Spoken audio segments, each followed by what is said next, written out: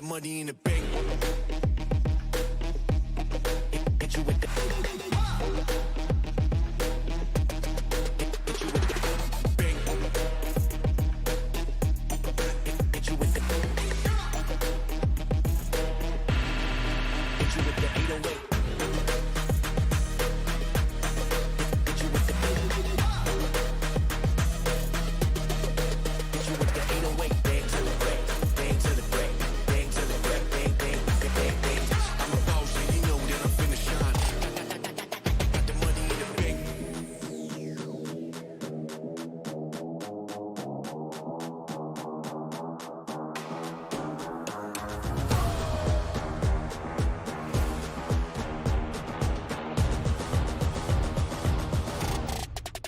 Got the money in the bank.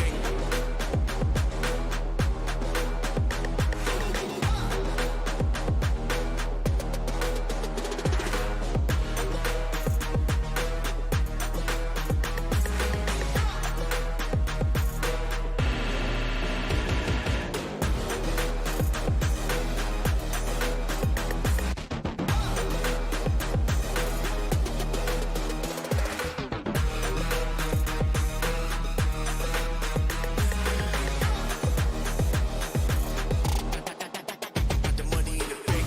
Bank, bank, bank, bank, bank, bank, bank, bank, bank, bank, bank. Got the money in the bank. Hit you with the 808. Hit you with the. Hit you with the bank. Hit you with the. Hit you with the 808. Hit you with the. Hit you with the 808. Bang to the break. Bang to the break. Bang to the break. Bang, bang, bang, bang.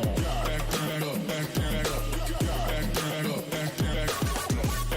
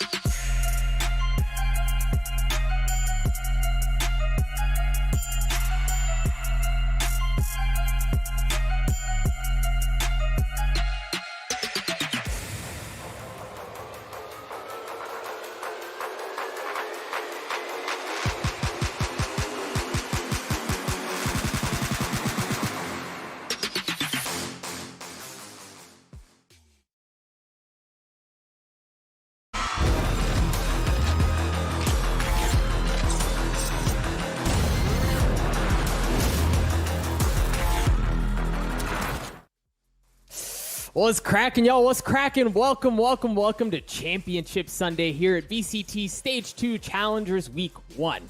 I'm Doug. With me is my better half, my main squeeze, Lex. Lex, baby. Digging the shirt. That's fire. The anticipation Doug, I like your shirt. was so good. I love it. I was teasing Doug during the prep for this broadcast chat, and I was just like, hey, man, I've got a pretty fire party shirt, and I can't wait to see what you got. And I got to be honest, Doug. You look fantastic. Stop it. Look like you're ready to party, man. Speaking of players, teams, people, entities that are ready to party, we have two teams who have been working towards a party today for the entire week. You go all the way back to the open qualifiers. That's the path that they've taken to get to this point. And I know I, for one, could not be more excited. But you know what?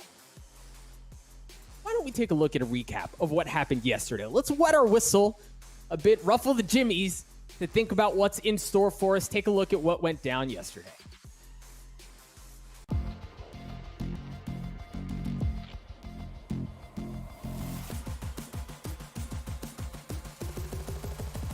Same utility usage from NSG. I think it's close, but they're unfortunately flashed. Oh, it's an absolute bloodbath. This is a nightmare scenario for Envy.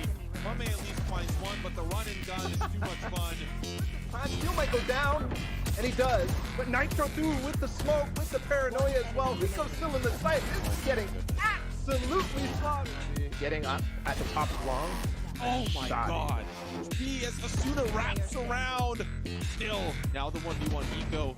Right through the smoke shots come through. The spike is sticky. He's got to run over. He's got to defuse it. He's got to find the time. He's looking to take the fight right to him. Still waiting on Dwipo to come on over, but it doesn't matter now in the 1v1 HP. And Dwipo, the world is his oyster. He tries to come around, and it's the clutch for Crashy. One, but the decay is there halfway. The spike's going to go. Victor just going to stick it. There's no snake bite. There's no time. And Victor goes clutch. To be taken down. Oh, Dwipo picks up one, picks up two. One Bucky is better than none. One kill to follow. The next one's so close. Something a little spicy. It just gets completely stunted and shot in the back. Pure finds three. And player one has 5 players to worry about, standing right in front with just a sheriff in hand. There's no absolute way. As Mummy tries to trade this thing back with just the classic. Aaron finds another. He's got the classic in hand. He can't find 4, but the Bucky is there. Now Finesse has to go huge. They had the rifles, but it doesn't matter. XSET win the rematch. I feel like I was in a nightclub there. There's just so many lights.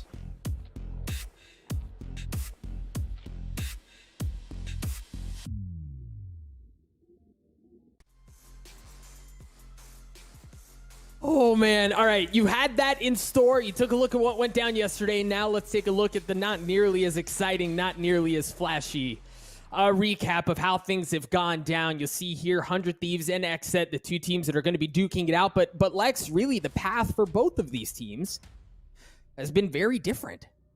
Yeah, 100 Thieves coming through the upper bracket, seemingly, near flawless. Envy only dropping the one map against 100 Thieves up to this point, but XSET really had a long, brutal slugfest through the lower bracket, and they came on top of Envy 2-1 last night. It was a fantastic series, and right there at the end, kind of dust highlighting the ridiculousness that went down in that incredible map 2 and 3 of that series. And really, I think XSET has earned their place here, Doug. Can't wait to get into it.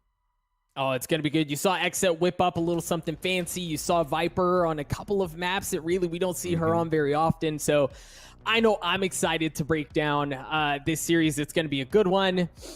Let's take a look at rosters. Let's take a look at lineups, and let's start off with 100 Thieves. You know them. They're a household name in the Valorant space at this point, and with a roster like that, how could you possibly not? One first strike and didn't perform really as they wanted at Masters. But Lex, I know you and I have talked about this. They're undergoing some roster changes, or have as of recently, that you've got to understand, like, to be able to deliver at a high level in what I would argue, I'm going to say it, I may get some disagreements, but what I would argue to be the best region in the world, it's going to take time for a roster to come together. And you see 100 Thieves, every map they play, they get a little bit better and a little bit scarier.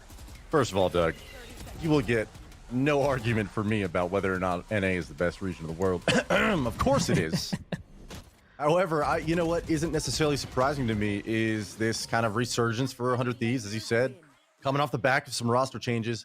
But I mean, you see I mean, I'll call it dominance throughout this, the upper bracket here throughout the week, and certainly moving into the grand finals day, you expect that these guys are going to be coming in here ready to play.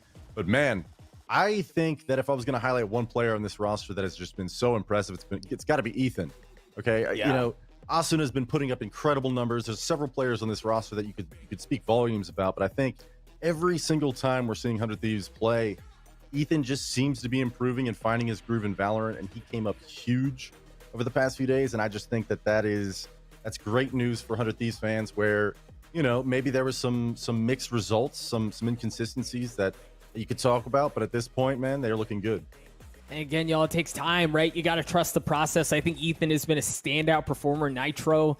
The couple of role changes that he's playing different agents on different maps than he has in the past. And again, just continuing to perform, continuing to deliver. So you're really seeing this 100 Thieves project, right? This roster come to fruition, really hit their stride at just the right time. And speaking of hitting stride at just the right time, you got to look at the boys over at XSET as well, excuse me. The road, I mentioned this earlier, but the road they took to get here through the losers bracket, a rematch with Envy that goes the distance.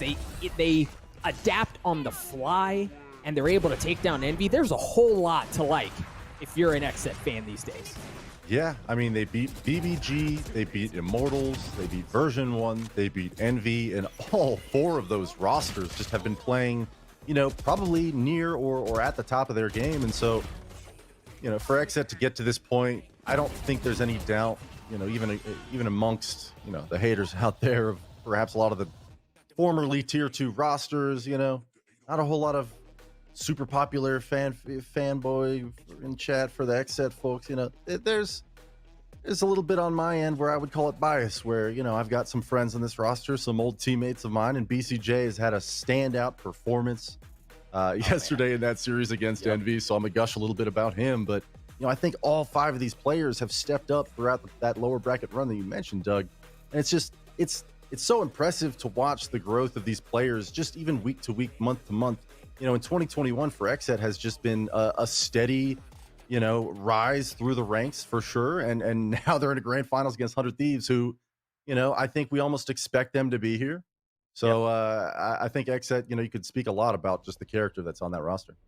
Oh, and I think there are so many different pieces that have been fun to watch, even just through this tournament run. You've got Weeded, who's playing more of a duelist. You've got Aaron, who is primarily a Raze player, who's now mainly playing Astra, and again, still delivering at a high level. I think the narrative for XSET has been, at what point will people believe, right? Like, at what point will they believe that XSET are the real deal, that they demand respect, that you gotta rep the set? And I think for a lot of folks, to be honest with you, there's still a lot of doubters out there who are like, yeah, but when they just don't really deliver, they're not quite there yet.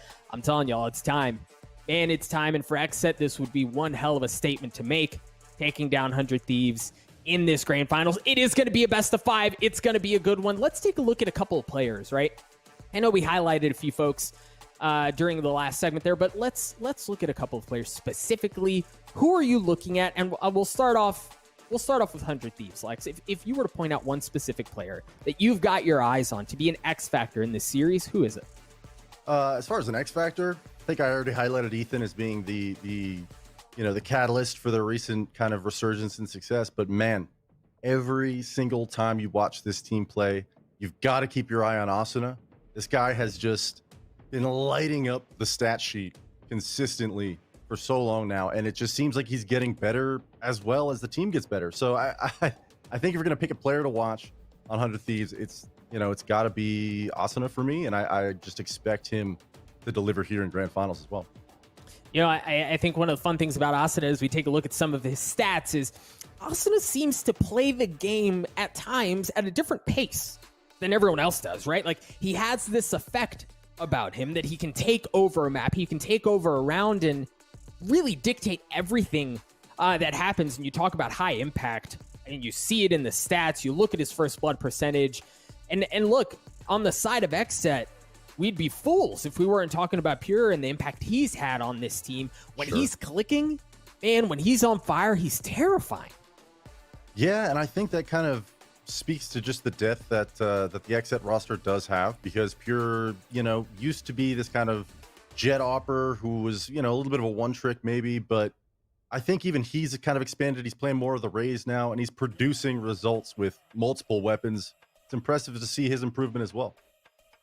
When Pure bangs, he bangs. Let's take a look at the maps. It is a best of 5, so we're going to see every single map. The only question is, what order are we going to see them in? And folks, if you love Icebox, I have good news for you, because that's where we're going to be starting things off. Nice. XSET's going to start on defense, and we'll be popping over to Ascent, where once again, XSET will be on the defensive side of the map. Map 3 will be split, and then if needed, Haven for map 4, and then Bind for map 5. Now, Lex, oftentimes we'll have conversations here, given the maps that maybe fell off the board and what is in front of us. You have any inklings or any thoughts on who you give the advantage to? But obviously, with this being a best of 5, the question that I have to pose to you here is the order of the maps. Is there anything there that kind of tips a certain team, in your opinion? Well, Icebox typically has been the ban for XSET, and I think this is kind of a scary place to start for them, just because it's been a while since I've been able to watch this roster kind of, bring in a new game plan to Icebox and show us what they've got on this map. We used to see we did rocking the Viper here. Aaron's already locked in this Astra, so for me, there's a lot of question marks about whether XSET's going to make this a competitive map. And as far as the order of the maps go, Doug, I could speculate all day, but here and now, I think it just starts where if this is going to be a weak map for XSET, and this is just, purely hypothetical at this point, but, at least they're getting it out of the way early. Okay. You know what I mean? If you're going to go down 0-1 against 100 Thieves, might as well just get it out of the way and just focus on whatever you're hoping to accomplish throughout the rest of your game plan. Because, even if you're preparing last night and this morning for this matchup, if you're the coach for XSET, you're trying to get through the game film, trying to see what 100 Thieves likes to do. There's plenty to review there, and definitely there's a lot of nuance to being able to kind of come up with an Icebox strategy that works. But I'm only guessing that they haven't been practicing this map a ton, Doug. Well, and folks, I have good news for you. So I tweeted earlier, and I said, please give me some more Viper. The man straight up said no, right? And I was heartbroken. Mind games. The man lied to me. So we are going to get Viper right off the bat. You mentioned Aaron's going to be rocking the Astra. Elsewhere for XSET, Rays, Sova, and then last but certainly not least, as you see, is such a rise to relevancy when it comes to North American compositions. You've got Sage and then on the side of 100 Thieves, Steel on the trademark Killjoy, and then speaking of trademark players, and Agent Tico's obviously going to be on the Sova, Nitro on the Omen, Asuna rocking things out on the Rays, and then last but not least, you're also going to have Ethan on the Sage. Thoughts on compositions? The single duelist, does that stand out to you, or anything else like that, Lex? Well, I think 100 Thieves, just this roster with the amount of just talent and experience that you've got on these players, I think this kind of one duelist comp, it's going to work for them. And I think the roles have been continuing to solidify on that roster where, Ethan rocking the Battle Sage on most maps now, it's working out for them. Whereas, kind of like as I was highlighting just a moment ago, I worry for the preparation for XSET on this map in particular, but they do have that added X factor of being able to play multiple agents with multiple players. So early on, we're going to get some A pressures coming out here on the attack side of Icebox from 100 Thieves. Doug, take it away. Yeah, XSET seeming to have a pretty good read on this early on, too, as they have a 4-stack right into where 100 Thieves is pushing in. You see the Viper wall goes up instantly. Asuna pushing in very boldly, which should come as no surprise. And it's actually not him, it's Ethan who gets the first pick onto the board. Asuna continuing to push his way forward, gonna get traded out, but kills are going a flurry as Hiko trades back one of his own. The spike is dropped. Dwifo and the rest of XSET look to continue to hold on to control of this site.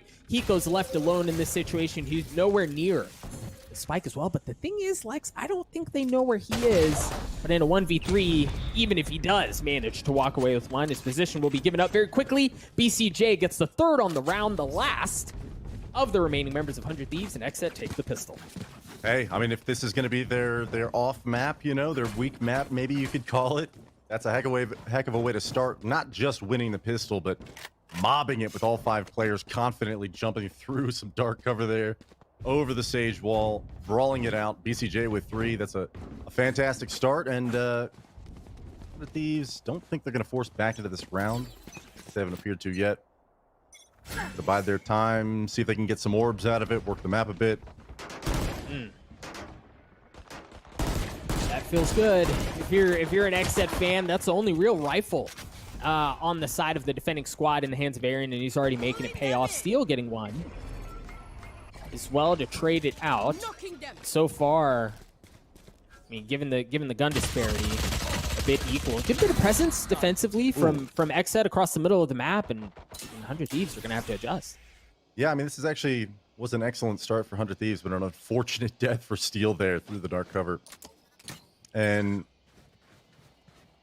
you know, as they work this long B area, there is, at least for the previous round and this round in here, Weeded has been towards the B site for XSET, and they're opting to just kind of play very passive, allow the plant to come through, apply damage from a distance. Nitro falls, that's from Weeded. And now it's just Austin and Ethan in a 2v4. Nice. Post plant scenario, Weeded will find Ethan. Austin gets cleaned up by BCJ, and now we got an XSET 2-0 to start, Doug. Nice comfy lead to begin. A great lead, and then even, you know, you start to think about how XSET have gotten to this point so far. That last round was very defaulty, right? Like, they were full spread. You know, in the pistol, they 4-stacked A. That second round was just a full spread. They had players evenly spread out across the map, and they were just kind of waiting to see what they could pick, what they could find. And 100 Thieves, again, they didn't have much as far as guns go, so you certainly limited in what you can produce. But now we're going to see 100 Thieves from what should be a much better situation. I'm curious to see how XSET choose to play this financially. They did have that one Bulldog that looks like it's in the hands of Pura right now, but it's going to be Spectres and a Sheriff in the hands of White. Yeah, just continuing the bonus. Early barrier orb over here for a... Oh, no. Oh. That would They fail the boost, and the satchel doesn't quite make it. Hope we get to see that at another point in the game, but... 100 Thieves pressure towards mid a bit. Also going to take control of tube. But it looks like the play is coming back towards A. 100 Thieves regrouping just outside of brackets on Steel's position now. And XSET kind of slow to rotate, but 100 Thieves doesn't quite know whether or not there's anyone even home, and there's not. The spike plant due to come in here any moment now. Well, and, you know, in a situation like that, like, you're seeing 100 Thieves invest a ton of utility to clear out the site. Again, nobody's there. But XSET hasn't had to do the same. Now they're going to have a good bit of utility to try to retake the site that shouldn't, in theory, be able to be matched nearly as well. But that in mind, XSET still doesn't have the gun advantage. 100 Thieves with rifles, you're seeing that pay off. And, well, when you've got a Vandal in the hands of Nitro and his ability to produce like that, you understand why. But we did trying to even things out. As it's still 3v2 in favor of 100 Thieves. Pura has no health left. Asuna good for 2 at the end. The bonus stops right there as 100 Thieves get on the board. Yeah, and every kill did count there at the end. They were able to collect 2, but you can hope for an unfortunate ending there to that run from XSET. But you know what? Round 4 coming up here. The first full gun round for both teams. And what's interesting to think about, Doug, is as we're on watching attack side for 100 Thieves now, you know, a lot of the strength that I would say I put into a roster like this is their ability to prepare for matches, just the brain power they've got. But if there's no film on XSET, that could be some form of an advantage for them in this matchup. Is For sure. 100 Thieves must take their time. We saw it there, just clearing out that. Ooh, look at that. All right, so this counter wall goes up, but keep an eye on that spot right there. Pure is good for another one, and he's going to blast back on top of tube, looking for more. He actually gets shot right in the back of the head. Unfortunate circumstance, but even with the cheeky spot up on the wall, 100 Thieves absolutely mow XSET apart. I am so sad that they didn't win that round just by virtue of the fact that that wall is awesome. How have I never seen that? There's a couple different boosts that they've attempted so far in this game, Doug. And I don't know if you got the opportunity to see them play against Envy yesterday, but it seemed like every single round that they were playing in that series, they were doing some kind of crazy Sage boost, whether it was multiple teammates or just himself. I love it. It's the Battle Sage in its purest form. That's going to put XSET in a less than ideal buy. A couple of Sheriffs, a Marshal. And really across the board, not nearly as much bang as they would like as 100 Thieves cheat towards B. It doesn't look like they're taking mid control. They're just going to full send long, it seems. Yeah, and if XSET can get a kill or two here, they do have Viper's Pit, they do have a Hunter's Fury on board, so you could play to win if you're able to get a pick or two here and prevent the plant. The Thieves battling, jockeying for position over here towards the double stack of sight and yellow. Ethan finds the first onto BCJ. Now it's a 5-on-4. Yeah, and there's that Hunter's Fury that you mentioned just a moment ago, not going to be in the fold any longer. And hey, the members of XSET are just so weak, too. We talked about gun difference, but also just like their ability to get on that site with such ease, right? And then really flex the advantage that they had. It looked easy. Yeah, it looked easy and it looked scary for XSET, just considering, you know, all of these gunfights are basically just being taken out in the middle of nowhere. Okay, there's Ethan hugging the side of yellow, so maybe not quite, but this is confident 100 Thieves right here. These guys are not only hitting their shots, but they're doing so with zero respect. And considering they've won 3 straight now, XSET on another bye, looking to perhaps put a stop to the 100 Thieves train that's rolling. Aaron's the one exception who's got light armor, and he's going to have a ghost, but that's all. And the aggression from XSET seems to be dialed up at just the right time. Ethan trades it out, with Wifo getting in on the action as well. Meanwhile, Weedid's elsewhere on the map. And at this point, 100 Thieves have a choice, right? You're seeing some of the rotate off, but Nitro's so far up. He can really cause problems here for XSET. Well, good for one, good for a second as well. Not able to land the third, but that really opens up the map for them. Yeah, Nitro just finding the holes, and if you have the freedom to do that as Omen on this map, there are so many threats available to you that you can make use of, and he didn't even need to do anything crazy there with the shadow step. He just walked right up to Grill, found 2. Now they know the A site is weak, or at least it was, so Hiko, Ethan, perhaps in the coming moments, dropping that spike. Yeah, there it is, going down. Now, Wifo's 1 point away from the res. They have a couple of options to him, but it may not be needed at all. As Weedid gets onto Ethan, Hiko alone in a 2v1, but you know that's never a sure thing if you've watched really Hiko at any point in situations like this. Cheeky shock darts to get him off the defuse. Weedid cleans him up. XSET tie us up at 3 apiece. A great response from XSET. Yeah, and he almost got Thwifo there at the end, down to 8 HP. Both shock darts finding their mark, just didn't quite finish the job. That said, as you said, you know, 3 apiece. XSET answering back in kind, and this really, really was looking like it should have been a 100 Thieves round after Nitro made that play, but solid retake there, as you mentioned, from Weedid and Thwifo, who, you know, I feel like there's a few other players on this roster that a lot of the time get some of the praise from casters such as myself, but I have been so impressed with Thwifo as of late. Really has been showing out for his team and winning rounds that, oh my goodness, Aaron taking this aggressive operator angle at mid gets punished immediately by Nitro. Well, and the Cosmic Divide is no longer available as well, while 100 Thieves have a couple of ults of their own, and impactful ones as well to bring into things. But even with that early pick, it looks like they're going to take some of the middle of the map. They've also worked their way up to 410. There's that lockdown, used at A. Kill trade on the res isn't going to come through as BCJ gets one with the Hunter's Fury. Good for one onto Nitro. Looking for it. No, and he gets the lockdown and the kill onto Steel. That's huge for XSET. That was the sickest Hunter's Fury I think I've ever seen. Gets 2 kills and the lockdown.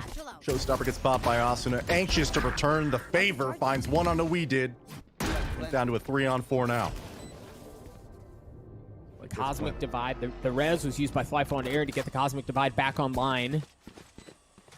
And even with that, 100 Thieves managed to get in, get the spike down. Pure using his own Showstopper to try to create some space and force members of 100 Thieves back, and you see them have to do it. Now, the one thing is, Hiko does have the Hunter's Fury, and you see him playing off, playing safe. Ethan's going to be the first one to go in, and it doesn't look like he's even going to get a chance to do it. The defuse comes through. With that in his back pocket, the aggression from XSET was just too much.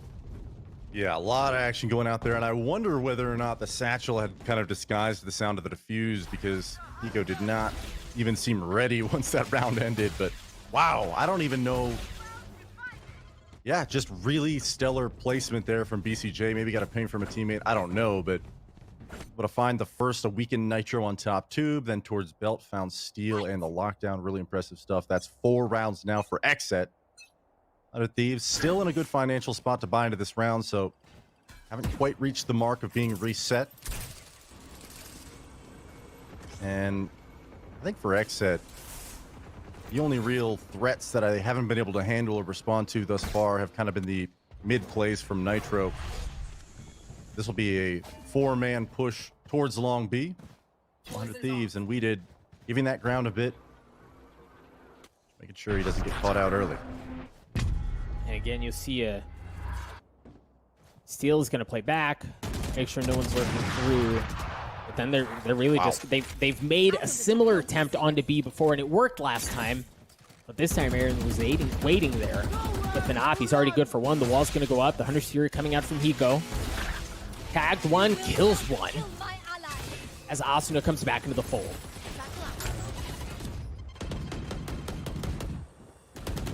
Rez is huge on top. Yellow Asuna taking these long-range duels. Weeded's gonna get the better of him. A headshot, finding the raise. Dwipo pushes in, denies the plant.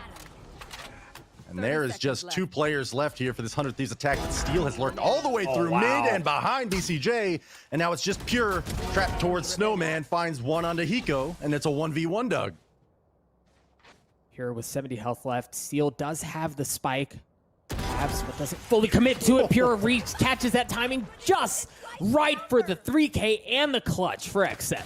Okay, that's fun to watch. And what's really impressing me now about both these teams is obviously we've seen a few really decisive rounds out of both, but right here, this is just an absolute brawl, and all 5 players from each team getting involved. Steel with this massive lure through mid makes the 1v1 happen, but Pure holding strong, finds 3 on the round. XSET with their 5th. Now for 100 Thieves, they're going to be bringing an op of their own into the fold. Steel's going to be rocking that. Looking to maybe get some action across the middle of the map, while the Viper's Pit is used early on at B. I like that you really, I mean, you're just systematically taking options away from 100 Thieves, right? Like, it's hard to confidently push into the Viper's Pit, even though you see Nitro in there. He's hunting her, yeah. Mid While split's the rest, underway. yeah, they've taken the middle of the map. They just go right under the tube. Weeded answers the call in his own Viper's Pit. Gonna leave that up. Dwifo's in a great spot too, right behind Ethan. The spike doesn't go down. It doesn't get planted, excuse me, but it does drop. Asuna looking to trade things out as he takes care of Dwifo. The Viper's Pit is still just a problem. As Weeded, no, it looks away at just the wrong time.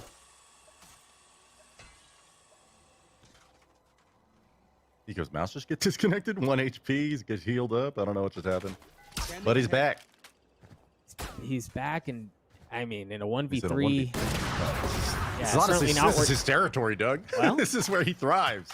You're right. A 1v3 quickly turns into 1v2 as Aaron is dispatched. But they have a decent idea of where he is. Pure's operator rings just right as he takes care of Hiko. XSET get to 6, a 3-round lead here. And, you know, we saw them invest ultimates early on to try to keep 100 Thieves at bay. And while it looked dicey for a minute, it paid off.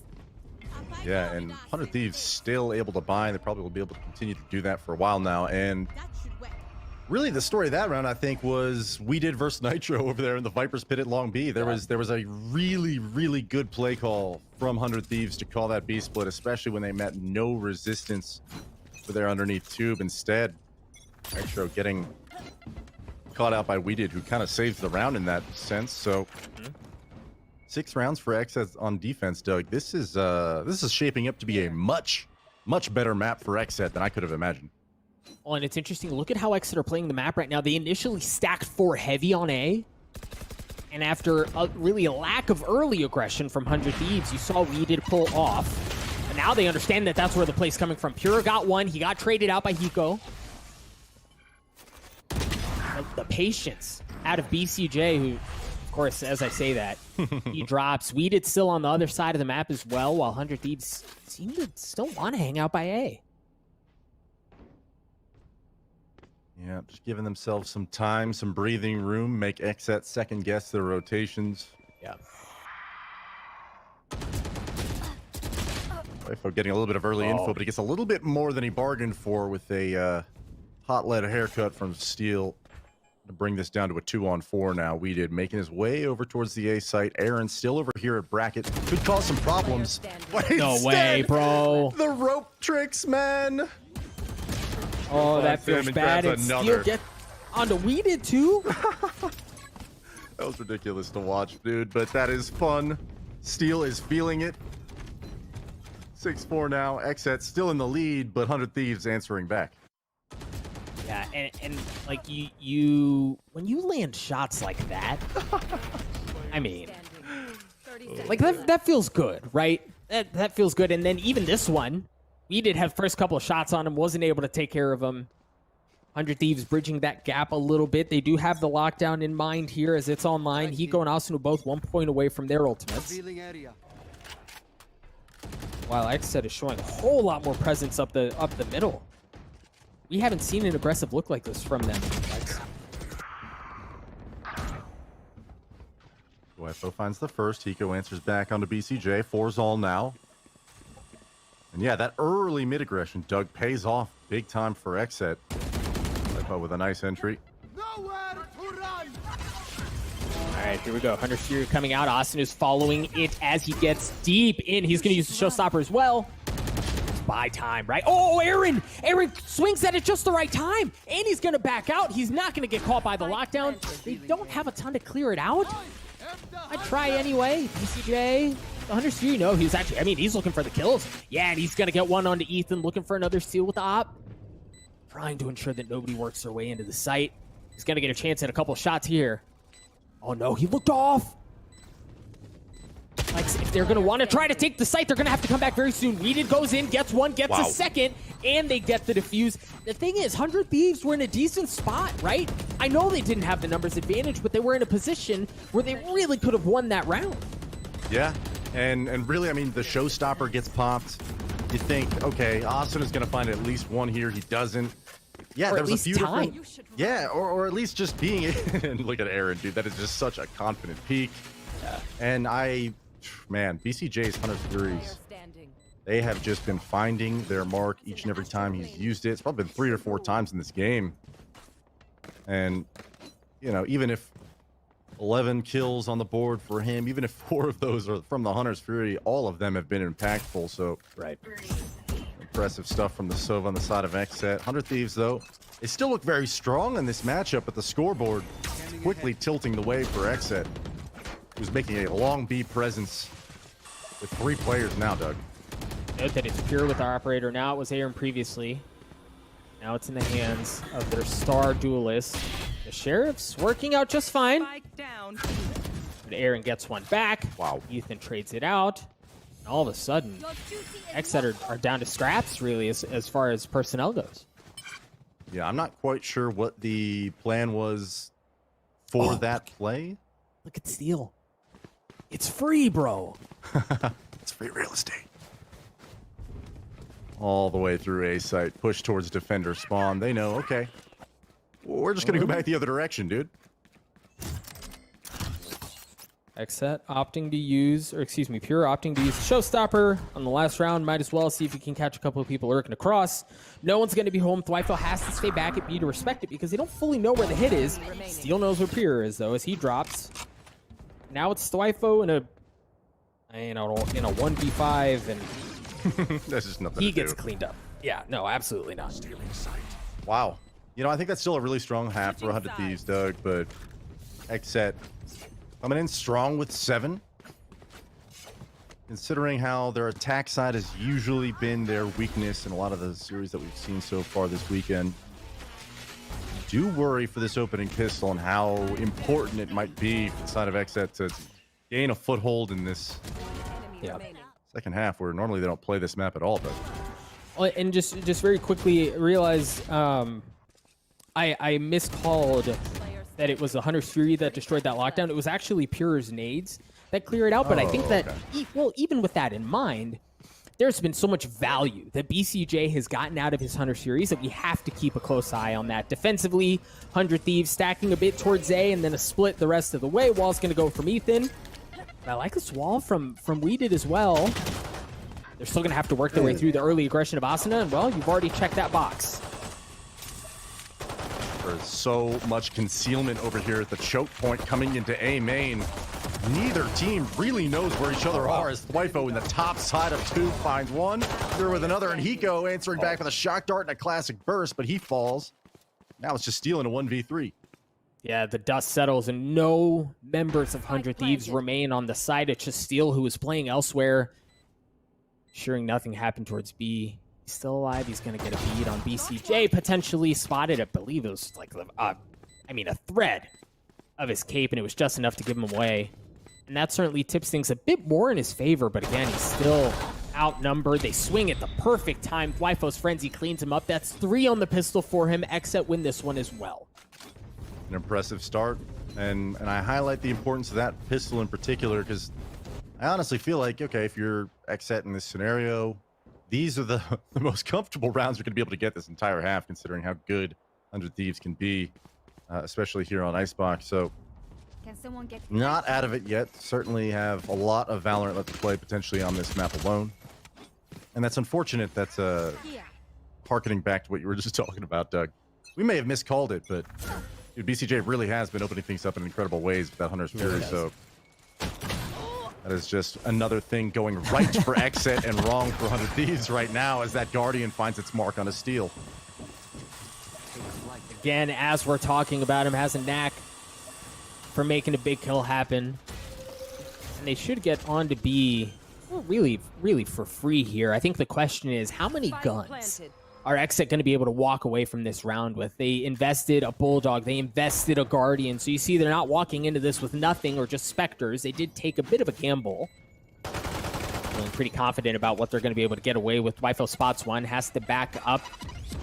Doesn't get messed up at all. Well, actually, of course, as I say that, it's a nade that deals a considerable amount of damage. And cleans him up. The shock dart coming in from Hiko. But it's just delay at this point, right? Like, 100 Thieves, they can't work their way in, and you question whether or not they even really want to at this point. If you know they're locked in towards B, just try to stick them around long enough to maybe get a couple of casualty kills through the spike, but they managed to work their way out. They managed to work their way away. They get 3 out of it. Yeah, I mean, a flurry of chaos at the end there. I asked at the beginning of the round how many guns were they going to be able to take into the next round. It was just 2. Yeah, and that's unfortunate. We saw the effects of that in the last half where they played for the bonus, but they had to rebuy a couple pistols. I think it was a Bucky and a Sheriff or 2. And they're going to end up doing the same thing here, obviously, because they want to be able to buy with full rifles into the next round. But, you know, the efficacy, the potential for the round win on the bonus is sometimes game series changing rounds where it really is an extreme advantage to be able to win them. So 100 Thieves, this is a great start with a spam wallbang on a Fury belt on the Nitro. And really between that early kills, Nitro gets the second one. The fact that Ethan put his wall up, really limiting how many options XSET have to get onto the site. You see this become very difficult for XSET, and it just went from difficult to really impossible. A flawless round for 100 Thieves. You see the power, right? The strength with which they're able to approach round when they have full rifles and they understand their advantages, and they play that to perfection. Yeah, Nitro really playing confidently on the site, but I think you pinpointed the real, you know, the outcome of this round kind of happens because of that wall, just being able to fight at multiple angles over the top of it. You know, on attack, if you got SMGs, if you got Buckies and pistols, and you need to go get a bomb plant somewhere, A is the site to do it more often than not. But they just get penned up and deleted. So now it's 9-6, a very, very manageable margin to deal with for 100 Thieves on this attempt of a comeback on the defensive side here on Icebox. Doug, map 1 in the best of 5 grand finals. Careful, Dawson. Careful, Dawson. Oh, man. So we hadn't seen an aggressive look like that from 100 Thieves at all, where they worked their way right up towards B. It primarily had just been Steel over there. This time he was on A. They read right into where XSET wanted to go, but they weren't able to net any of the early kills. Now Ethan's getting off board. Now he's able to clean one up, but Pure trades it right back as he goes out. 2 members remaining on the side of 100 Thieves as XSET get back to full strength. XSET looking real nice this round. Wow. Yeah, I'm not really sure.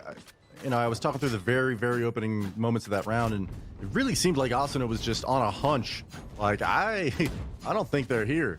And I walked up, met his maker immediately, and that just, unfortunately for 100 Thieves, put them at a disadvantage. That was, despite the beautiful one-tap long range from Snowman towards yellow from Ethan, didn't quite give his team the advantage enough to come away with their 7th, and now it's XSET instead. Just a few rounds away from potentially claiming the first map here, Doug, and they are looking so scary. They are, and I think the one thing to address about that round was Asuna. I mean, Asuna's just so good in those situations, right? Like, how often do you see him do something like that and walk away with at least 1, maybe 2, potentially even 3? So I understand it. It just didn't pay off. All right, XSET now using the drone to get some early information. We're going to see that wall up a lot out of we did across A. You see Ethan has walled off right around bracket as well, much like we saw a couple of rounds ago. Really limit the options that XSET have at A. Mind you, they're not there at all. They're turning a lot of their attention towards B. Unwise to the fact that there's nobody there. These 4 players under tube here, which means that they're hot on the rotate for B, but you hear 3 or 4 Vandals spamming you from that location, you know there's got to be max 1 or 2 over at A, and they elect to fall back here, but just watch the mini-map, Doug. All 10 players in the server heading to the same direction, seems like. There will be a brawl at A. There will be, still being the one exception, and I was going to say with only 25 seconds left, you've got to commit to this site, right? Hero's going to use the showstopper. They're not respecting it, right? They're just tanking it. Asuna just stands there. He gets blasted in the face. Yeah, the kill gets traded out. But again, with such little time left, you understand why they don't respect it as much as they should. Steel and Asuna get a couple of kills on there that are huge for 100 Thieves as XSET don't find their way into A. 100 Thieves take the round. Really tough spot to be in. I mean, XSET had the information. Okay, we know that there's nobody home here, but as soon as all that spam came through, you kind of realize, wow, we're moving directly into what could be a 4-man stack for 100 Thieves. And so the decision to pull back and kind of retreat back towards A, I don't think it was necessarily an ill-conceived one, but they lost to the foot race straight up. I mean, there was 3 players, 1 screens, 2 backside, ready to basically stop any kind of push. Steel with a really tight angle, almost catches the shoulder of BCJ there, but I mean, that was a maybe a little bit of hesitation that you could nitpick there from XSET, but ultimately just a great set of rotations from 100 Thieves. Excellent set of rotations, and again, understanding that given how much time was left in the round, you press the matter, right? Like, take the 50s, take the fights, see what you can walk away with, and it pays off for them. All we see here, XSET on the 18th round, leaning heavily towards B. Once again, Steel, as he has been the majority of the rounds, playing towards B. Good bit of utility. Looks like 100 Thieves here in a few moments are going to have to rotate off to get back towards B. This is very similar to what we saw in the previous round, but far more commitment coming out from XSET. The showstopper from Asuna not going to connect, but the dart may have been enough. No, they're not going to be able to land any of the kills, while Nitro still is back over towards A. Another spear from BCJ trying to clear out Snowman. Once again, the value that he gets from that ult is absolutely insane. As Asuna drops, but that's the only one that's dropped. Ethan now falls as well. Steel trying to stick with the fuse. He taps, he pulls up, goes in aggressive. Weeded greets him gladly as he gets 3. What a pretty round from XSET. A flawless one at that. Absolutely. That's fun to watch. Just raw gun duels at range. We did finding his mark with 3. But wow, how unfortunate for 100 Thieves. You've got showstopper on Asuna, and he's blind to the fact that this, the barrier orb was up. There was a wall in front of him, so showstopper didn't find anything. Ethan goes over to res him towards Snowman, thinking, okay, there's plenty of concealment here, I'll be fine. Gets deleted through the smoke. Just both ultimates that were on the table there for 100 Thieves getting taken away very quickly, and the Hunter's Fury, in contrast, paying dividends for XSET. And moving into here, you've got a Viper's Pit available to you on the side of XSET, which isn't necessarily the most useful thing to find entry into a site, especially when you've got a lockdown with Steel. Really is kind of the counter to it. Opting to take this round very slowly, just see if they get any sort of aggression at mid or B from the side of 100 Thieves, but no need to rush into anything yet. Oh, Ethan continuing to put up that delayed wall around bracketed A. Well, Nitro hangs out with them. Sure, there's no one coming up that way, but again, like X said, it was, as we've seen the last couple of rounds, they've been able to find decent success on this side of the map, so why not hit it again? Yeah, and early paint shells coming out of nowhere, and I think that maybe is why they're able to exploit this, is just a few miscues from 100 Thieves, and there's the mark that we were looking for Asuna to find. Drops the wall, finds one on the white boat, despite does get dropped. And so this once very promising push from XSET towards B is going to be pushed back by the lockdown into the waiting arms of Nitro, is pushed through A main all the way towards defender spawn, finds the first headshot. He's joined in a crossfire by Ethan, who finds one, make it 2, and it's just weeded in a 1v5, Doug. And he's even locked down, man. He gets wiped out. So the strength with which XSET hit in the last round was just countered by 100 Thieves, and you even break down, like, they've played on that spot, that plant spot behind the wall a couple of times now, so they were 100 Thieves were fully prepared for it. Then the lockdown comes out. Ethan and Nitro both are able to position themselves, understanding, look, you have 20 seconds left. This lockdown's coming out. You're gonna have to rotate off, and they just played the map so well. Yeah, and that lockdown, you almost wonder whether or not there was no hope for them winning that round with that on the table, but moving into round 20 now, Steel taking this off angle again, and he gets the information that a few players have just swung out, able to seed all this ground, all this territory. Cosmic Divide finally comes through. Cosmic Divide and the Viper's wall is up as well. Once again, a heavy commitment towards B. The wall's in the exact same spot. Here's the Viper's kit, though. That's an interesting wrinkle onto things as Steel drops early on. Viper's still looking to try to get the spike down as they play around the goo. Viper drops. And like 100 Thieves players, they're just kind of guessing. They have to go in aggressive, right? They have to work their way in, and that's such a big kill. That's going to drop things, but Pure, good for 3. Nitro trades it back out. Aaron left alone in a 1v2. Spots 1. The spike is still not down. He does have time, and he's got a 1v1, but it's against Heat. No utility. Aaron does have a good bit to work with, but Hiko clutches it out again. Wow. And you know what? This round and the round prior, Doug, 2 things have happened. And the first is Asuna's staying alive on site, and the second is he's dropping the spike carrier every time. Thuifo, you know, thinking he's safe behind his barrier or thinking he's safe in the Viper's pit. Asuna has sniffed him out time after time, Doug. I did it again, man. Oh, you caught it. Production's gonna murder me during the break. It's okay though.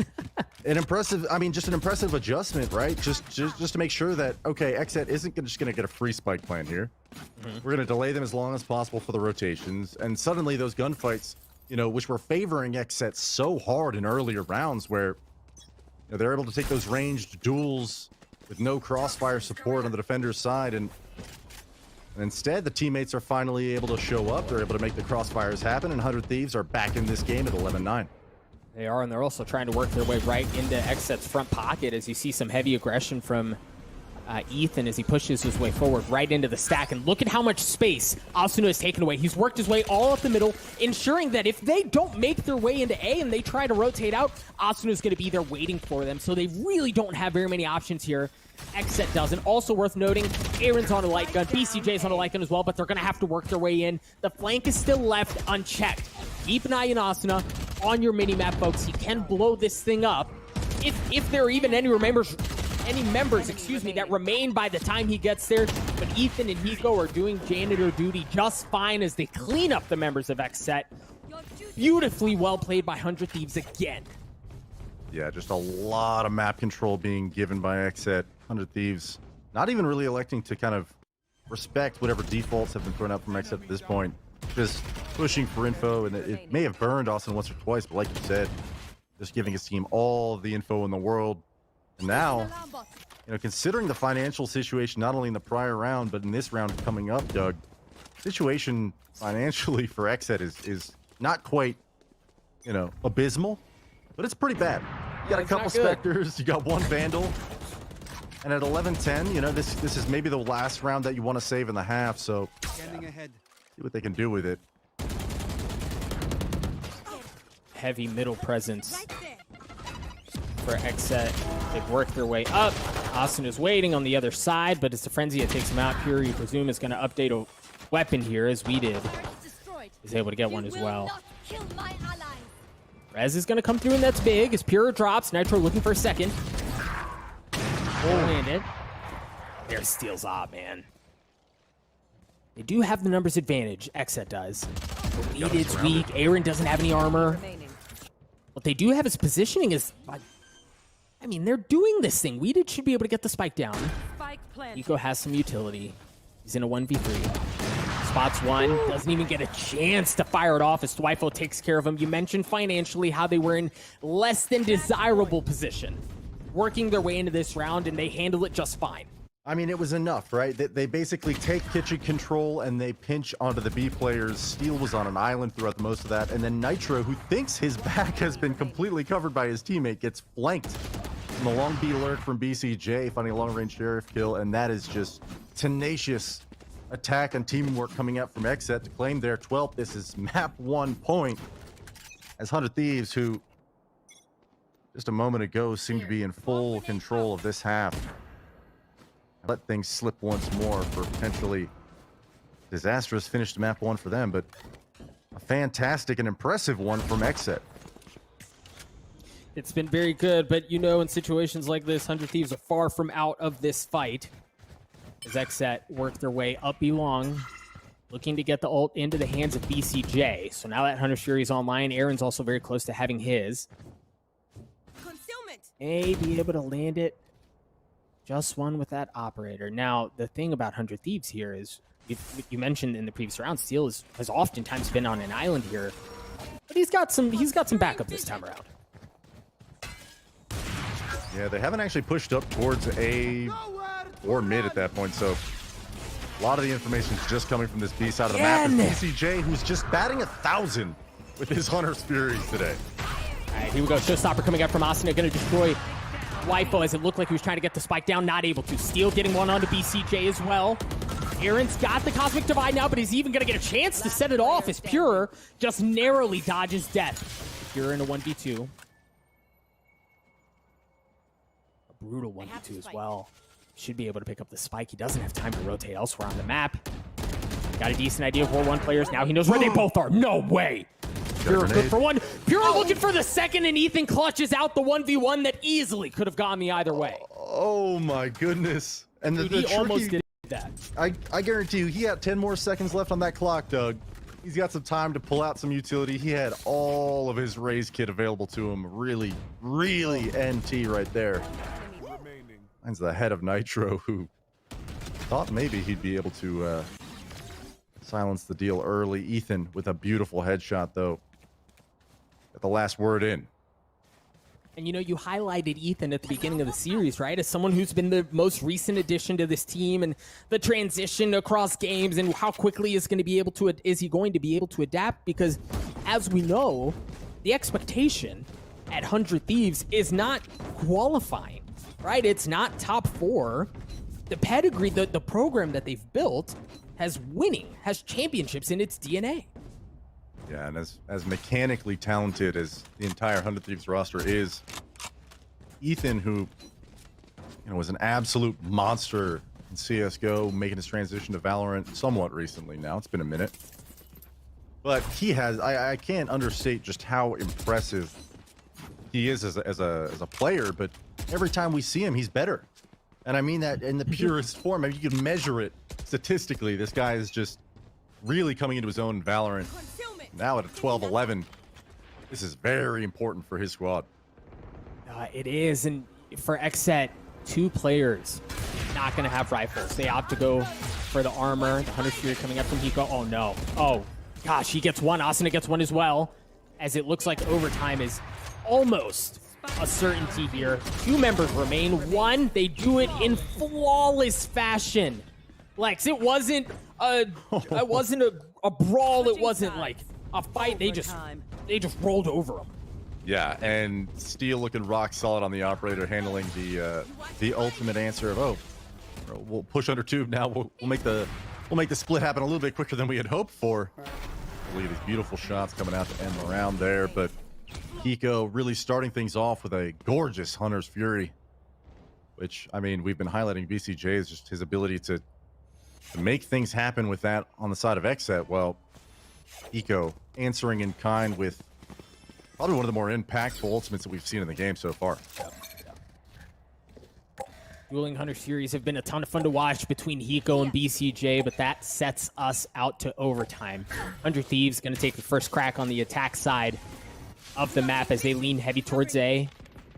Nitro looking to work the middle of the map a bit, see what he can find. It's very similar to what we saw from XSET defensively for really the majority of that half.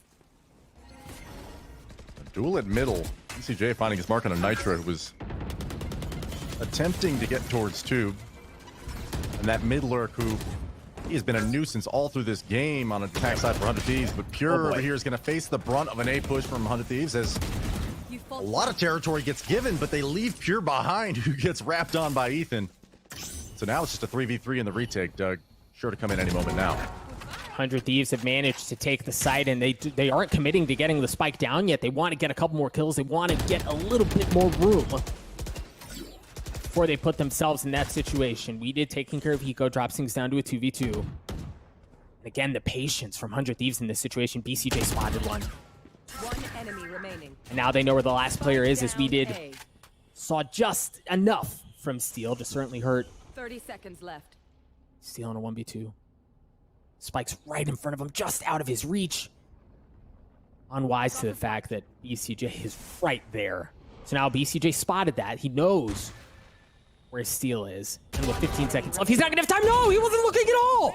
Steel gets things down to a 1v1, and he's gonna use the lockdown.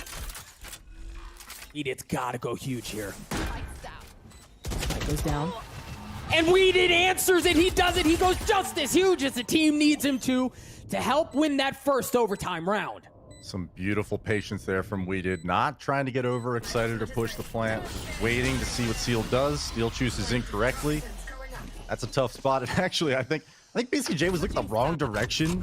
And I wonder whether or not it was his teammates, if it was Weeded's Viper wall going up. He was just like, oh shoot. He could come from either direction, and then it goes down again.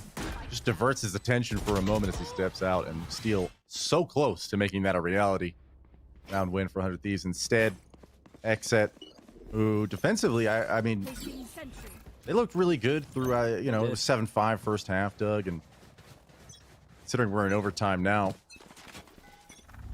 imagine that both teams throughout both their sides will make a little bit of adjustments. Or maybe not, as Steel is taking that same gunfight we've seen all game long. Yeah, I do think I want to draw attention to the fact, thank you, Aaron bought an op this round. Again, which would mean he has no armor. Got some utility. But again, highly valuing the investment of that weapon on the attacking side is not something you see super common. They must have a read, at some point, someone's going to peek under Tube, and we're going to find the frack. Actually, he just moved back towards A, so it's now left up to Weeded to lurk mid here. As XSET is almost certain to end A. Oh, he'll get a chance. He's pushing through the smoke. Steel is, and he gets the gunfight win onto Weeded.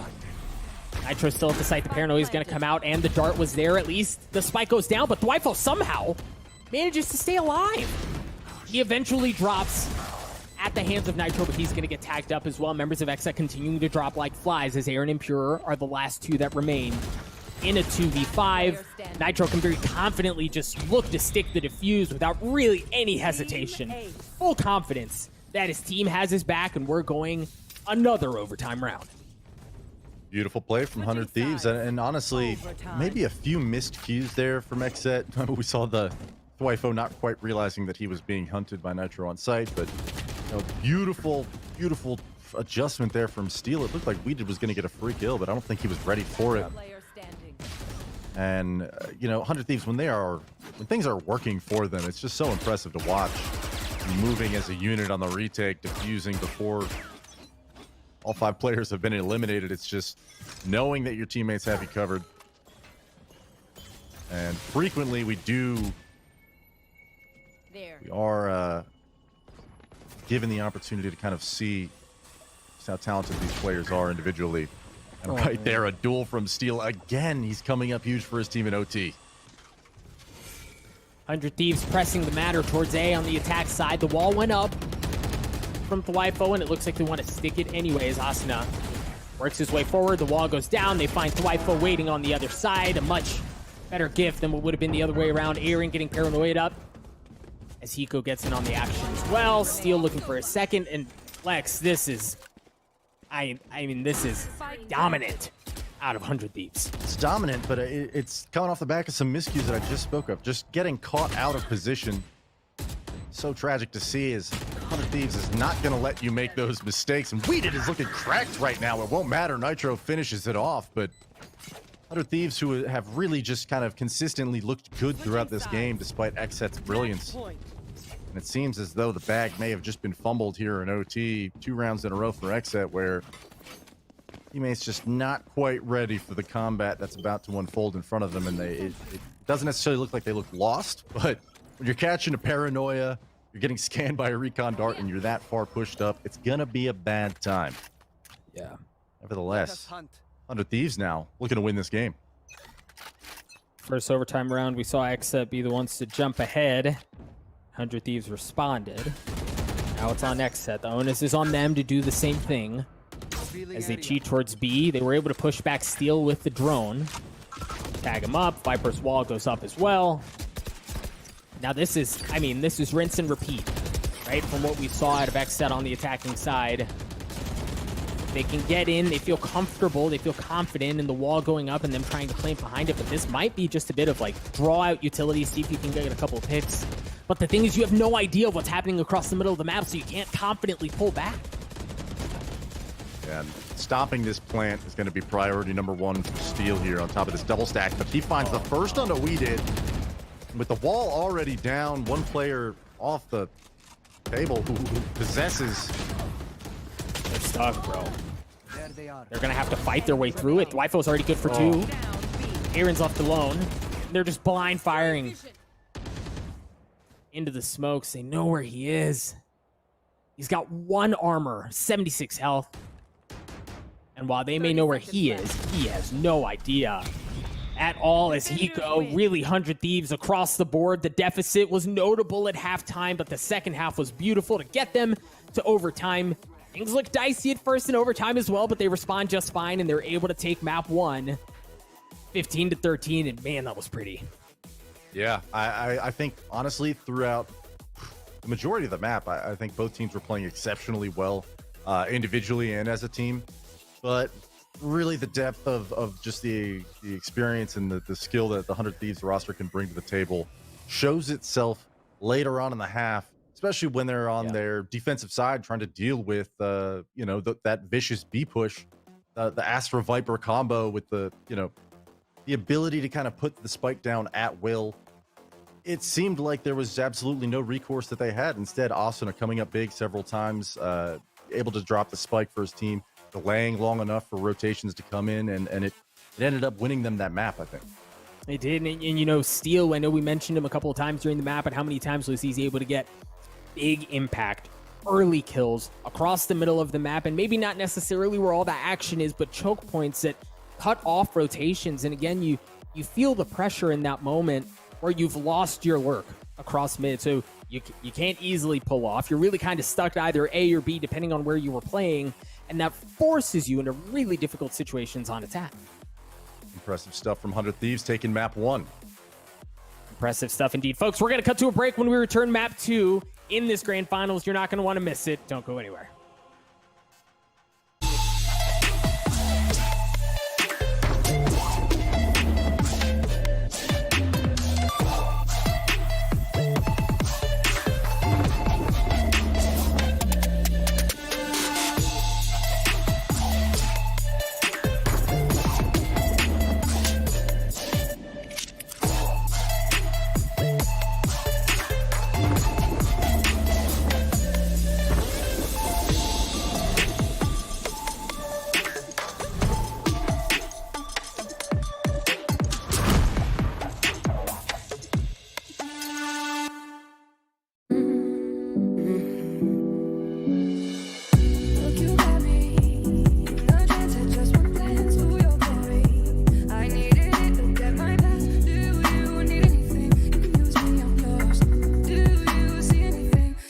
change of range.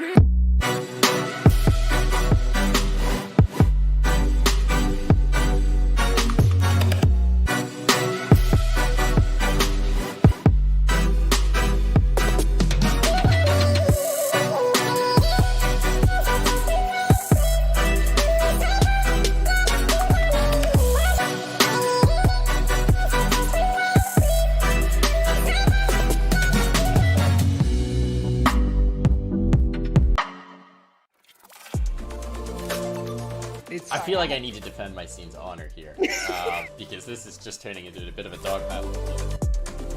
Like in groups always look. I'm cutting you off here. I'm cutting you off. Cutting you off. He said G2's winning it. He said G2's winning it.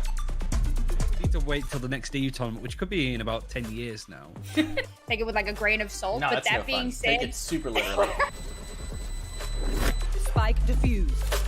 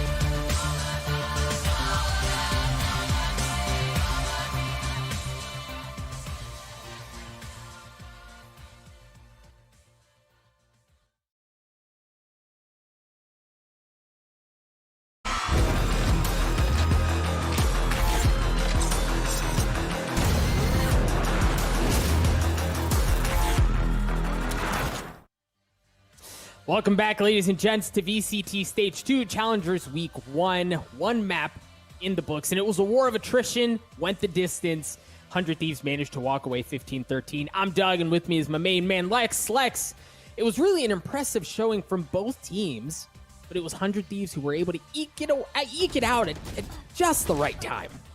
Yeah, I mean, there's really, if you're XSET, gotta be feeling good after map 1, despite it being a loss. Certainly you want to wish you win it, but the fact is they don't typically play that map. I've said that a few times, but it's been a while since we've gotten to see them kind of flex their stuff on Icebox, and so the fact is 100 Thieves coming in really strong with a map win, but XSET's playing phenomenally individually and as a team, and I think that's just throughout this series. If they keep that up, still chance to press 100 Thieves as we move into map 2, Doug. Very well could be a lot of fun. I think one of the things that impressed me was the confidence with which 100 Thieves played the defensive side, right? Like, how many times did we see, using process of elimination and information that was gathered across the map, them knowing where to press, knowing when to press, that really hurt XSET. You know, one of the moments that come to mind that's clear as day is that cross where Nitro and Ethan had taken A, they'd taken the middle of the map as XSET tried to rotate away from B, and they had nowhere to go, man. They were sitting ducks. Yeah, and I think this kind of this you know, objective wins 6-2, frag wins 13-7. That actually does kind of tell the story of, you know, the attack side of Icebox, where XSET was finding huge success with their B execute and being able to take that side of the map away from 100 Thieves consistently. And it really was late in the game that 100 Thieves made the adjustments necessary to end up winning the game. But I think that actually kind of speaks volumes when it comes to, the discussion of which team performed better here. I mean, Ethan, who a few times now I've brought up as being, my player to watch personally, ended up performing to that level that we expect him to. And I think it's just impressive that, for XSET, who definitely I think we all would consider them underdogs here, but you're going up against world-class talent, and I think it's incredible that that Ethan's still just being able to put on those performances game after game. Yeah, Ethan felt himself. He had one heck of a match. Even Hiko across the board had some really big moments, 2.7 KDA. But look, man, I think one of the things that I loved was the fight that XSET put up. Like they were toe to toe with him the entire time, right? Like there was never a moment where it felt like they rolled over BCJ and the impact that he had from his Hunter series. I know we touched on it a couple of times, but I can't think of a Hunter series that didn't net a kill, or that didn't buy space, or that didn't have severe impact on the map. So I really like what we saw from XSET. Again, 100 Thieves just narrowly eking it out, but if that first map was any indicator of what's to come, we're going to have a good time for the rest of the series. Speaking of which, let's take a look at what map we're going to next. We know Icebox is behind us. We'll see in just a few moments that it's actually Ascent that we're heading to next. And much like on map 1, XSET's going to be starting off on the defensive side. Lex, you'd mentioned and you dialed in on this, and for good reason, in my opinion. XSET's attack has been lackluster at times, right, throughout this tournament. Did you like what you saw from them on Icebox? Is that still an area of concern for you? What are your thoughts? It's an area of concern because I don't know that they have the ability. Well, I'm sure they have the ability, but they haven't shown, at least amongst the top teams that they've played against, I don't think they've got the ability to necessarily riff in mid game, on how to win late round strategy. And their strengths on attack side have been, set plays, gimmicks, executes, whatever you want to describe them as.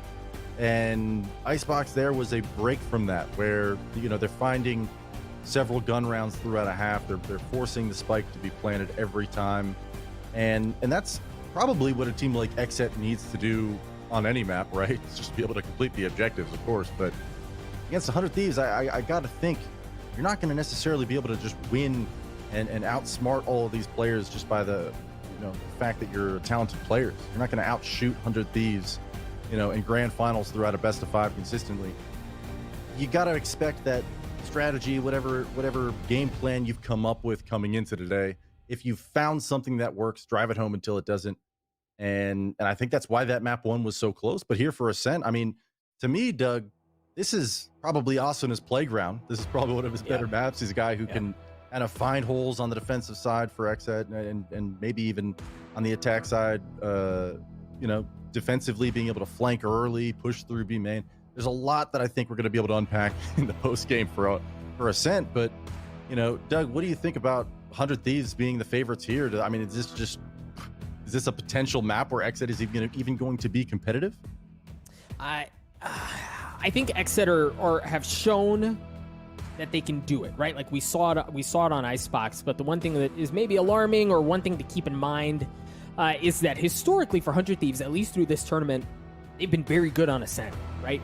Bring a 2-1 record into this match. Their 2 wins have been big: 13-6 against Cloud9 Blue, 13-7 against Sandbox, and the one that they did drop went the distance, right? It was against Envy. They lost 12-14, but they looked good there too, and it was Envy who was able to narrowly walk away with that win. So 100 Thieves are good on this map. You mentioned Asuna and the value that he's able to provide on the Phoenix with the run it back and the pressure he's able to apply. That's difficult, but I think the one thing that I know I mentioned this earlier, but what potentially scares me or is a problem for 100 Thieves is the aggression with which they play. And it's not just like raw aggression, right, where they're just blindly running at them, but they know when to press, they know where to press to make it hurt as much as possible, and we saw that on Icebox. Right. Speaking of Phoenix, yesterday against Envy, I believe he did bring the Viper out on this map, but we did, had been playing Phoenix here on Ascent for, a few matches for XSET. reverting back to his old ways. We're going to get 2 Viper games in a row, Doug, as B main immediately gets contact. Slorb coming out from Thwifo to stop that early push at B from 100 Thieves, but check the minimap. It's not going to be a B execute straight up. No, it's not. Shock Dart certainly hurting Asuna as he's going to heal up and get the orb. We're going to see a whole lot of presence, a whole lot of importance placed on that ultimate. Man, that hurts. Oh, that hurts on a period. The dink there doesn't feel good. Down to 22 health. Weedid's in a good spot here. Nitro slowly creeps forward. Weedid swings at the right time. Good for 1.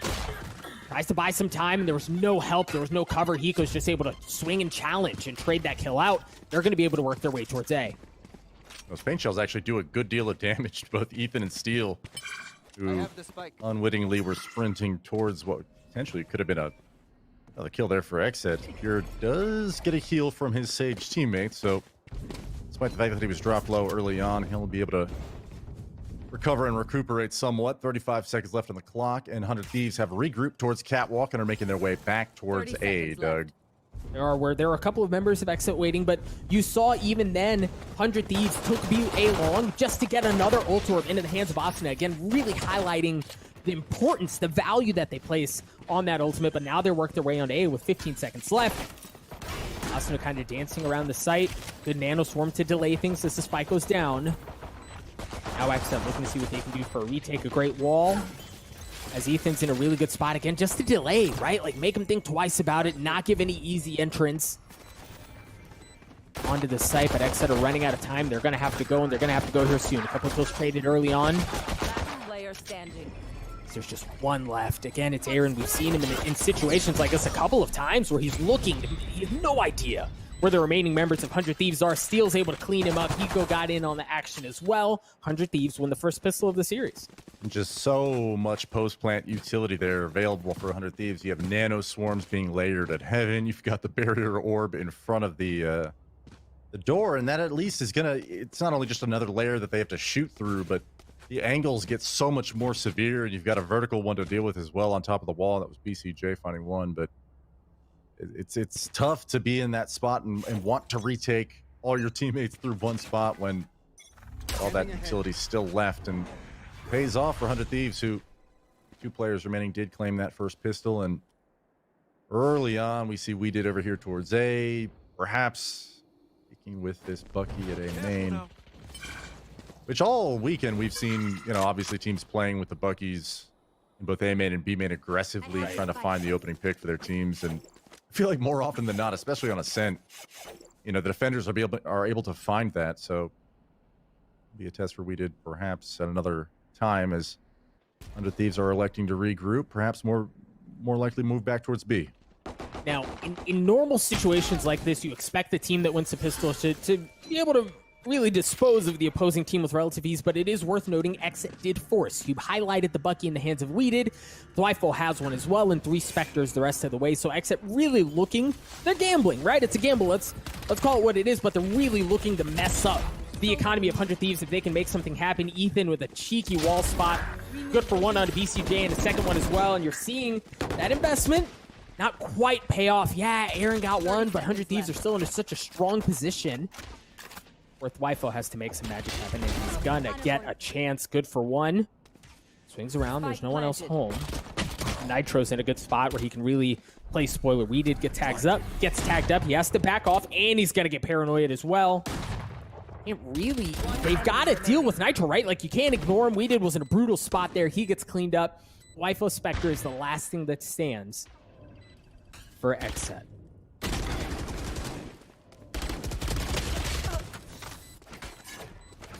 Nitro finds that. Thwifo falls. And harkening back to Icebox for just a moment, Doug.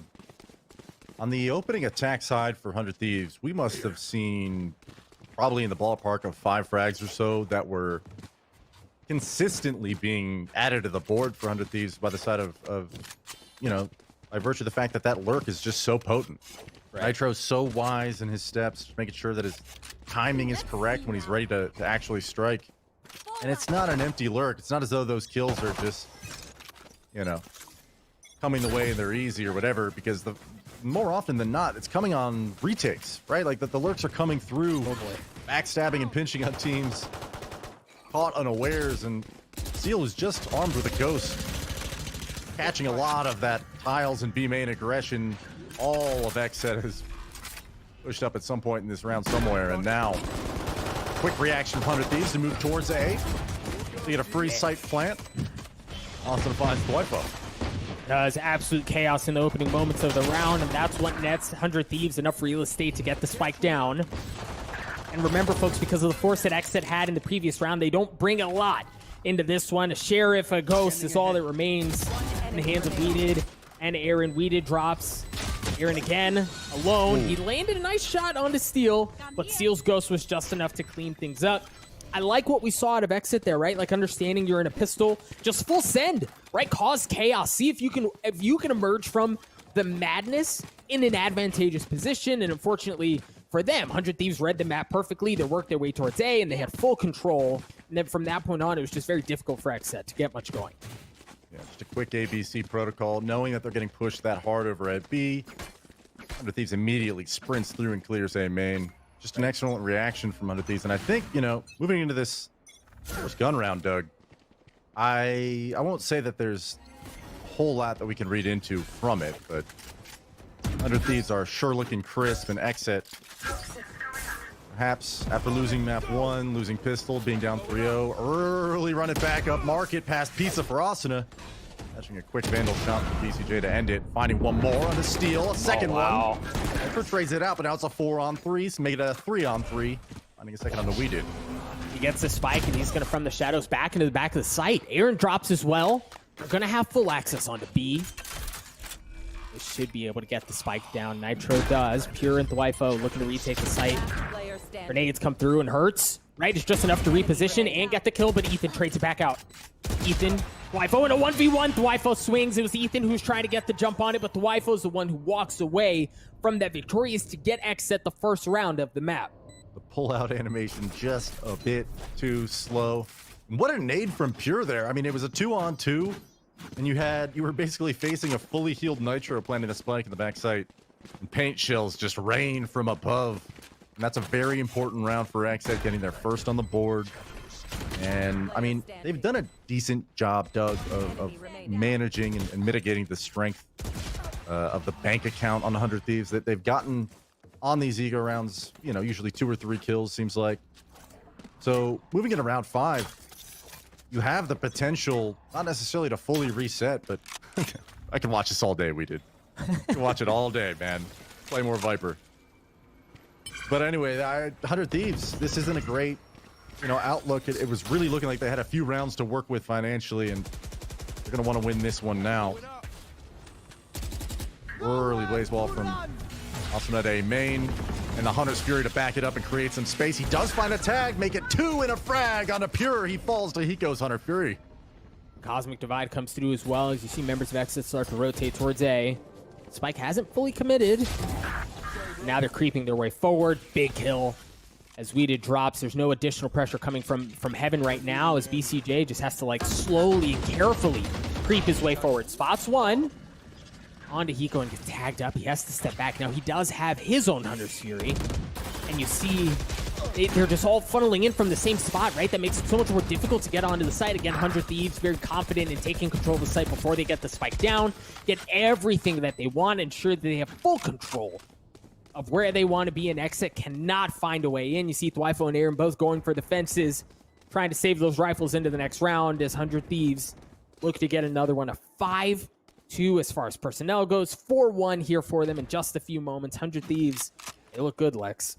I love that reaction from 100 Thieves. I'm not quite sure. They know at least that, you know, you've got a soft hold coming in from a Viper most rounds at A main.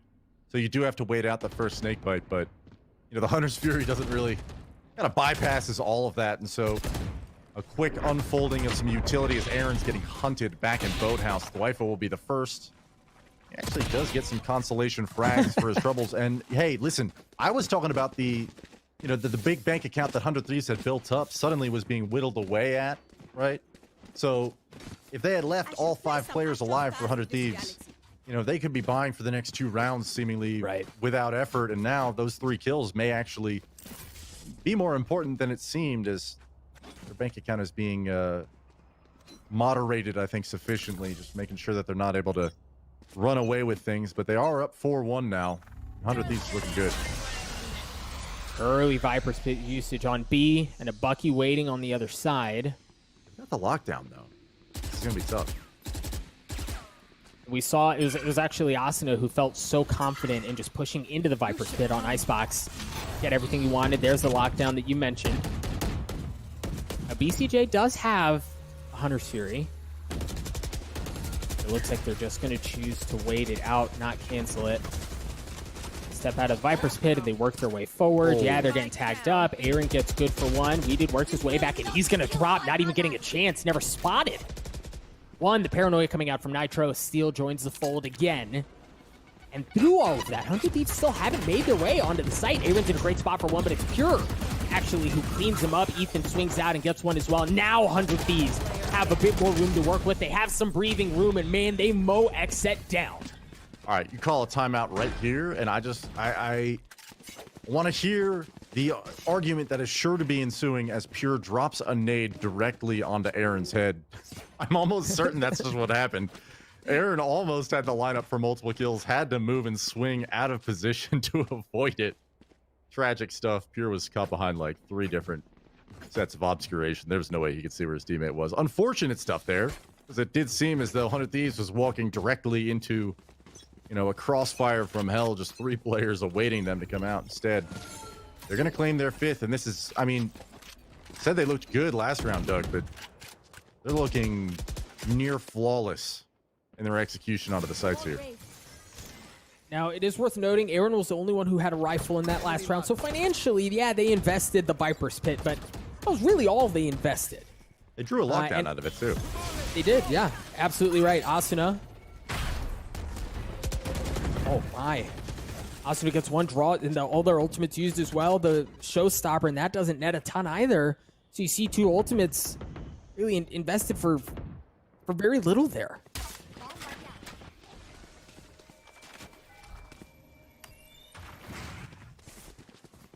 Question now is, what kind of information that's available to XSET is loudly 100 Thieves is showing that they're rotating back towards A. Hey, we're going over here now.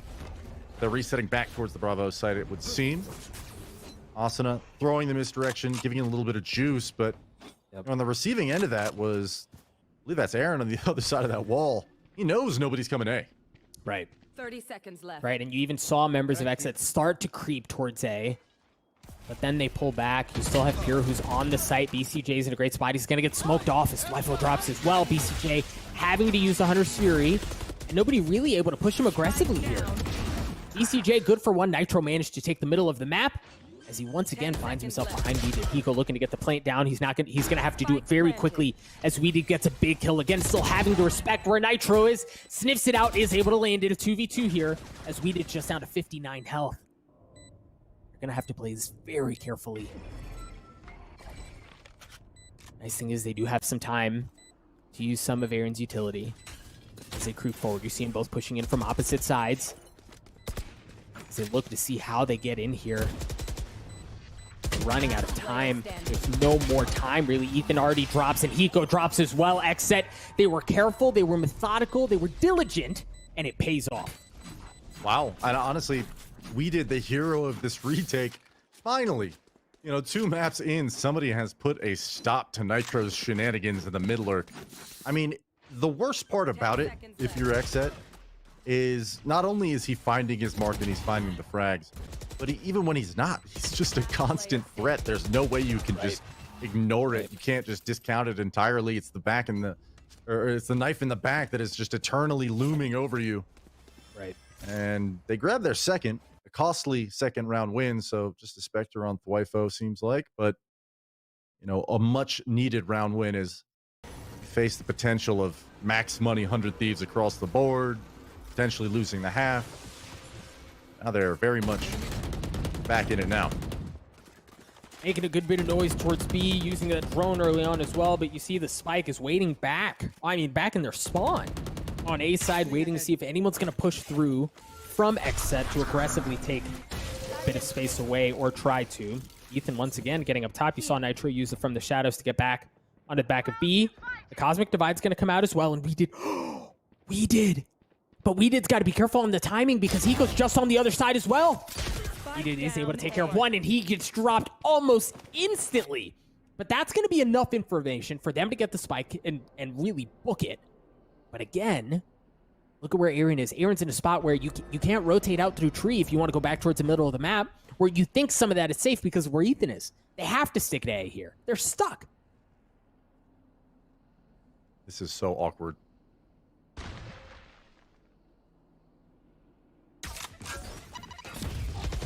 Asuna not able to get the spike down. Thought about it. Meanwhile, Nitro dies on the other side of the map. You remember he used that from the shadows early on.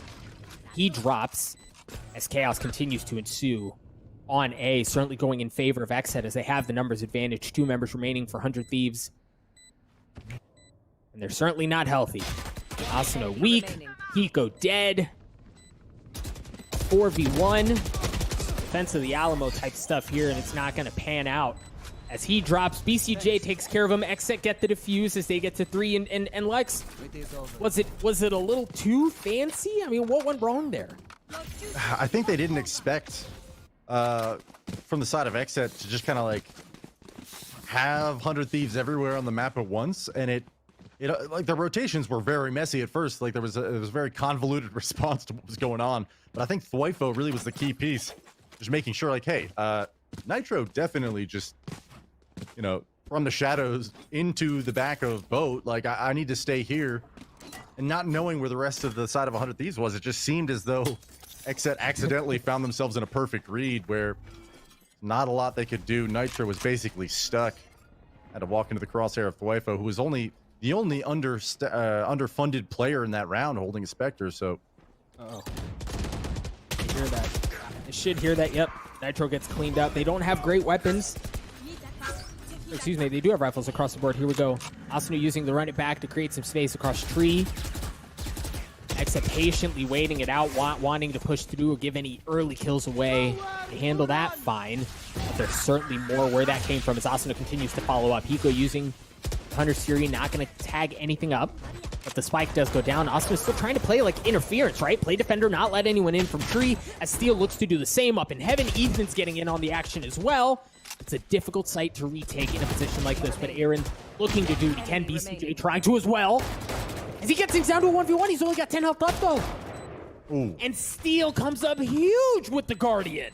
Huge kills with the Guardian there, and wow, that was a very close clutch attempt from BCJ, and it was a much needed one. Their money is still in shambles.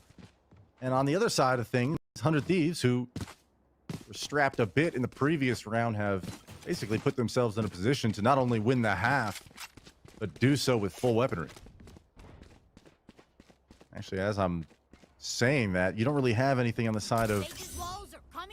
Well, I guess you're one off of having Hunter's Fury if you can somehow get control of a main, but you know, the Viper's Pit for We Did has not panned out so far in this series, really. Ethan winning the opening duel.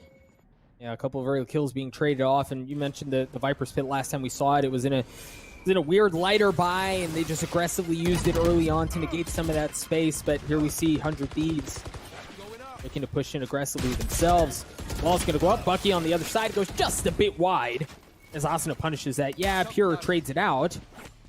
But now 100 Thieves are in a position where tied up 3-3 here. They drew a bit of utility out on A. They made a ton of noise. They can reset the map because Nitro, once again, is being a nuisance. BCJ staying home, and this is brilliant, but look at this angle from Nitro. He's not aware of it, yet he gets the headshot, finds one. Steel cleans it up. Now it's a 2-1-2. That's the Hunter's Fury out of play, and now it's Pure and Thwifo to retake against Steel and Hiko at B. And not just Steel and Hiko, but the lockdown as well. Hiko getting the spike down. You should run. And there's utility as well. There we see that lockdown coming out early on, just buying time, right? You have to respect it, so you just delays to where the only time you really have access to get back into the site is when there are only a few seconds left, and you have to play aggressively. You have to play quickly. And here we go. Pure and Thwifo slowly working their way forward. Again, there's Killjoy utility waiting for them. There's a turret, a nano swarm, an alarm bot, everything. And then if that's not enough, it steals Vandal. It takes care of Pure. Thwifo looking to be a hero for XSET. You got 3 different things shooting at him at one time. He doesn't get a chance to really get much of anything off. As Steel gets 3, 100 Thieves gets 7 as they continue to pile it onto XSET. Yeah, nice round there from Steel. Basically putting his team in a position to run away with the half now. Attempting the heroics, and the truth is, unless he's able to kill all 3 of those players with his rifle, I mean, he had the utility, he had the Hunter's Fury available to him, but you know, when you're over there towards Switch, there's just not a whole lot of opportunity to use any of that. So 7-3 now, 100 Thieves in a commanding fashion, winning already the round advantage for the first half. Potentially looking to close things out with an 8 or 9 round scoreline, because I mean, XSET, who I've touched on 3 or 4 rounds in a row now, Doug, about how dangerously close they've come to a financial ruin. They're back on 3 Buckies, a Sheriff, and a Spectre. Yeah, that can't feel good. Oh, and you wonder... it's just hard from a financial perspective. How much longer can you find yourself in this less than ideal position? And look, like XSET, so they put up that Viper's Pit, excuse me, early on to delay and at least deny information in A and across the middle of the map as well, but they just feel so confident working their way through. Nitro pushes his way forward. Here they go towards B. Couple Buckies waiting on the other side, and yeah, they're going to get info from that start, but here they go. Asuna's wall goes up. He's able to work his way across safely, potentially looking to get his way behind the wall. He does just that as he takes care of Weeded, takes care of Thwifo as well, looking for more, drops Pure 3. Aaron alone. Eco's going to get the spike down. He has a Spectre, and he's able to clean up Asuna. What a round from Asuna. Just creating so much space through the site. And that was without, that was without an ult, right? Like, you just feel the presence of him on the site. 8-3 now. I mean, that execute, like you said, you kind of get the information. BCJ spots the L drone, is able to put up a recon dart. Weeded's even playing from Switch. They've got an interesting crossfire going over there, but you know, as soon as that blaze wall comes out, you've got the Viper wall up. Omen smokes get deployed. Somehow Austin is just able to weave his way through all of it. Finds 3 kills from behind on the unsuspecting defenders of XSET. And, you know, they haven't looked bad in this half, Doug, but 100 Thieves is just looking, to me anyway, they look that good. Middle of the map, at least not an easy option. I won't say it's not an option, as 100 Thieves have managed to navigate their way around that Viper's Pit a couple of times in this series, but certainly won't be an easy one as you see Weeded creeping his way forward. Good one onto Asuna as well. There's that run it back off the board as BCJ's getting in a little bit of love as well with his Hunter's Fury. Still a problem as Hiko comes back up, so you get some info and you draw out that ultimate, but you aren't able to punish it, right? You're not able to trade it back. 100 Thieves are getting closer and closer towards A. The spike's on the site. The Cosmic Divide is going to come out. And that should section things off, but there's really nobody there to help punish that, right? There's nothing to stop them from working their way through the Cosmic Divide right now. Yeah, a little bit of a preemptive pull on that, however. Paint shells rain in, nanoswarms go out, all the utilities being dispensed. Pure pops the showstopper. 1-for-1, behind the gen, he gets it. Ethan gets punished. I mean, instantly swings, gets punched in the mouth. Eco looking to get one with his Hunter's Fury. He does just that, looking for a second, gets it. But that's all he's able to get. As XSET managed to clean up the remaining members of 100 Thieves, Pure is going to get the defuse. And it was a great half from 100 Thieves, but XSET managed to eke out the very last one. Yeah, not a bad finish. I mean, a really strong retake showing finally, you know, after so many rounds where 100 Thieves is able to get onto site. And at least today, I don't recall any rounds where XSET was able to successfully retake it until then. So really things started off with that Viper Pit at mid. He's getting really cheeky with the refrigerator push, just finding one towards tiles. And go narrowly, I mean, look how close this is. He does so much damage, almost pulls up one of his patented 1v3s or 1v4s, whatever it was. You almost got to see the Hiko magic unfold. Instead, XSET managed to get their 4th. 100 Thieves, who dominated throughout this game, They're going to just continue things with this pistol here.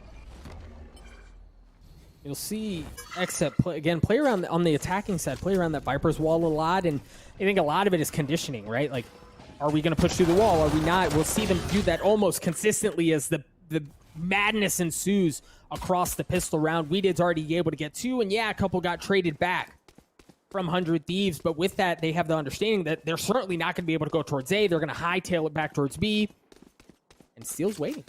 And he's got his full kit ready for them. Now, he gets the information right now with that Aldrin. Okay, it's coming B. Rotations are going to be late. Let's see what he can do. Wall coming up. Should be able to clear things out over market. Steel just continuing to buy time. Look at how much was delayed. Right? Now they're going to continue to creep their way forward, but members of 100 Thieves have already taken so much space. They're basically there. Aaron's in a good spot to play. Interference, so is Steel, goes in aggressive, takes care of Dwipo.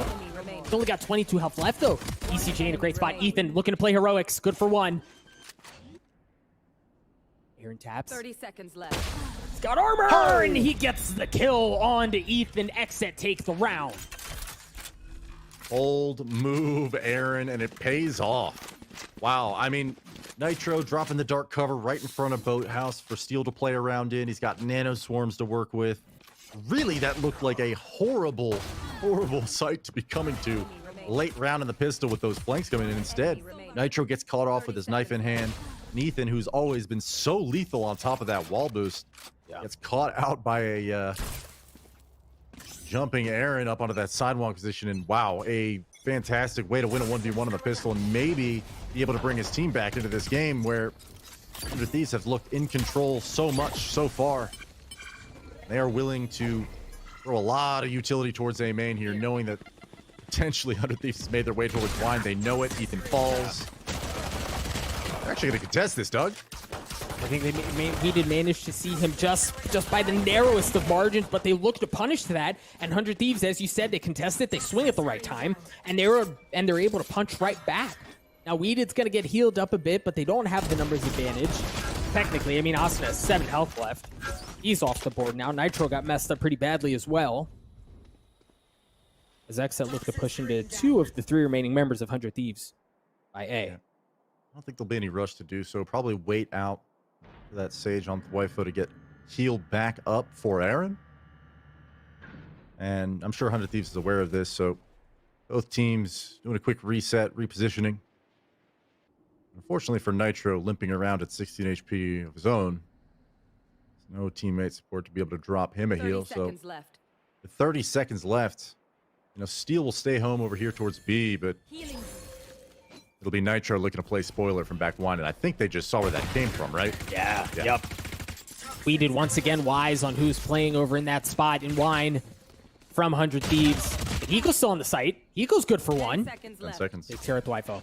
They're going to have to hurry, right? And they're going to draw that out. Aaron's playing cover. Aaron's good for it, too, as he cleans up Hiko. The spike goes down. Steel's going to show up, but he's going to show up late. And he's walking into a Spectre and a Bulldog with a Bucky. This is not an easy clutch attempt. No, and again, it's not just the 2 remaining members of XSET, it's the clock as well. That's not his friend. Aaron's Bulldog, he gets 3 on the round, cleans it up. XSET win the 2 rounds here to open the half. But now 100 Thieves find themselves at a position of strength. And we've seen a couple of times this series, Lex, where XSET, they get close to really blowing up economies, right, by winning the bonus, but it just narrowly doesn't pan out.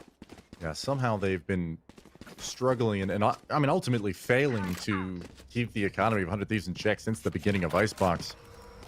And it hasn't always necessarily burned them, but, you know, when we're talking about winning an OT by such a slim margin, looking back at it, you're like, those rounds were so crucial for us to win. We failed to do it. Now on on Ascent, you've got them in a similar position, and of course you've got Spectres, you've got a Bulldog. Not exactly a full rifle buy coming out from XSET, but still, you put 100 Thieves in this position where they basically have to win this round.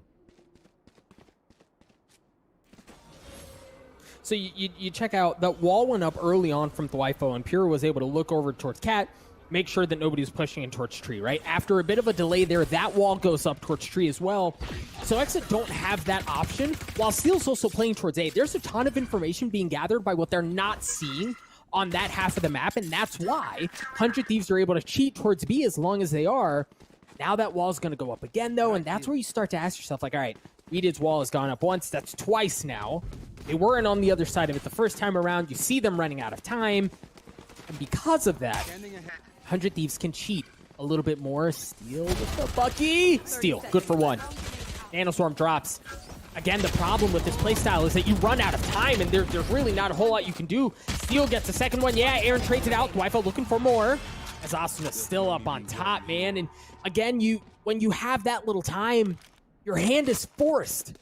Yeah, I mean, and this is something you see a lot amongst, I won't even call XSET, you know, a lower tier team or an inexperienced team at this point, because, you know, they're rolling with the big dogs. But, Right. you know, I do wonder when we talk about the world-class kind of decision-making from 100 Thieves and how experienced these guys are, you know, it really shows in a round like that where XSET, they have the read. There's 4 members for 100 Thieves on the site, essentially, at B. You know this, and yet the hesitation is so fraught with just second-guessing throughout. That was a 15 to 20-second rotation. Which really, if you just knife out, hit that 10-second window, you only face Steel there, and you maybe have 40 seconds left on the clock instead. Back onto a really broken buy. Actually, they're going to open things onto Steel with the frenzy that's pure in the A site. Nitro on a pin, just getting destroyed by Dwifo in a really tough spot to be in. It's a 3-on-5 retake now for 100 Thieves. Lex, this is looking really good for XSET as they're going to get the Viper's Pit in there as well. Dwifo's in a decent spot. We did have to stay alive, though. Asuna using the run it back. The play into it, not even going to get a chance. He didn't even spot a single player. Nitro's going to come back up, but again, it's in a brutal spot. Asuna's going to have to do a little bit of rinse and repeat, and Aaron's in a spot to play spoiler, and he does it. He's good for 2 with the Spectre. Asuna, who's tried working his way into this Viper's Pit 2-3 times now, and has been met with no success once again. Weeded waiting on the other side. The Viper's Pit was exactly what the doctor ordered in that moment for XSET as they take the round. What a wild round, man. And hey, I mentioned it, the Viper's Pit hasn't had a huge impact in the series so far, but see, just like everyone from 100 Thieves, not really quite sure how to handle it. Are we going to dive in? Are we going to go help Asuna? No. Flank was beautiful from Aaron. He's having one heck of a map, sitting at 21 and 10. Now, I haven't talked about scores very much throughout the series, but, you know, you look to a couple players here and there to really step up for their teams when it's these series, these maps can be this close. Well, Aaron, in a big way, is showing value to this team as XSET grabs their 7th and narrows the margin deficit behind 100 Thieves. It's the 2. And I love what we see out of XSET here as 100 Thieves are on a weird buy. Still is a Bucky again. Hiko with a Ghost. But you see the value that they place and the creativity that they bring with the Sage, adding an element of verticality that you really don't see super often on Ascent, right? We saw it outside B. We just saw it there across the middle of the map as well. They're just able to add a wrinkle into things, and that was honestly one of the things that caused fits for Envy last night. And while 100 Thieves have the lead right now, we've seen moments where they're able to really hit in a way that hurts in those situations. And here we see 100 Thieves. They've managed to upgrade a couple of weapons. Seal's still just with the Bucky, but XSET have the numbers advantage. Yeah, and it is so fun to watch, honestly. This new, I don't even know if it's new, but certainly something that I haven't witnessed them doing too often. But 30 seconds left. XSET busting out those boosts often enough, hanging off in a big way. BCJ will be the first to fall on this A split. Nitro snapping to the head of the second. Doesn't grab the third as Pure will grab him, but that was a 1v2 and Aaron, who we just talked about as being the, you know, paramount player right now to be watching on the side of XSET. 10 seconds left. Steel and Hiko, 2 of the hardest players you could be playing against right now. Hiko was having none of it. Aaron won't even get the spike down, but you know, you're still only 3 rounds away. 100 Thieves not quite on map point just yet, 10-7. And you were able to get a lot of space there. And honestly, Nitro just being so strong, just pivoting perfectly, finding the second, almost grabs the third, gets bailed out. But, you know, there was a moment there where XSET really had an opportunity to take the site. They did, man, but Nitro, the mad lad Nitro, good for 2, and then it was just enough to where Hiko was able to swing and get the third, and the numbers advantage that they had just vanished, right? Like it totally evaporated, and from there, they found themselves in a position of strength. 100 Thieves did. And at that point, it was easy. You mentioned it was Hiko and Steel on the other side.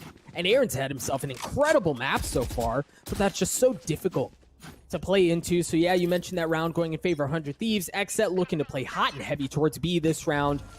Weird, decent, like mixed by. Really, it's actually just Pure, who isn't going to bring a rifle into things. Aaron has light armor, but aggression from Asuna as they push back. Dwifo got the wall up, and he spotted a couple of players across the middle of the map. The Hunter series going to come out as well as Dwifo takes care of the initial aggression from Asuna and drops down. Here comes Pure with the showstopper. Good for it. Steel drops. As Pure continues to look for more, dancing around the box, gets a second one as well. What a strong response from XSET as 100 Thieves only have 2 members remaining. Hiko and Ethan going into a 2v5, and the spike is down as well. Post plant's fully online, but Ethan, good for 1. But man, that's just like that's a drop in the bucket relative to the rest of what they're gonna have to do to take the site back, and they just back off. Yeah, an impressive response is an understatement, in my opinion, for XSET there. That is a huge statement. Like, okay, you're gonna play 1 player over here, you're just gonna leave Asuna towards B? No, I don't think so. And what they ended up doing, I mean, getting that wall boost up just put so much pressure on the site defenders.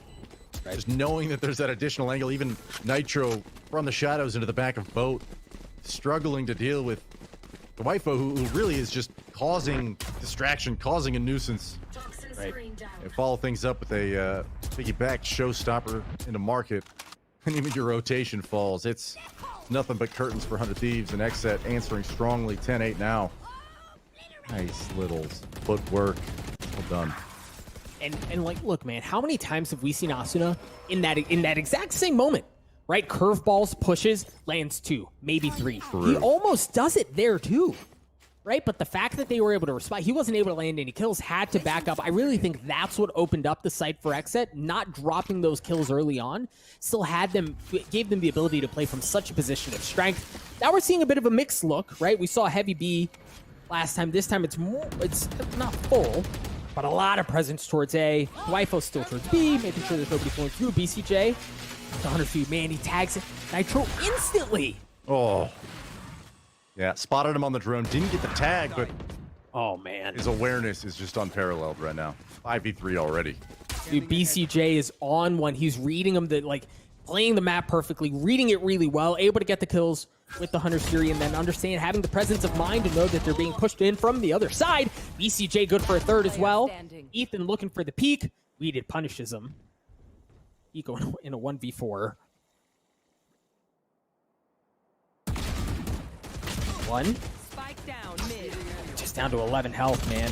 Maybe if he lands that second one right off the transfer, you got something cooking, but it was just too much. NT. And 10-9, XSET.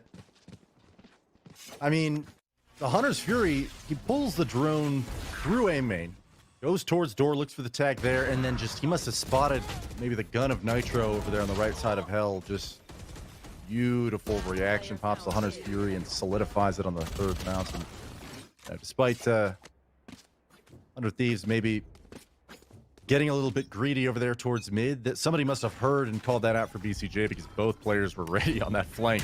Yep.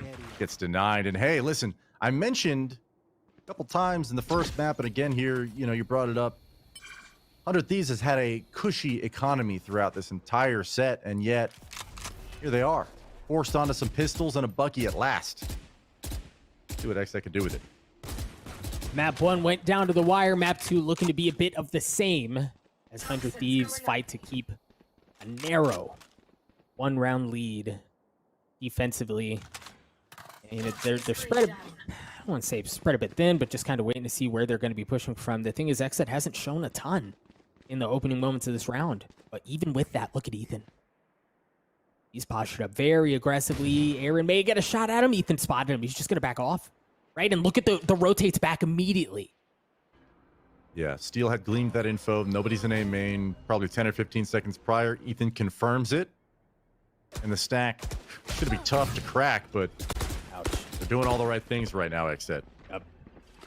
Yeah, they are not giving Ethan a chance at landing any nasty sheriff shots. Wifo goes up top. Again, the verticality that you introduce into this map, which we see more and more as Sage enters the fold. But it's still difficult to kind of adapt to and be around. But my gosh, 100 Thieves making this interesting. That res should certainly help things as Aaron comes back. Nitro Sheriff, one. Not able to get a second. 10 seconds left.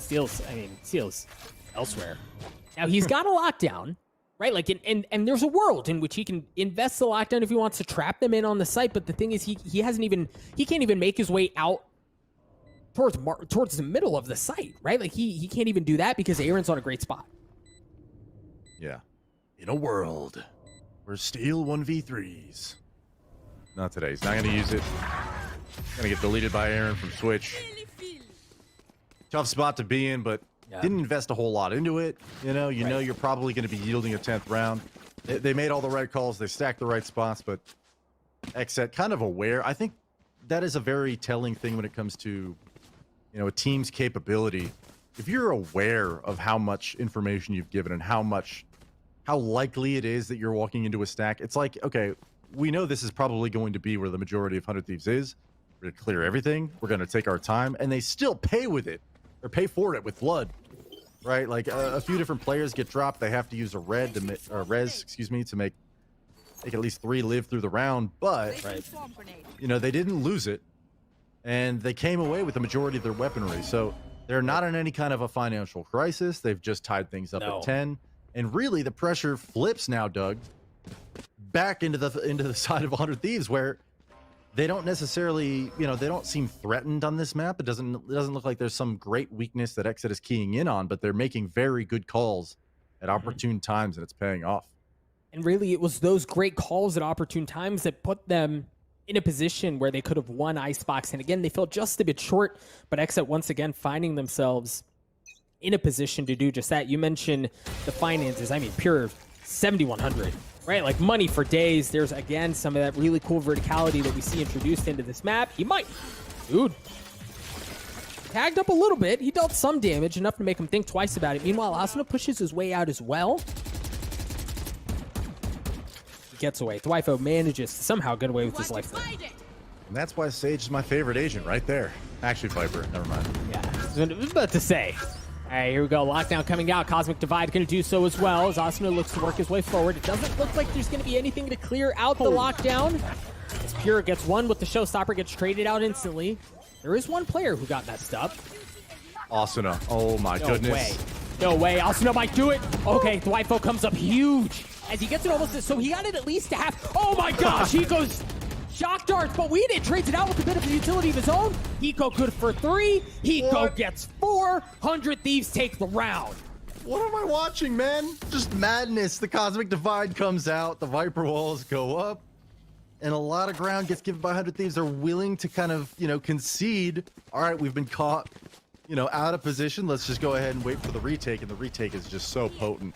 Hiko coming in with probably several hundred damage worth of shock darts and handle shots there, and I honestly was so close that Asuna is just able to stick it for 10 on that defuse, Doug. He got to like 80% of the. He almost stuck it. Almost. Now, got a Hunter's Fury on Hiko. You got to run it back on Asuna. This is a much scarier situation from XSET than it was just a moment ago. Now, Weeded has the Viper's pit. Doesn't look like he wants to invest it early on. You think they're getting a good bit of info that they're coming. The wall goes up. A great dart. BCJ not able to land the finishing blow to take care of Ethan there. Love the idea. That barrier orb for Ethan really just saves his life. Almost made it happen. And with that, you even see, like, look at how 100 Thieves, they're still staying home towards A, right? Respecting an XSET. They have shown they're more than comfortable and more than willing to flip the map after drawing out some utility and making some things happen. But how many times have we seen Dwifo in this spot? Oh. Man, it's BCJ who's good for it. Spot steal as well. Not able to reach just by the narrowest of margins, but he goes Hunter's Fury, pushes him back, and Dwifo drops. That is a huge kill from Hiko onto the Dwifo, and I wonder whether or not that's enough to deter the B push entirely. No, they're going to keep pressing forward. they don't really have time to do otherwise, Lex. 30 seconds left. Or any map control to speak of, and Nitro catching the shoulder of Aaron through that Viper's wall, but Pure answers back onto Steel. The site is forfeit now, but Nitro looking to hold on to things, gets deleted by BCJ, and it's just Hiko in a 1v3. Doesn't have a Hunter's Fury, used it earlier, and has to work his way into a Viper's Pit.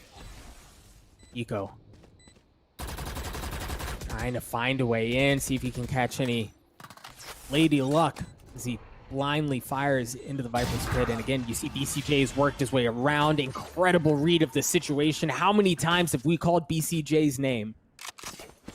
Honestly, too many. We started this series, you know, when I was doing the pregame, I was like, I was really impressed by BCJ's performances lately, and I'm going to fanboy for a moment and say I'm excited to see what he can do. And here we are, like 2 maps in, and nonstop, I'm just blown away with how impressive his performance has been as an individual. I mean, there's a lot that you could speak of when it comes to Sova being a support or a team-based agent where he enables your teammates, but BCJ is just collecting heads with his proficiency on that agent, and 5 players now from XSET poised at A main. And they're going to run into just that Hunter's Fury we just spoke of, and Ethan's already down.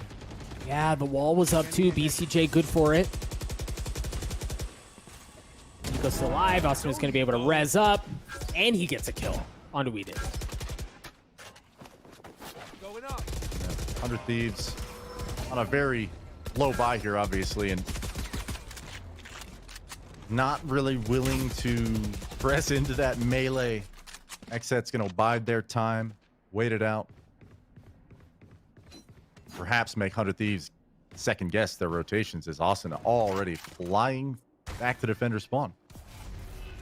And he is the only one with a rifle too, so, well, a couple of shots from Pura there should make him think twice about it. Nitro Sheriff looking to make something happen as Hiko's just around the corner as well. So they're close by. They have a decent bit of help. The wall goes up. Nitro drops. Hiko's not able to get in on the action, but actually the wall boosted him a little bit. Just don't know that it was enough to get much going. Yeah, he didn't have an angle to work with. Now Asuna has shown up. Steel's going to show up a bit late to the party. We'll see what they can do without him. Again, remember, Asuna has a Vandal, right? He's the only one who's got a rifle here. So it's most likely that if something happens, it's going to be off the back of his heroics. Already good for one onto Aaron. Looking for a second. No, he drops. BCJ takes care of him. As Hiko and Steel try to work things in. Hiko up from top. Steel working his way in. Where Pure should be able to spot him. Hiko's dropped. Steel's left alone. Kind of toying with him, trying to buy some time. Not going to do it, ladies and gents. It was a barn burner the first time. The second time seems to be the case as well, as XSET get to match point. Match point, not a great buy here for 100 Thieves either. I mean, they're going to get what they can. I'm pretty sure. Okay, never mind. They do get an operator, 4 rifles, it seems like. But never mind. Forget my last. But on the other hand, and this kind of applies to both teams. Yeah, both teams are without ultimates. You're 1 orb off of having your res on Thwifo, but, you know, ultimately there's not anything that's going to just be a trump card going into this round. Right. Already XSET, who have found so much success just executing into the sites here, both on Icebox and again on Ascent. Immediately putting pressure on Steel here at B main. Yeah, and they feel comfortable doing so. They've managed to push off the operator, and look at how Steel, with all of the boosts that they've been going up, Steel's ready for it, but BCJ manages to win that 1v1 with the operator staring him down. Pure is able to get onto one as well, as Asuna looking to trade things back. Gets one. And the thing is, they haven't made their way onto the site. Like that Viper's wall is going to go up. Now, you see Spike creeping its way forward. Asuna playing very quietly on the other side. Curveball out. He swings with it. A little bit. Tag onto himself as Pure punishes him. Hiko trading it out. The Guardian good for one, but he's in a 1v4. XSET looking to put Hiko away, looking to put 100 Thieves away, looking to tie up the series at 1 apiece, and they're going to do just that, as there was not enough heroics for 100 Thieves. XSET tied the series up. Wow. And considering, I think, during the pregame, Doug, I was like, Ascent being 100 Thieves, one of their stronger maps, like, is there any hope for the side of XSET to make this competitive? Not only did they make it competitive, Doug, but that was like an extremely confident performance, I think, throughout the latter half of the game, at least. It didn't wouldn't be a true story to say that they were, looking like they were going to win the map throughout, but, kind of rallying up in the second half. The attack side for XSET was looking really good. And again, Lex, it was a lot of the same story from Icebox, right? But the outcome at the very end was the difference. How many times did we see XSET play the map well, kind of mess with 100 Thieves in a way to put themselves in a great position where they were making excellent mid-round calls, late-round calls to get them the lead, to put them at a place where they could take the map away. Weren't able to do it on Icebox, but the presence, the power, really, the strength with which we saw them react and play a couple of rounds late on Ascent, that made all the difference. That's what gets us to one apiece. Folks, we are going to go to a break, get a chance, catch our breaths. Map 3 just around the corner. You're not going to want to miss it.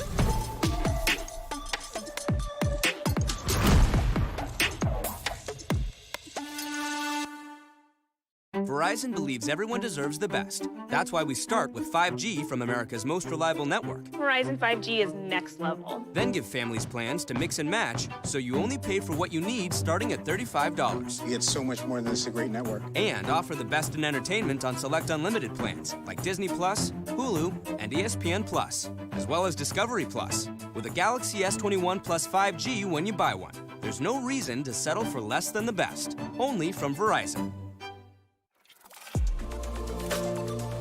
I feel like I need to defend my scene's honor here, because this is just turning into a bit of a dog battle.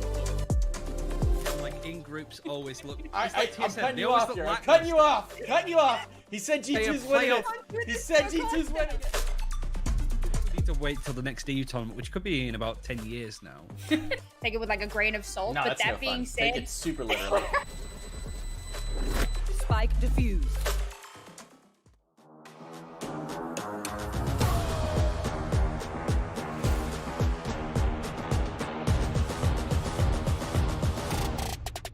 Got the money in the bank.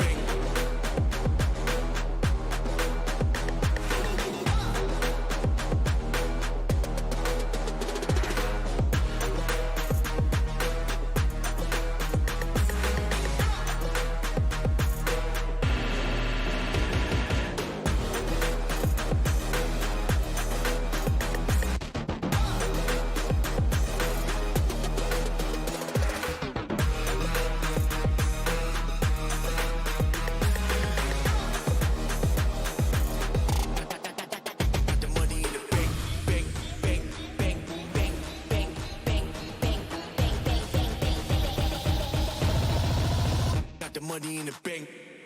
Hit you with the 808. Hit you with the. Hit you with the bank. Hit you with the. Hit you with the 808. Hit you with the. Hit you with the 808.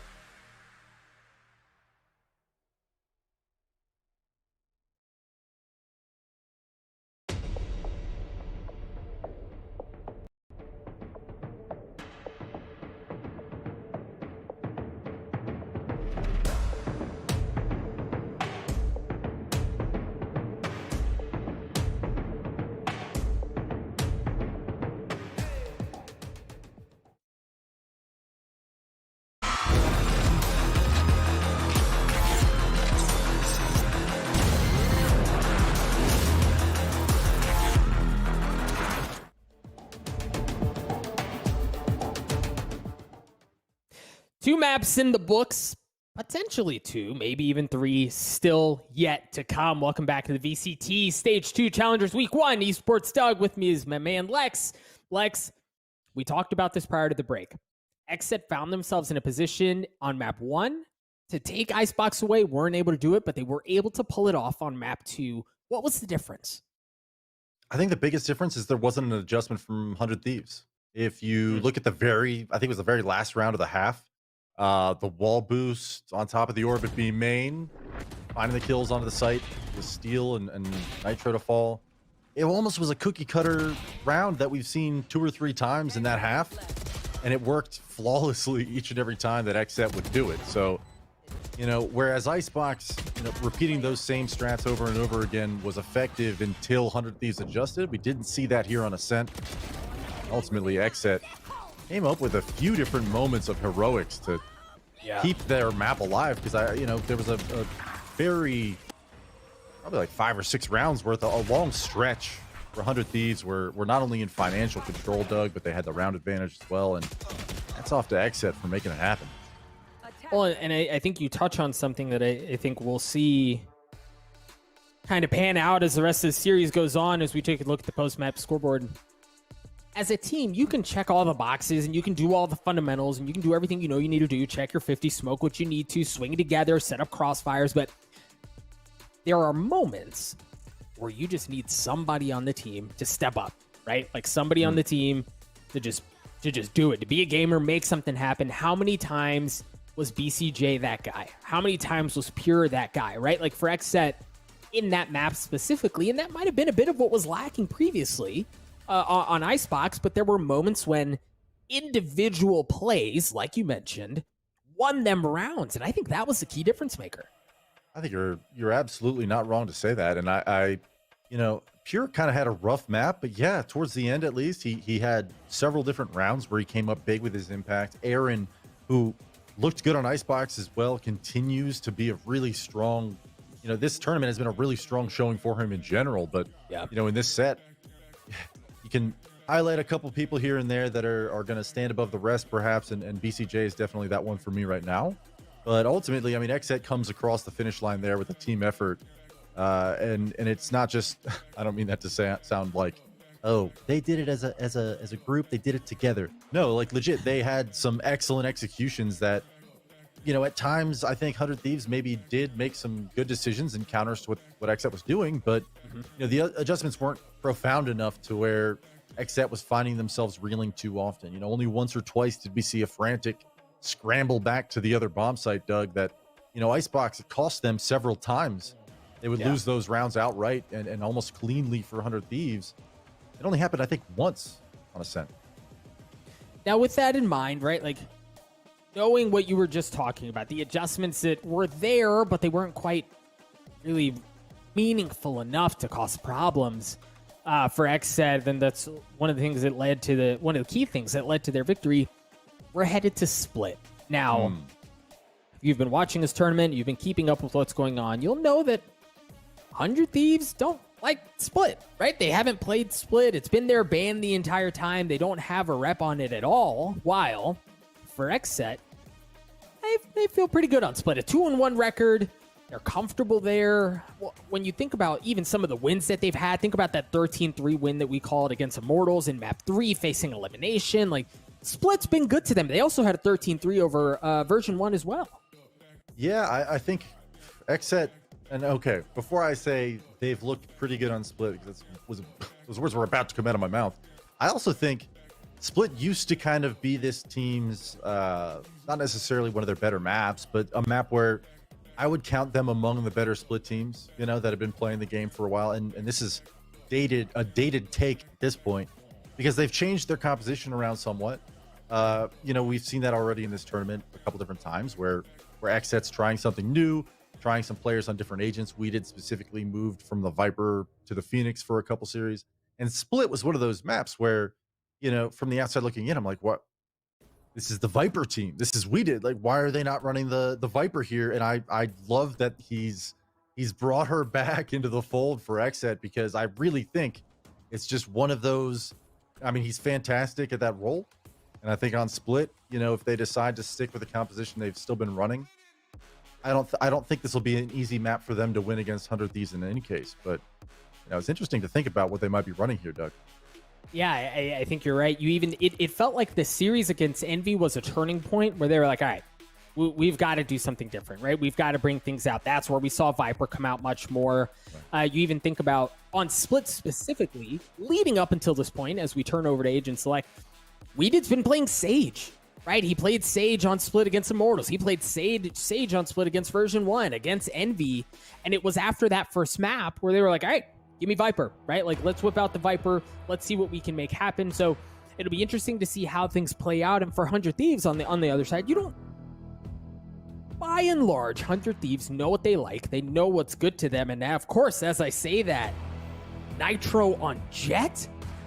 I love it. I have nothing else to add. I love it. I think that's a lock-in, too. Like, that's done deal. Oh, no, that's it. Jet. Yeah. Yeah, that bad boy's signed, sealed, delivered. You can take that bad boy to the bank. Well, I mean, look, if what you're saying, and I always try to err on the side of caution and not presume too much about, like, oh, maybe they did prepare for this, as they're hovering 2 Vipers now. But, dude, if you're going to pug a map in a best of 5, right, and you know that there's one map where you're just like, this is either going to be a loss or, okay, we did grab the Viper, let's go! But if you're going to, like, have a map where you just need to kind of find yourself, you don't practice Split, which I'm sure if I consulted Twitter or asked 100 Thieves themselves, they'd probably tell me, but you got to wonder, like, what can we do here? And the one, a few things that you would want to avoid if you're 100 Thieves and you're in this position is, like, you don't want to get super bummed over a map that you don't practice, right? Like, you don't want to get yourself, I don't know, too stressed about it. Go in there, have some fun, play it like a ranked game. Everyone, okay, who's going to insta-lock? Go ahead. Nitro insta-locks the Jet. Who knows? Maybe they're just trying to have fun with it, experiment a bit. You got to, how many times have we seen 100 Thieves pull out Astra? I don't expect you to have those stats on hand, Doug. I just kind of like an open-ended question because, I don't think we've seen it. So, this definitely seems like 100 Thieves are like, hey, listen, we don't play this map. Let's have some fun. Yeah. See what we can do.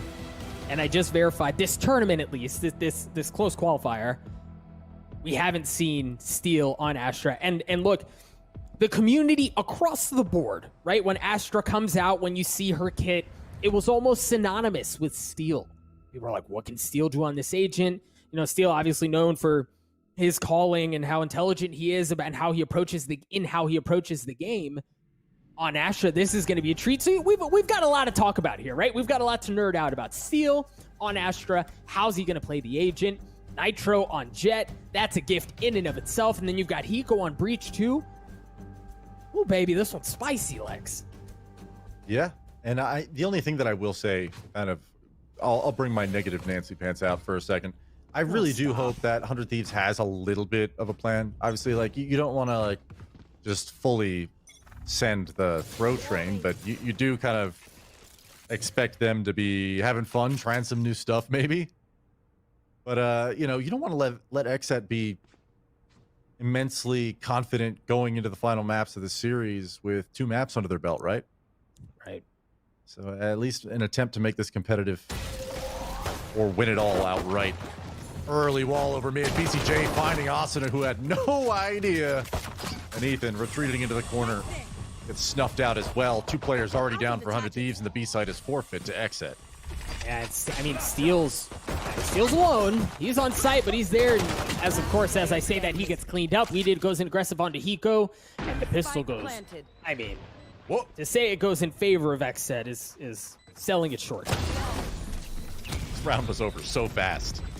Literally, by the time I was done throwing it to you, 3 players had died. Just XSET wiping the board with 100 Thieves, and that's you can see they were tempted to do it with this all over. And as soon as Dwipo arrived on the scene, he's like, up we go. He split rapid fire. No one on 100 Thieves even reacting, really just stand in place, hold position, and hope for the best. Yeah. It's not panning out. What I like from XSET there was it wasn't just that they were comfortable taking the site, right? They took the site, and Steel was still playing in a smoke, but Weeded went into defender spawn. He took the matter to Hiko, and we've seen XSET when they're playing out of a place of comfort, right? Like when they're feeling themselves, when they got a little swagger to how they play, that's one of the key indicators, in my opinion, after watching probably more film than I'm willing to admit.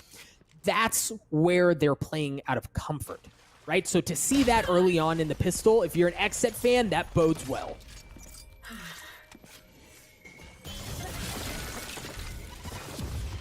Right quick classic burst. Clearing the clock of we did, but he's able to grab a heal immediately after. And you know, we've highlighted BCJ quite a bit as the Sova.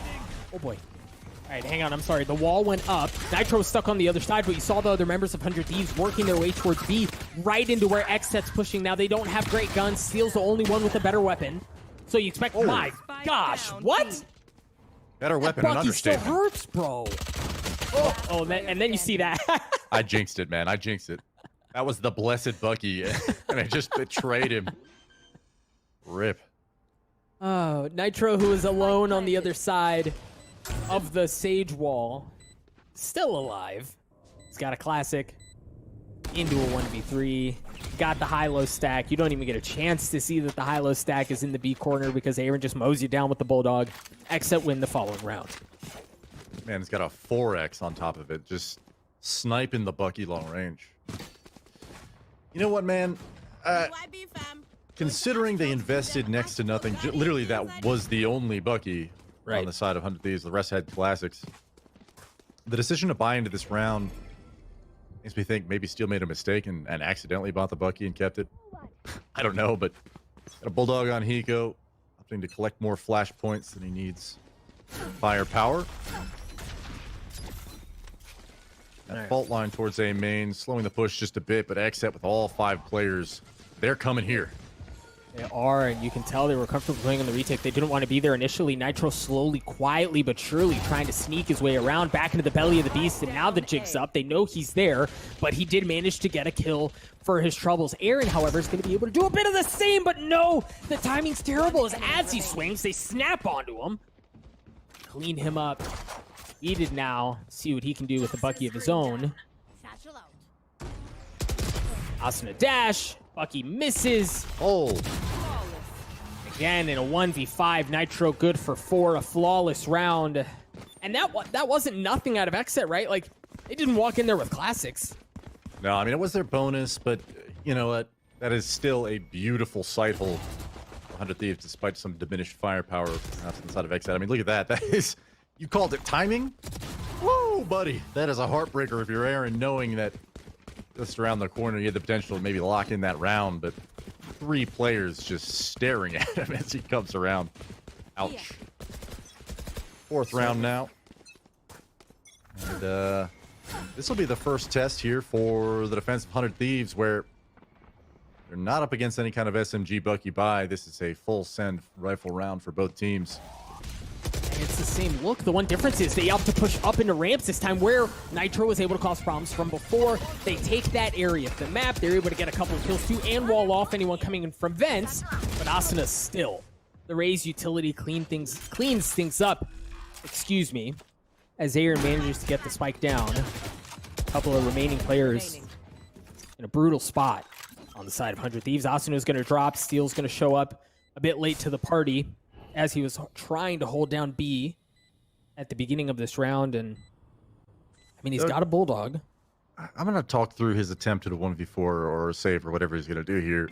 That is something that I think is so underrated, especially about just the whole comp that XSET is rolling with.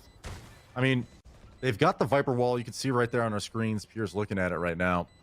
And it denies so much vision. Yeah, but it also creates so much space for the attackers. The Steel's going to make contact here. Might catch one. They'll fall to Pierre. It creates so much space for the attackers to basically walk right up to it. Right. And that breach flashpoint, where a lot of the time you're kind of sending it into the void, just hoping that you blind someone long enough to create that space for your team. Well, if you've already claimed it, Dwipo just basically walks 2 feet into the frag that is... You know, helped massively by the fact that Nitro's turned away from that flashpoint, and that's kind of scary if you're thinking about just the prospects of what XSET has been doing in the prior 2 maps, where they're not really working defaults a whole lot. They don't care a whole lot about map control and making mid-round decisions. As I say that, they're going to spread the default here. But I guess what I'm trying to get at is, you you know, those explosive strats have been catching 100 Thieves out as Nitro narrowly misses that B main entrance tag. Doesn't quite nail it. No, and Alex, I think you're hitting on something really important because that's the strength of Viper. It's not just setting up the flashpoint situations like that, but then also you condition the opposing team to have to respect it, right? Like you never know what's on the other side of that wall and how you can just be blasting through there at any moment as Asuna drops first kill in the round. So for XSET, we've seen that Viper and just how good it can be because of things like that. Nitro's going to get another chance with the operator in just a moment. Missed once. And I lied. He's not even going to get a chance. The fault line was just too much. He does get a second one, but he was flashed up. Shot goes wide, not able to deliver it. But Hiko, good for one. Not going to breach of his own. He's going to get cleaned up. BCJ joins the fold again. The Viper's Pit is going to come out in a 5v2, make that a 5v1 as Nitro, who was contacted at the very beginning, was just hightailing it. Looking to save that operator, see if anybody can hunt him down. Nope. Splitting the uprights, really. Jet main, That's by the all way. it was. Tough.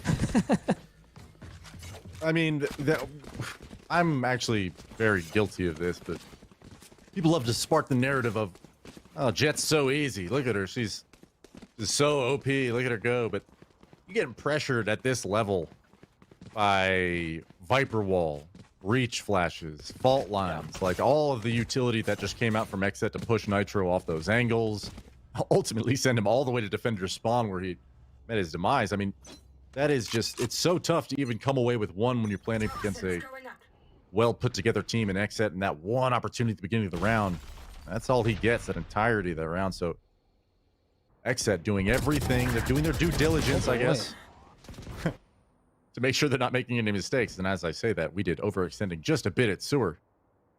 He gets traded out. Well, and you can tell it looks like understanding that 100 Thieves was on a pistol, they were going to play something aggressively, and that's exactly what they did, right? The wall didn't go up from Ethan at the very beginning like we've seen a couple of times. They just pushed their way through, and Weeded was wise to it, managed to get one. It was just a bit too much as Ethan gets a second one with the Sheriff. Numbers advantage in favor of 100 Thieves. As I say that, it gets traded out. A 2v2 here. The spike is down in the middle of the map. Steel and Aaron about to have an Astro duel. Steel in a great spot. Steel catches him slipping, and he's going to upgrade the weapon. This looked good for XSET, and it's gone horribly sideways. Man, I'm starting to believe in caster curses, dude. Like, I'm just literally sitting here talking about how careful XSET has been handling those angles against Nitro's operator, and here they are, just wide swinging into Sheriffs, it seems, 2 or 3 times in this round, and it's cost them dearly in Thwifo. I mean, 25 seconds left. He's alone over here for the moment. Not going to use that time to get the spike down just yet. Here it goes now. And the Rolling Thunder is going to put this one away more than likely. Hiko whips out the ghosts and finishes the job as Thwifo falls 4-2, and answering back is 100 Thieves. Yeah, and you know, they invested the Rolling Thunder there. They get the kill. They get the kill. They get the round. It's a 30-round win. But then I think another thing that's worth noting, both Steel and Hiko upgraded weapons. They bring those into this round for free, so financially they're in an even better spot than they would have been otherwise. Things look really good for 100 Thieves. But again, XSET, they've still got money to blow, man. You still got Weeded on 4,300. Pure is on 41 as well. They have 2 ultimates to work with on this round as they stack towards a heavy presence that way. And again, it's that wall that's going to go up. The Rolling Thunder is going to be used, but expecting a player top ramps, because that's what's been on the other side a couple of times. It's actually Steel who's playing a bit off, but he's just so patient. Then the flash was there. Oh my gosh, Asuna! But he doesn't land on anything. Steel's still good for 2. The flashes are still there. Pure's trying to deal some damage with the utility, and it's the gun that cleans up Steel. Now he's got a showstopper of his own. He brings in from the previous round. Weeded gets the spike down. The thing is, this is winnable for 100 Thieves because of how weak they are. Well, I was going to say because of how weak XSET is. Nitro, good for 1.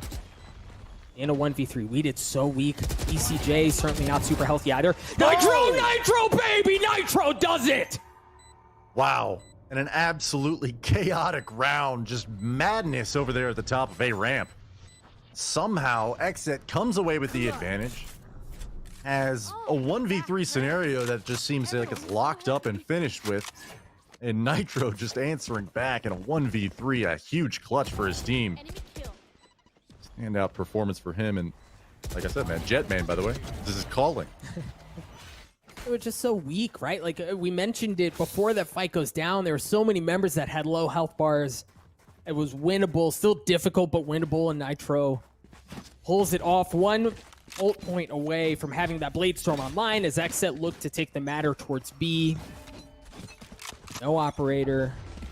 Well, Nitro does have one, and he may be walking right into it. That gravity well with the fault line, excuse me, it's just enough to delay, but they're still gonna challenge Nitro here. Now Nitro in this previous position didn't deliver as he would have liked, but he's gonna get a chance at redemption here in just a few moments. Nope.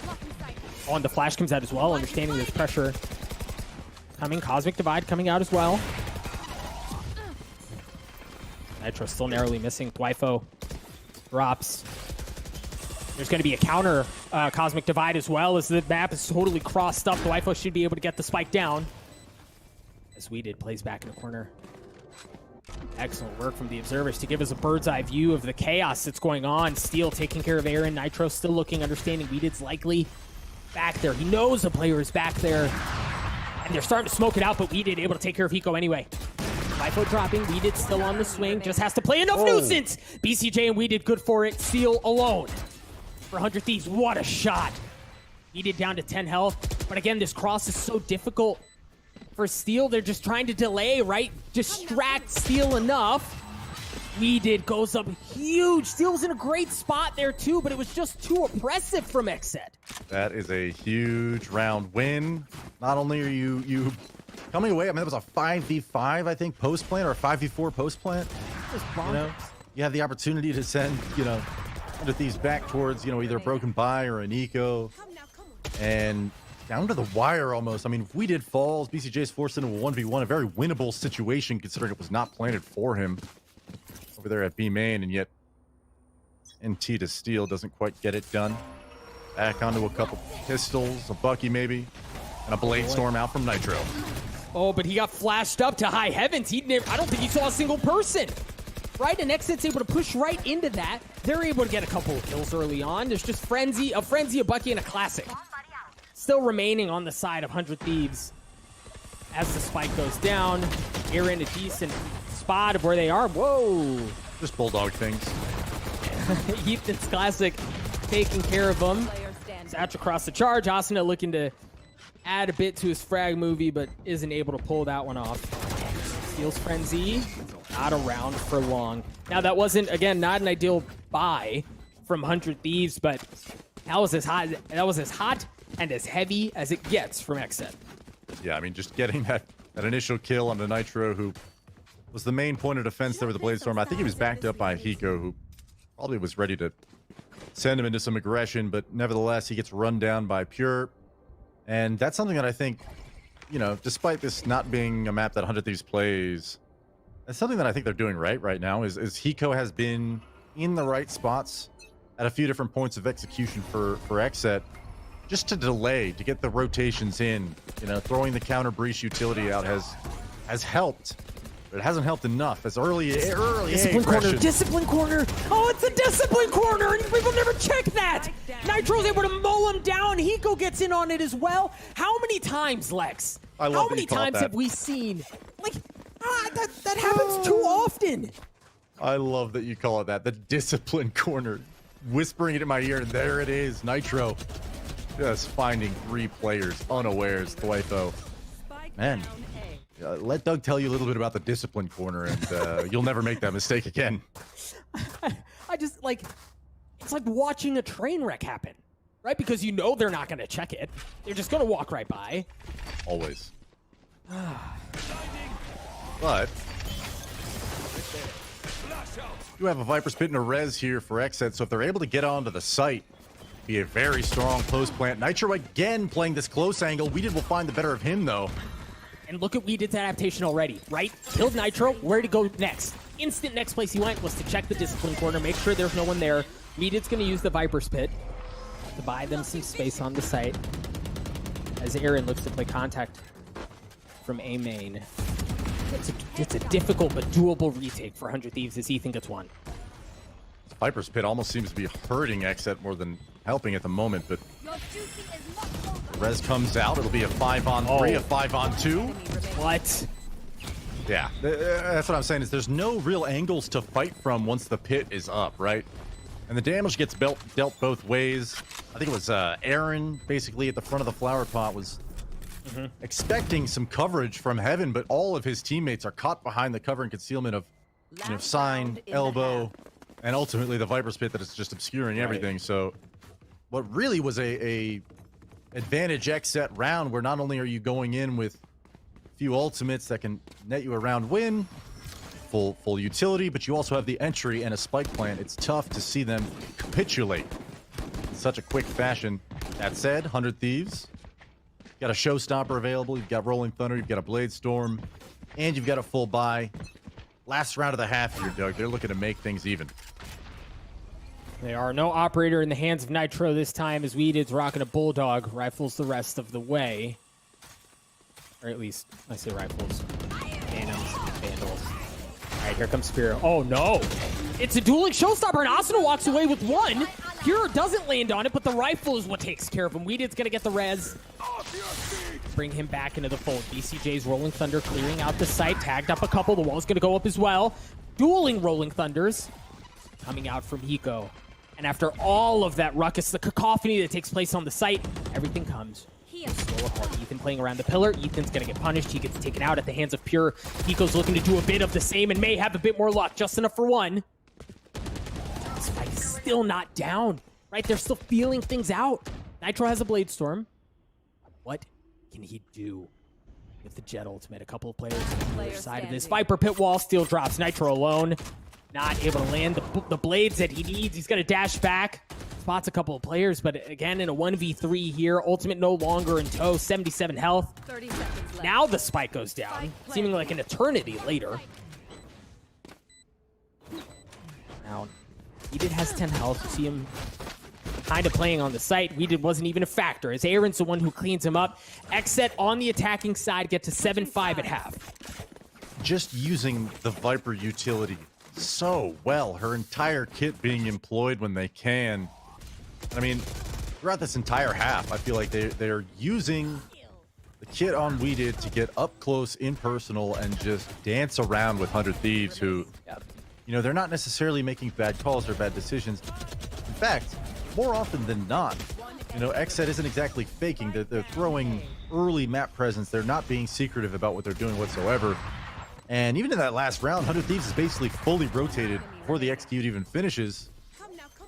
But heroics of Weeded several times in this game, dropping the Viper wall, finding a pick for his team, putting it back up, putting the spike down. Those kind of maneuvers are buying XSET so many more lives into these rounds where 100 Thieves seems to be shutting the door on them, and yet now we're at 7-5, a fantastic first half for XSET. We'll see if 100 Thieves is able to replicate that success on their attacking half as they look to stick the matter towards the middle of the map. Going to wall off vents as they turn their attention over towards B. They funnel in. Ethan already good for one. Steal lurking elsewhere on the map as the spike drops. And the thing is, and Hiko's there, Nitro's there as well, but they aren't in a position where they can effortlessly get to the spike, right? Because you've got to cross from where the defender spawn is coming from. Aaron's good for it. Aaron's not able to get a second as the clip runs dry. Pure around the pillar, not able to land the shots. Hiko comes up big there. Steel joins in, I mean, late, but he arrived better late than never as 100 Thieves won the pistol. For XSET, that's a tough retake. You really, I mean, obviously they can't know where Steel was. They didn't realize that Hiko was basically alone there, but you know, getting the first kill traded out, I think it was BCJ being followed up by Aaron, but just a very beautifully handled situation from Hiko, just making sure that there's no chance that his team's going to lose a second pistol here. And we're only at a 1-round deficit, so I somehow maybe painted the picture that this was XSET's game to lose. Not at all. Both teams very much in contention for what could be a very crucial map 3. Lex, they forced again. Exit has Spectres and Buckies. Now that gravity wall may be a problem, but when, my gosh, when you've got a Bucky like that in the hands of Weeded, it's certainly going to help. Eco and Ethan are able to trade out a couple of kills, however, as 100 Thieves cause a bit of ruckus in the middle, right? They're also taking space up towards A, but they haven't committed to anything quite yet. Yeah, just a little early on that mid-aggression. Almost works out even better for XSET than it did, but Steel, who usually is the lone operator somewhere else on the map while his team makes a push together, has claimed at least the entrance for A main. So as Nitro throws a little bit of a fake over towards B, Tailwind with a cloud burst, trying to make some noise. Look at the rotation that he's drawing right now, just off the audio cues. Right, and Aaron, I mean, Aaron's getting messed up here, but now the cavalry's coming over. 30 seconds left. Ethan good for it. Oh, Aaron's there, yeah, man. Aaron's good for one. The spike drops, and again, it's just delaying time, right? Wifo's now going to show up into a 1v1. Bucky potentially going to get an upgrade against Eco Spectre. Wifo gets a Spectre of his own. Health advantage slightly in favor of Eco, and he's still understanding that's likely where Wifo's coming from. The flashpoint's going to come out. Patient. Spots where Wifo is. Now Wifo drops. The flash is there. The shots are delivered. It was almost easy as Hiko gets 3, ties us up at 7 apiece. Yeah, Hiko's really coming into form. That's a couple rounds now where 100 Thieves have almost given away the advantages that they worked so hard for in these rounds. He's able to seize the opportunity and make sure that they are winning every chance they can, and that's 2 in a row where on a knife's edge he's able to seal things out for the team. So 7 apiece, all tied up here, and we've talked about we did a whole lot in this game. Right there on the scoreboard, he's already at 14 kills. It's no wonder. Both teams playing exceptionally well, and you got to think, if this isn't a map that 100 Thieves is playing often, Doug, actually. Mid-aggression already coming up. BCJ with a Bucky in hands, going to find a little bit of contact. Yeah, wall goes up again across vents. We've seen this wall from Ethan a couple of times as they turn their attention towards B. Needed playing the ropes. Ethan down to 14 health. They got messed up. We did maybe missing the snake bite just a bit, but it doesn't quite matter. Asuna backs up for now. Never mind. Doesn't miss that one. Right there. So here's the thing. Go ahead. So here's the thing. So the wall's up across middle. We mentioned it earlier, but then also there's a wall out of B garage. They have no information of A. Ethan's going to be the one who gets that, even though Hiko is a point away from having his Rolling Thunder. And they almost have to wait the wall out, right? So they're going to clear things out. Now they're going to push their way forward. They are not at full strength. Steel is still across the middle of the map, as is customary. As Nitro goes in first with the Phantom, he's able to take care of one. He did, trying to cause problems. Not going to do so with the Bucky. ECJ has to back up. And it was a difficult spot, right? Like, maybe a decent positioning, right? As far as what they were able to take away from 100 Thieves, but the gun difference there on full display. Yeah, and I think XSET, playing a little bit cautiously, not wanting to overstack anything. I understand that, but you kind of highlighted a few things where there's a lot of mid and B main map presence being made, and no information towards deep mid or A at all. I wonder at that point, like, you only have Buckies and Classics, might as well just pull it into a stack. Didn't quite work out that way. But with XSET now kind of going into this buy round, we've seen this frequently with Aaron rocking the operator with Astra. I wonder what he's able to do with it here on split. Early mid push coming in for 100 Thieves. Snakebite will delay. And in the pregame, Doug, I had mentioned this, but I think it's actually being shown quite well here, where We Did's Vipers kind of being a different look from XSET on these maps. Now, Steel once again caught behind a wall. Right, so they understand nobody who's pushed their way through A yet. You're starting to see some of the flashpoints come out as the middle of the map seems to be what's exposed. The wall that's across middle is forcing Nitro to take the scenic route, but that's all right because his team has already gotten there, right? They've blasted their way in through heaven. Asuna is going to Tokyo drift his way around that pillar back into the back of the site. Now XSET are going to have to try to push their way in. They have decent heaven control, so they should be able to apply some pressure from there. As Nitro gets the spike down. This is very similar to where we saw these two teams in opposite spots before, and it was 100 Thieves who was able to retake because of the power that they were able to expose from heaven. The Rolling Thunder is going to come out. BCJ looking to land a couple shots. Is he and Weeded left alone? Yeah, BCJ good for it. Weeded's good for one as well. 2v2, both Austin and Nitro so dangerously weak. He drops as well. Nitro has the Blade Storm. 15 health. As the clock continues to tick away. Got a couple dashes, but he's not able to pull it off. Weeded swings at just the right time. Nitro not able to land the shots. XSET tie us up at 8. Much like map 1, Lex, much like map 2, this thing's going down to the wire. Wow, man. That was very, very close to being a 100 Thieves round, and it all kind of starts, I think, with you know, the retake here, BCJ and we did taking heaven control, taking ramp control, just making sure there's nobody on the flank. You know, as the rest of their teammates kind of fall by the wayside and get isolated one by one. Just a really, really gritty retake, working together throughout. Impressive stuff from those two. And I you know, for 100 Thieves, everything went right there. Yeah. Pan out. Still it didn't. Yeah. We did using the Viper's Pit and right across the middle of the map at the beginning. Also worth noting, Wifo didn't put the wall up at A main because Aaron is waiting there with an operator, right? So they're willing to give that up and apply pressure elsewhere or potentially hang on to it, at least for the time being here. He used it in Garage to funnel them towards positions of strength. The middle of the map got taken. How did Austin get through undetected? Excuse me. Pure drops. Weeded's like, what? My bad, man. How?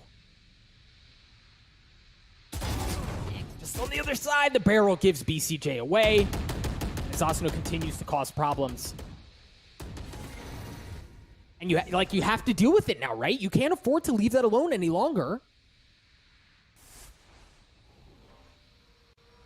Yeah, this gutsy play by Asuna to get all the way up into ropes, paying off in dividends, but 100 Thieves with a fast play into B now. Wifo alone on an island has to fend for himself with just a Spectre in hand. He's eating every piece of utility.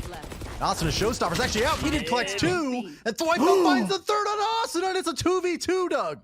What? The spike isn't down, and they don't really have time to flip the map, so they're going to have to stick to things here. Steel drops.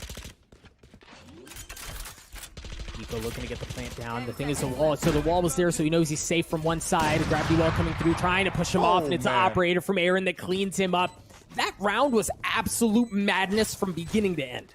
It's a 5v3. Asuna's got the rotations technically cut off. Obviously, it didn't work out because we did walk right by him. But you think about how much space and time he was able to give to his teammate there.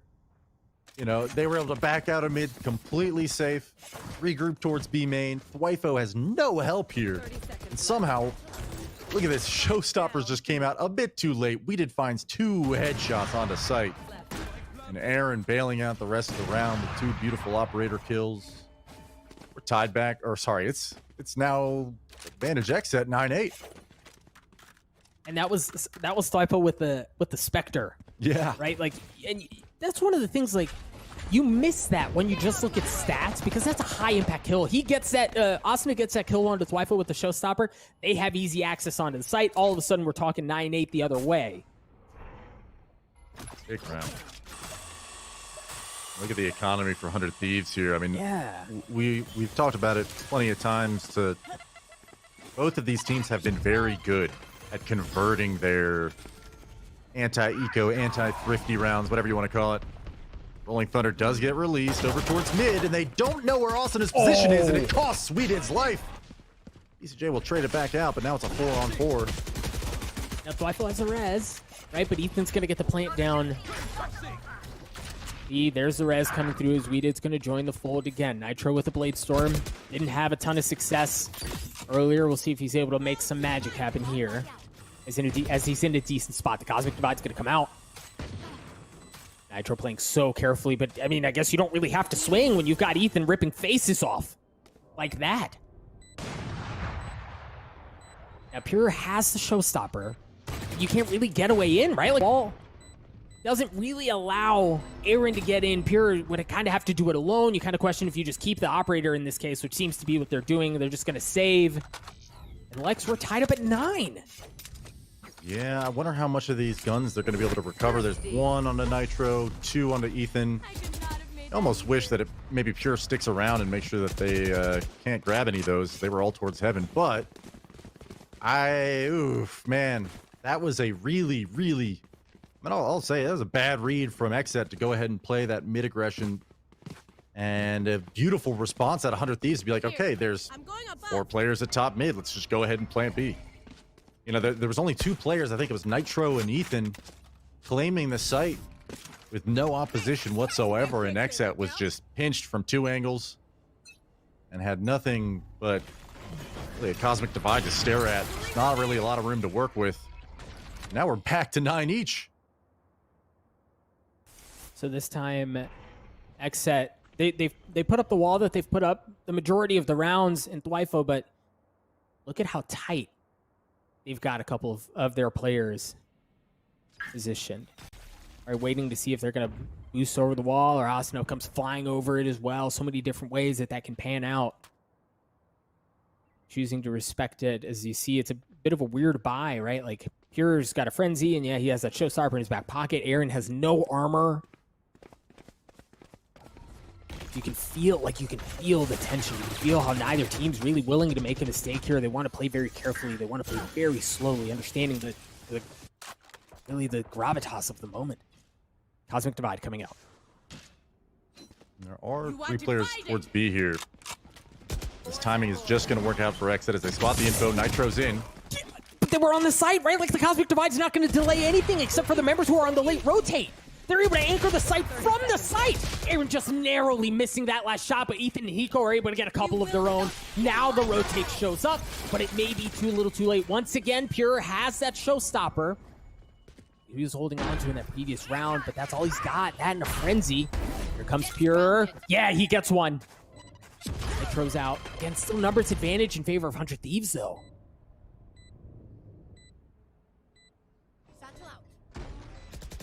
I don't know how they do this. Pure trying to blast pack across, get a gun, and as soon as he gets it, all hope, the sliver of what may have been there, gets taken, snatched out of his hands. And Steel getting the last one on to Dwifo as well. 100 Thieves take the lead. Wow, and that was a really tight affair over there towards Pillar. Aaron and we did just overextending a moment too soon, and a moment just missed there. As you know, you've got a 4-on-3 at this point. There's no reason to be challenging these angles. I say no reason. You know, it's a gut check, tight moment.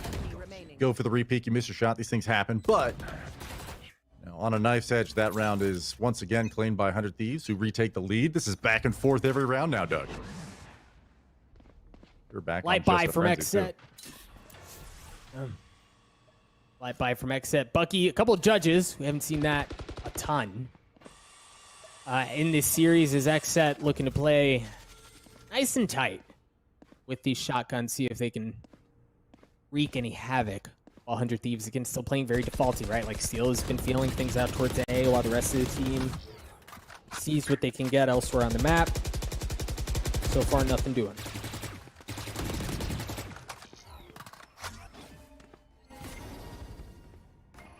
XSET again operating with little to no info on a short buy. It's just tough call, but at least BCJ knows, okay, there's at least 3 in middle. Yeah, but they don't follow up, right? Like, there's nothing pushing in. You get the fault line, you get the flash, and you think someone's about to be like taking my lunch money out of my front pocket, but there was nobody following that up. Here. As soon as they drop that utility, they pull off, and they want to go towards B. Steel is pulled over as well. This is where the hit is. The Rolling Thunder is going to come out, knocks up BCJ. Nitro just trying to blindly fire through the flash to see if he can land on anything. It's actually Ethan who takes care of Weeded. Asano gets onto the site. Aaron drops his one. Steel on the flank. He's covering the rotation points. So oppressive. Yeah, it was Nitro in the prior 2 maps, but Steel coming in on the lurk several times in this game already. And again, it's this constant knowing that it's a threat, where XSET, you can see at times the hesitation, the second guessing of which angle and which piece of the map you need to attack first. Right. Right there, it does pay off for 100 Thieves, but Just a bucky 20 HP on BCJ. Not much doing with it, but you know, you're not quite out of it yet. 11-9 going to be the coming round where 100 Thieves is looking to grab that map point, but you don't really have any ultimates working into this round for either team, so interesting to see whether or not BCJ tries to play for an orb or if they have any kind of aggression that'll come out of that, but they'll be able to at least be on a little buy, Doug.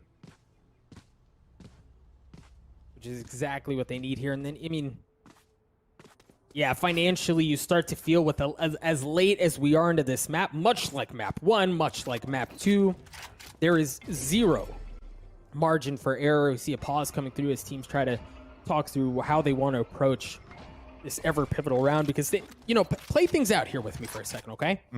This goes in favor of 100 Thieves. XSET don't have a ton of dough. 100 Thieves are at match point. This is a map that should technically be going in favor of XSET as they're comfortable on it. It's, I mean, you're in dire straits there if you're XSET. And if you flip things the other way, there's still a decent amount of money on the side of 100 Thieves. Asuna sitting on 6,300. Nitro's got even more. So they're in a much more advantageous position. This is an uphill battle for XSET for the rest of this map. And it's crazy to think that we're even here right now, considering 3-4 rounds ago, XSET was, you know, coming off of a few round wins where they looked very much comfortable on the defensive side of split against 100 Thieves. And now seems like 100 Thieves, who, in contrast to the way that XSET was approaching the attack side of the map, kind of spread things out, worked out the utility, dealt with Sage Wall early in the round. The barrier orb out, make sure it's down, make sure they can't use that later on against you. Right there. And they bait a lot of this breach utility. But early B split here now, Doug. Oh, it's going to be right into Weeded. Gravity Well pulling him through as well. Able to deal some damage. It's BCJ who shows up, try to play heroics, is able to get one, but pays for it with his life. As Weeded, gets pushed off the top. Even as he tried to reposition, it wasn't enough as he's going to drop. Ethan already good for 3 on the round with the Vandal. XSET 2 members remaining. And 100 Thieves, yeah, they should be able to get the spike down here with zero problem. Really good post plants as well. This does not look good for XSET. No, and the positioning has been really not bad at all for XSET, even in this round where all the pieces are in place to defend appropriately against what 100 Thieves is thrown at you. Instead, though, you know, you almost feel like you're witnessing a few... Okay. Wifo. Now they've got entry. They're going to have to be pushing in from heaven. Wifo good for another one. Pure. Yeah, Asuna's going to challenge that 1,000% of the time in a 1v3 with the showstopper. He's just going to rain fire down from up top. Yeah, I mean, maybe that's a consolation prize you could count. You know, like, we got the showstopper out of him, but unfortunately, you've given him map point now, and again, it seems as though the positioning, like, all these fights that are being taken by XSET, they're prepared for it. They've got the rotations where they need to be, but, you know, both Weeded and Aaron not fighting together right there towards Hell. The miscue with BCJ going up the ropes as Weeded drops. You know, those situations where it kind of stems from not getting that first entry kill, not hitting your shots the first time around. And the gunfight just very one-sided towards 100 Thieves. And it's been 3 or 4 times in this half where you almost expect XSET to be at an advantage at one point. And they just missed. But another fast play coming in from 100 Thieves. Weeded's waiting with a jump. Oh my gosh! And a snake bite to follow. That's more damage coming out, but Hiko just runs right through it, knowing the damage that was just done to his team. The A site. He doesn't know it just yet, but it is clear, so the spike will come out any moment now. And it'll be a 2-on-4 retake for XSET to keep their hopes alive in this map, Doug. Spike planted. Hiko and Steel trying to anchor things down. Both playing on site. You got Astra Stars all over the place for Steel. Rez coming through for Weeded, making things even better in favor of the defending team as they try to retake this site. This first star coming through, Steel looking to deal a little bit more and actually pushes in. He's pushing into the smoke. He's going to try to catch him off guard, but not able to. Steel and Hiko both drop. The defuse is going to come through, and XSET live to play another round. Another map that's going to go right down to the wire, Doug. My heart can't handle this, Lex. But hey, that was a few rounds now in this half where 100 Thieves is like, okay, we're going to approach mid slowly. We're going to work a little bit of what looks like a default, make some map presence, and then we're just going to execute. Speaking of executions, we did in the right place at the right time. Judge, jury, executioner just didn't even need to see the opponents he was shooting at. Lines 3, big ones. I think kills 2 and 3 came off of the same shot, if I'm Possible, not yeah. mistaken. Just such a tight corner for them to push their way through. Oh boy. Trying Look this at again. XSET. Look at how they're playing this. The Rolling Thunder coming out. Pure's not going to be able to follow up with the Showstopper. He's not going to be able to follow up with anything except his death, as Asuna is able to take care of him. Asuna playing around this wall. A little bit of makeshift cover as they try to fend back the aggression that XSET's throwing at him. Flashes across. Oh, as the Viper's Pit's going to come out as well. Really make 100 Thieves think about whether or not they want to push their way up the middle of the map. And no, and they're not going to push towards B either. They're just going to take the scenic route back towards A, where things should be safer, because look at how far up Steel is. He's in their spawn. This is deja vu to what I would describe as the other most pivotal round in this half has been XSET trying to force this mid aggression and leaving a site all for 100 Thieves taking. Steel already in a defender spawn. This should be, Doug, the end of the map, considering how well 100 Thieves has answered in this round, but not over just yet. You've got a 4-on-5 retake scenario now. And you've got the Viper's Pit. Oh, it's still up, excuse me, across the middle of the map. Hiko did manage to get himself the Rolling Thunder, so you talk about adding insult to injury. The thing is, you can tell they understand they don't have presence across the defender spawn, so they have to like very cautiously work their way in. You feel the pressure coming out. The Rolling Thunder is going to follow. Steel swings with it as Aaron drops. And the thing is, there's just so difficult to get past right now, but they've got to do it because the spike continues to tick away. Dwifo good for 1. Looking for a second. He gets it.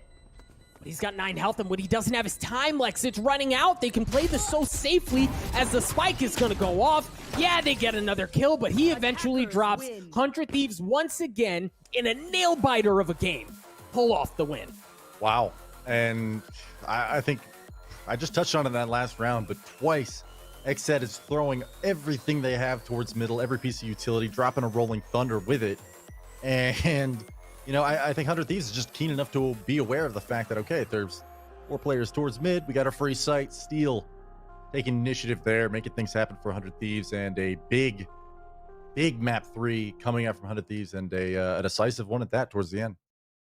And that's where you see, like, why people respect 100 Thieves so much, right? Like, Steel, as you said, he just waltzes his way in, right? Yeah. Entirely unchecked. Nobody asks him any questions. He's just going to walk his way in, pitch his tent, do whatever the heck he wants.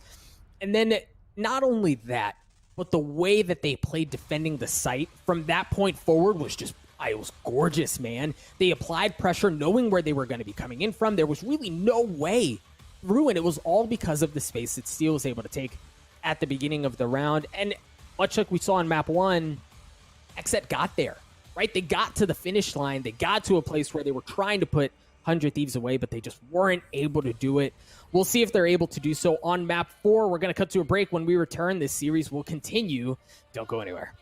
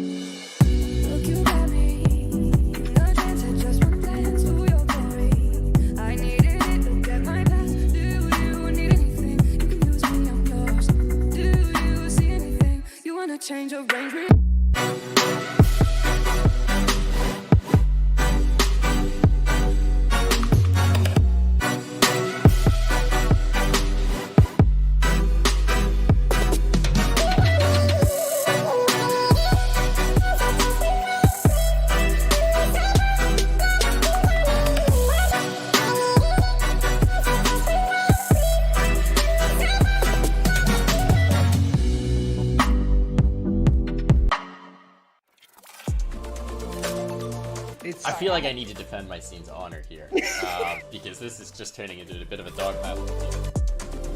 Like in groups, always look. I'm cutting you off here. I'm cutting you off. Cutting you off. He said G2's winning it. He said G2's winning it. We need to wait till the next EU tournament, which could be in about 10 years now. Take it with like a grain of salt. No, But that's that no being fun. said, Take it super literally. Spike defused.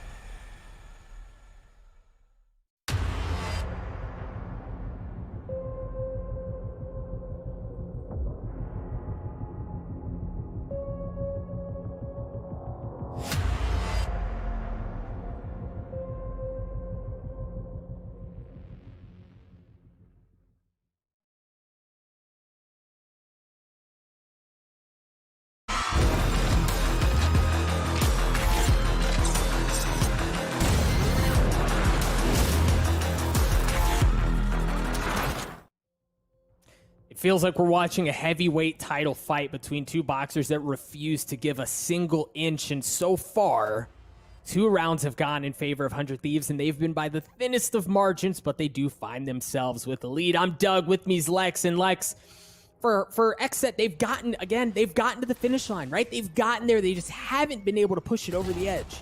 Yeah, I mean, this whole series has been on a razor-thin margin, it seems like, with frequently we're seeing these teams kind of come down to 1v1s, 2v2s, kind of being the decider on whether or not the map goes one way or the other. However, that's a huge performance right there from Nitro. But, you know, we didn't expect 100 Thieves in this map to even be that competitive. You know, I've been wrong a few different times today talking about, oh, you know, these teams are totally going to be competitive here and not on others. Well, I mean, they win Split, they win Icebox, and honestly, for both of these rosters, they're both playing phenomenally, but I'm a little worried that towards the end of Split here, we witness maybe XSET losing their stride a bit, maybe missing the mark fragging wise towards, you know, the more important rounds in the second half, because it really seemed like they had an opportunity to win Split. Yeah, but Lex, I think you can make the exact same argument for Icebox, right? And they responded on the second map. So I think the more interesting thing is you think about the map that we're headed to, right? Haven is a map where I believe, 100 Thieves have 1 rep in this tournament, and they're 1-0. It's a 13-4 win over Envy. So it's not like there's a ton of film from them on this map, so you really don't know what you're going to get. Very similar to what we saw in Split, right? Right. I think, you know, kind of touching on what I was just mentioning, I'm wondering whether or not, especially on a map like Haven, XSET maybe has faltered a bit in terms of confidence. Because 100 Thieves, you know, as this series has gone on, even after losing map 2, seems as though they are getting better and better individually, and the plays that we're seeing are just, you know, they're exceptional, but it's not as consistent on the side of XSET throughout. So take a quick breather, guys. Come back into this next map and maybe have a bit of a mental reset because 100 Thieves definitely no slashes on Haven. Yeah. Yes, they are certainly not. As you can see there on the screen, that is exactly where we're headed. We're headed to Haven. We talked about 100 Thieves and their record in this tournament on that map. For the side of XSET, they have more reps, but the record's not great. They're 1-2. Their one win actually was against BBG to open the tournament, and it was pretty, right? It was 13-3. It wasn't just a win; it was an absolute whooping. But the rest of their reps on Haven haven't nearly been as successful, right? You've got a 6-13 loss to Envy, and then much closer, but a loss to version 1, 11-13 on the same map. Right. I'm a little worried that we may see the end of the tournament life here for XSET as 100 Thieves, man. I mean, you just kind of gave us the stats, but again, I don't necessarily think that XSET has found their final form on Haven, from what we've seen thus far in the tournament from them. You and I even got to cast a series or two from it, so got to see plenty of what XSET can offer us. But I mean, you mentioned the one rep that we may or may not have seen if viewers at home for 100 Thieves earlier on in the tournament, but that was against Envy, and you have a 13-4 win against Envy on any map. I feel like that is a scary stat line if you're trying to prepare for it as XSET. But ECJ's back to the Sova. Got Aaron sticking with the well, actually it's Weeded who's switching the agents over. Yeah. Phoenix, but despite swapping some of the agents around, and this is kind of something that I think we talked a little bit about on Ascent, XSET still searching for their identity to some degree and how they want to play these maps. But I felt like the Viper, and this is definitely not one of her stronger maps, it's been something that they've been able to lean on. Mm-hmm. They're not going to have that here. No, it's not going to be in the fold. And I think I just want to kind of highlight a bit more of what you were lightly touching on. We did normally plays Astra. Here, Aaron's the one who normally on Haven plays Raze. So there are a couple of things that are going on. It's Aaron who's not on the Raze. It's Pure who's on the Raze. And then they're bringing a Phoenix into the fold. So there are a couple of things very different from how we saw them play this map last time. And for 100 Thieves, you see Nitro back on the Omen. Ethan, on the Sage. Hiko back on the Tried and True Sova. And then Austin and Steel wrapping things up on Phoenix and Cypher respectively. So the composition on the side of 100 Thieves, we've seen this a couple of times. They're really dang good at it, and if it ain't broke, well, why change it up? But for XSET, again, like they're trying something a little different here. Yeah, and I think that's something that when we're talking about skill levels, experience, all that stuff, intangibles, some of that stuff I think is almost always going to be relevant in the conversation when you're contrasting two teams. But and this is very much a I don't know. Can't measure this, but 100 Thieves definitely know what they're good at on these maps. They know what comps work for them, and I talked about identity for a second there, but I think all of these players on 100 Thieves are falling into their roles pretty darn well at this point since their recent roster changes. So for the other side of things, XSET, the less experienced roster, don't think I'm wrong for saying that, but they're still kind of feeling their way through these series, these matchups where they're not quite sure how they want to play it. And there's no fault in that, considering you've already made top 2 in an event, and right now you're just playing for money and seeding. But another C play, fast, coming up from BCJ and the likes of XSET. Full send. Weeded made his way into Garage on the Phoenix that we highlighted. Good for one already on the Frenzy, and they've pushed back any sort of resistance that may have been there otherwise, as they're going to get full control of C. Now, the thing to notice for 100 Thieves, you see they've taken through B. They're going to work their way back up into Garage to join Steel, while Hiko's going to be coming in from the top. He's going to be pouring in that utility over the top as well to make things a bit more difficult. Steel drops. Keep an eye on Aaron as he's on a swing as well. Weeded catches one. He understands where the other player is as well, but Austin Hiko, Weeded good for 4! BCJ gets the last. Weeded almost gets the ace. XSET win the round. Yeah, ECJ can't have known that he just stole the ace from Weeded, but that was a beautiful set of maneuvers, some fancy footwork from Weeded with the Frenzy in hand, fragging 1-2. I think it was 3 in a row, just in the same hallway. Almost solidifies the ace. He starts things off with that entry, and his team feels good now winning that pistol here on Haven.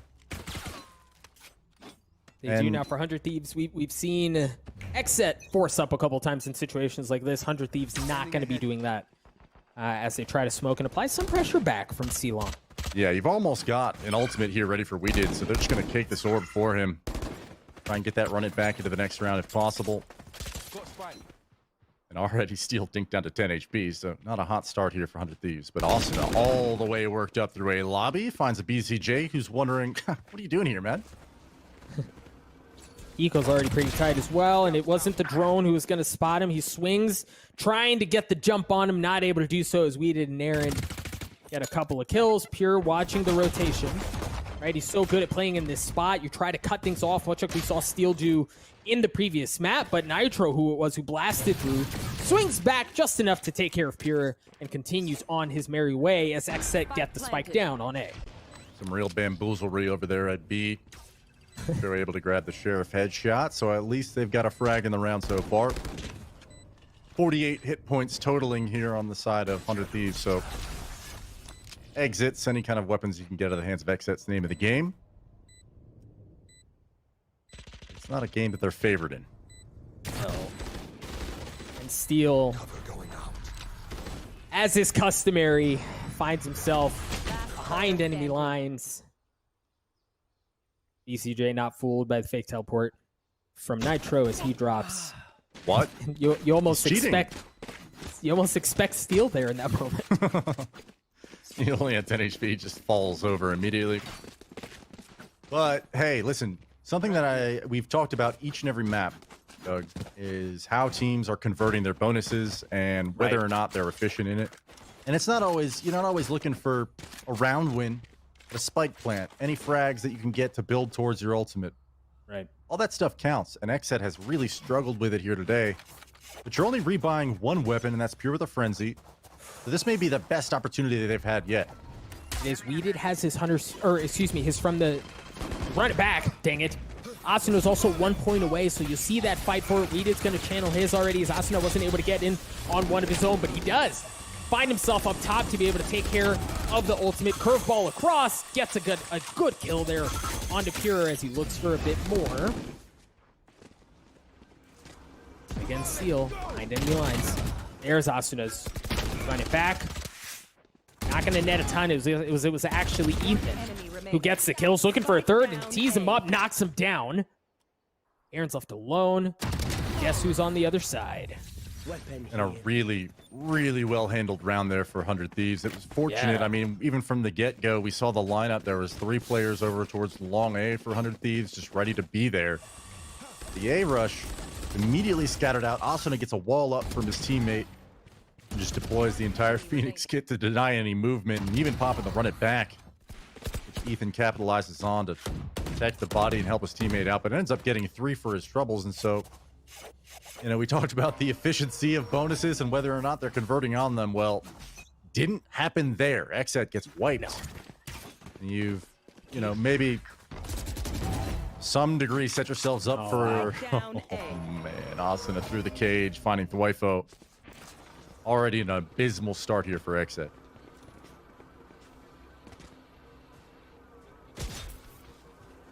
Get so much information from that drone. See that B is safe. Nobody even really cheating towards A link quite yet, but they've just been a couple of seconds too soon as now you see 100 Thieves.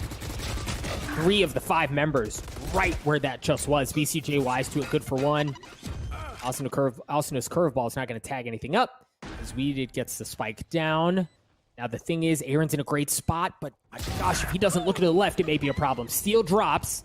Now Aaron's able to play back, stay alive, as they're going to try to fight through the havoc of the utility that's going to be headed that way.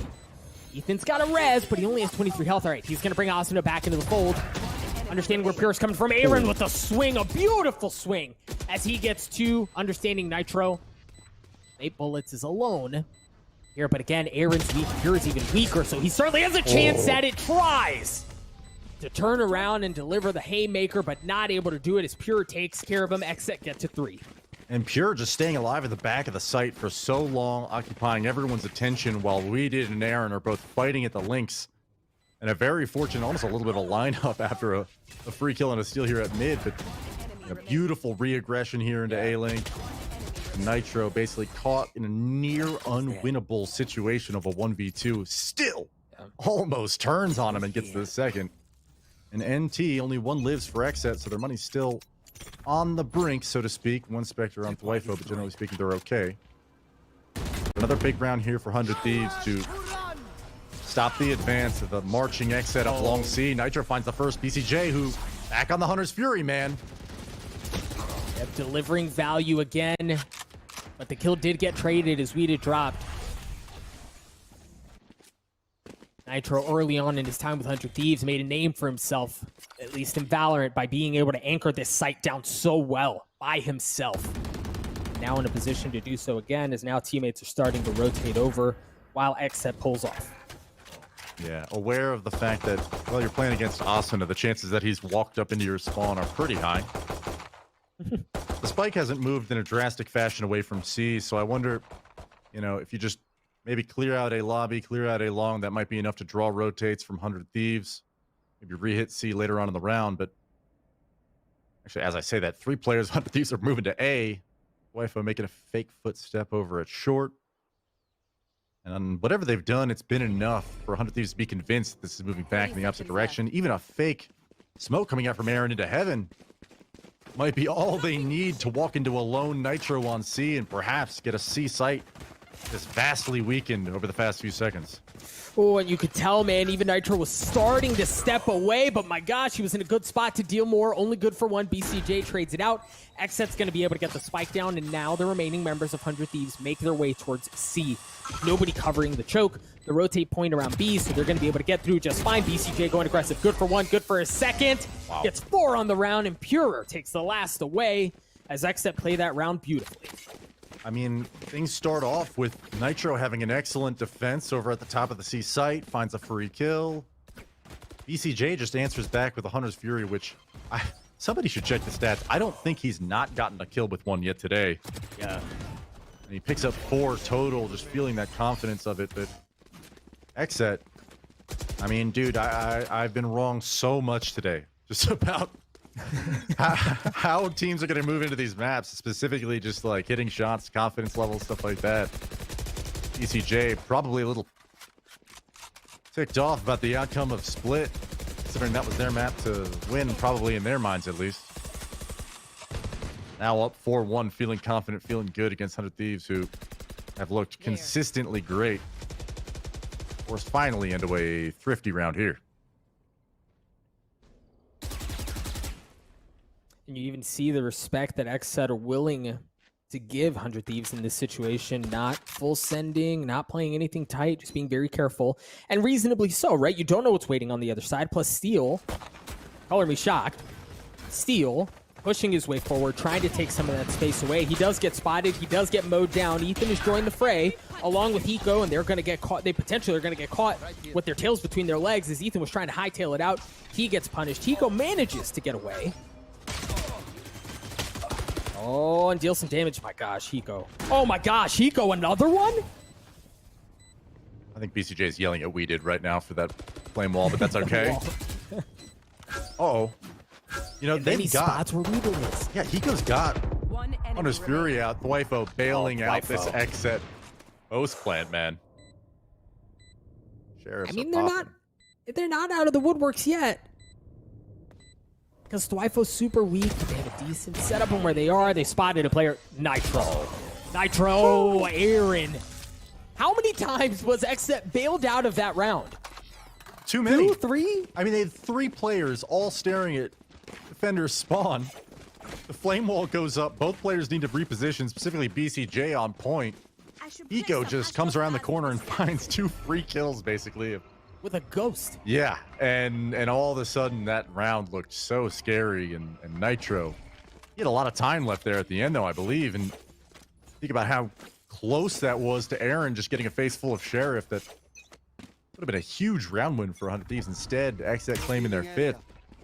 And this might be the biggest lead they've had all day. Might be the biggest lead either team has had all day. We did. Looking to deal a bit more damage. He spots Hiko running for the fences. Clears out the space. Nitro using from the shadows to get back onto the site. They had to have just gotten that read that Nitro teleported across the map, right?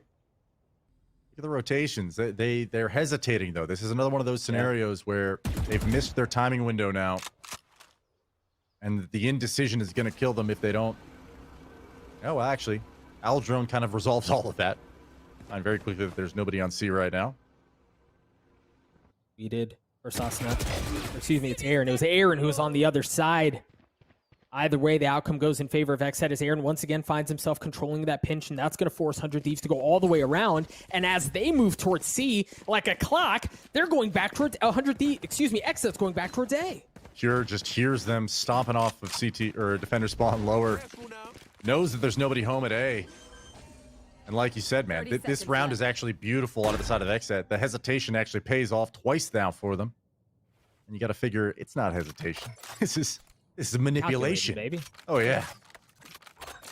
And 100 Thieves finding themselves outsmarted. You don't often see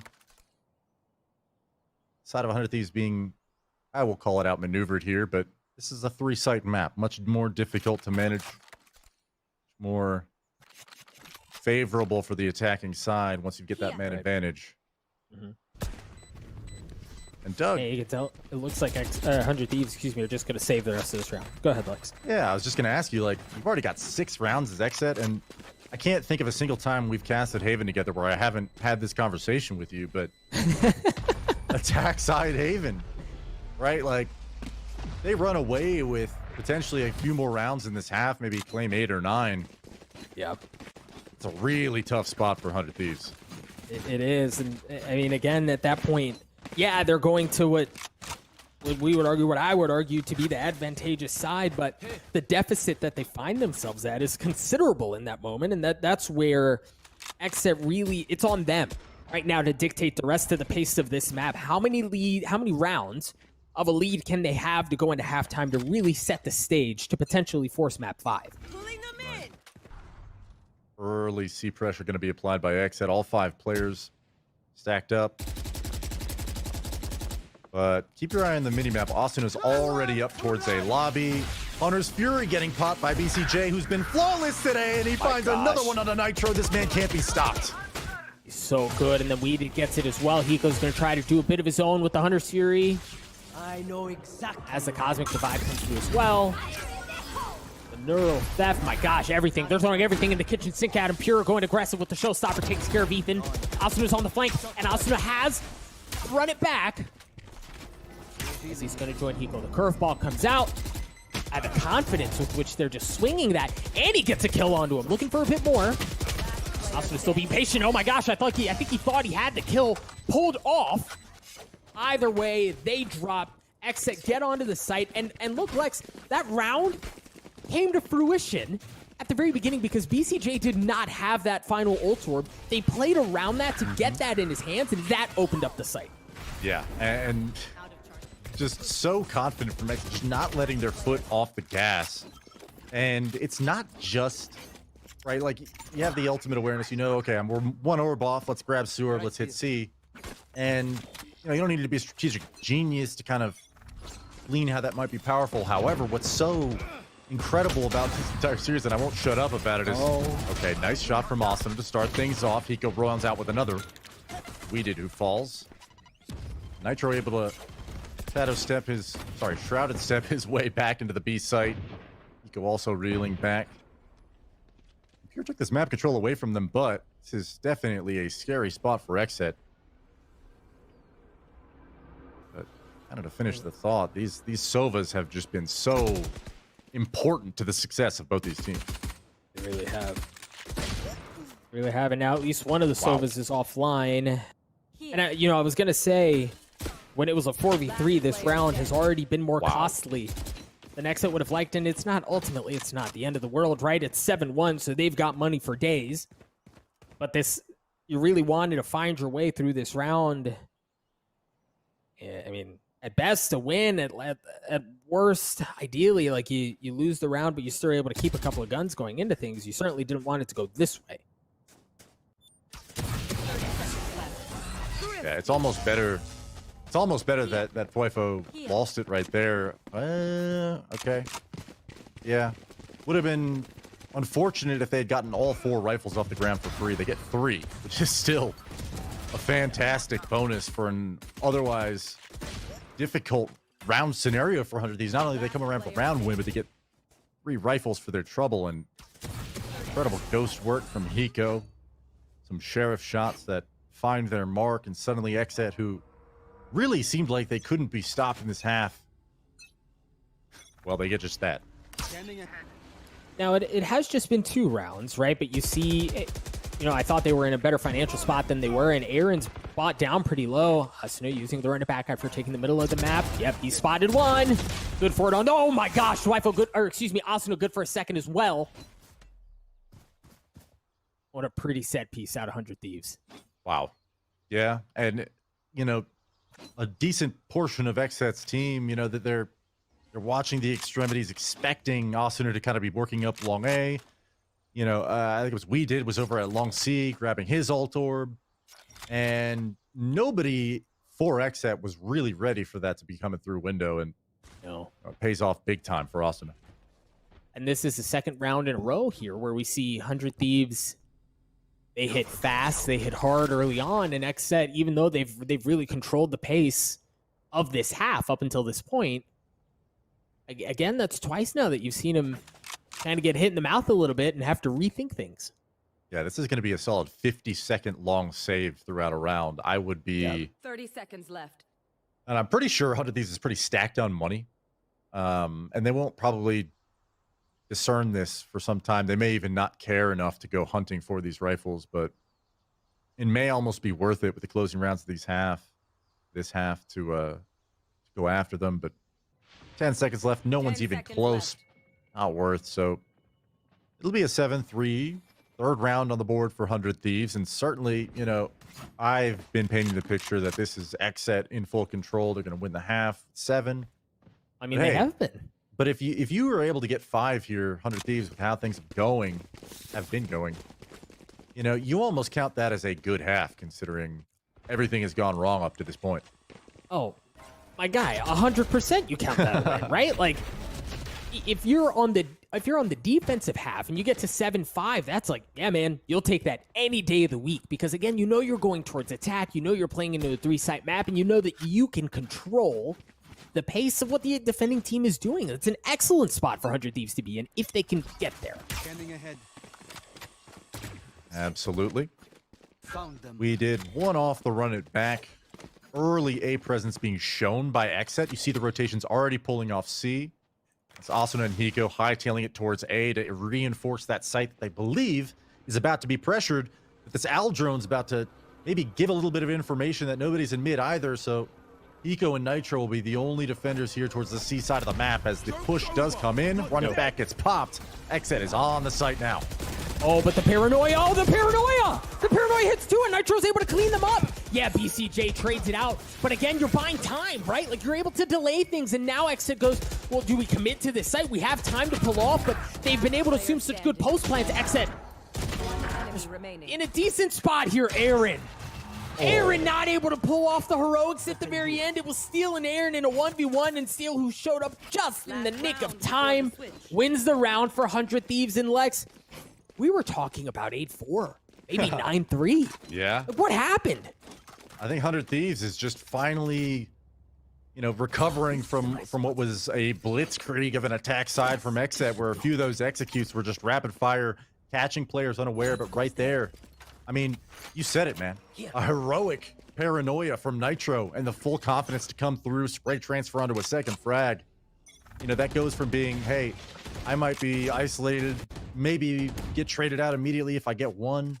The 4v4 post plan is nothing like a 4v3 post plan where, you know, it almost feels like he's stealing their opportunity away from them there, and certainly is what ended up happening.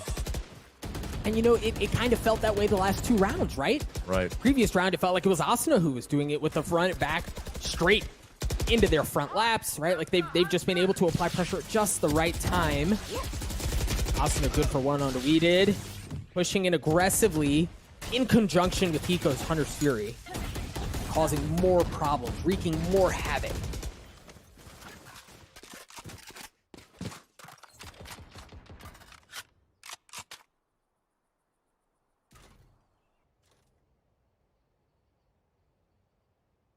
Slowing things down. XSET, steal, posted, finds Pure.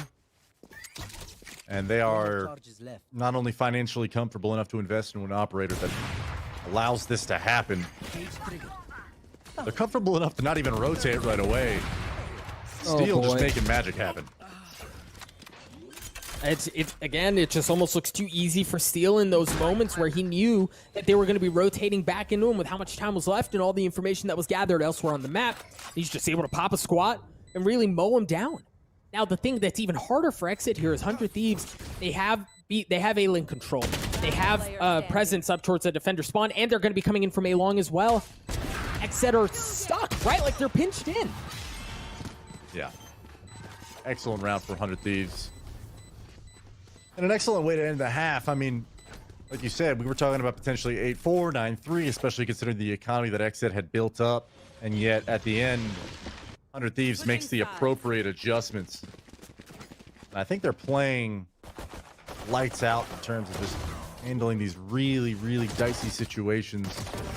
Close angled, you know, touch and go moments where not really sure whether or not they're going to be able to even get one kill, and somehow, you know, Steel retreats, finds a second. Nitro, Paranoia through the dark cover, finds two. You know, those solo site defenders that I think XSET was able to capitalize on early, trade them out, you know, set themselves up in a post plant that's comfortable. You know, 100 Thieves was doing a very good job to deny that comfort later on in this half. So this will be an important pistol, I think, to regain some of the momentum, that XSET have lost in the previous 4 or 5 rounds. I was curious to see XSET had a couple players bunched up right at the gates in B. And we've seen them on a pistol just full send across the middle of the map before. I was curious to see if they do it again, but they were just kind of checking window, and Asuna punishes them for that presence. You see Weeded has to heal up as he gets tagged up. But, I mean, the discipline that we're seeing at 100 Thieves here, the only person who has made any sort of advancement is Nitro. Yeah, and even he's just biding his time, waiting for the calls to come in, figure out what the team wants to do. And the Owl Drone's going to be maybe a little bit of a diversion over here. See, the spike is still lingering about outside of A lobby. I imagine this is a little bit of a misdirect as 100 Thieves opting to move back towards the A side of the map. I have dropped the spike. Steel and Ethan both advance up long A. Never mind. XSET didn't bite. Never They mind. didn't bite at all. Ethan's heading back the other way. Beautiful reads. They bit on the second one, and it was just enough to catch him on loose footing. 100 Thieves make their way into C through garage. See if Thwyfo. Thwyfo's going to be one of the first ones there. We'll see if he can make anything happen with it as the spike goes down. And that's a one-way, right? That's a cheeky little one-way wall there. I love that. I don't think I've seen that. Oh my goodness. I want to say it was Nitro who put it out first, but either way, Ethan's picking right up with it. They're able to leverage that one way to kill one player trying to work his way in from the defender spawn. Weeded gets messed up as well, and they can't really find their way in from that side. When you pile that on with the fact that Steel still has garage control, there's really no way into this site, Lex. Yeah, and Ethan's hitting his shots in a big way, finding 4, looking for his ace, and there it is. Battle Sage from Ethan collecting all 5. That's a pentakill for the ages, as not only is he showing us a little bit of new tech in the post plan at C, but brandishing a pretty crispy ghost here. Just taking the knees out of BCJ, following things up with some snappy headshots. Crisp, clean locks, Doug. Yeah, and the conversation that we've had around momentum, right? And how do you feel that kind of shift out, and who's in the proverbial driver's seat, excuse me. For Ethan to walk away with an ace on the pistol, yeah, it's a pistol, right? And it can be so volatile. It can go either way. That feels good if you're 100 Thieves. Oh yeah, you're only down by 1 here. You're gonna be able to build up your ults, build a little bit of a bank if possible, and get shot in the face by Aaron. Also answers back too, though. Yeah, it was a cool little combo that they had set up with the gravity well.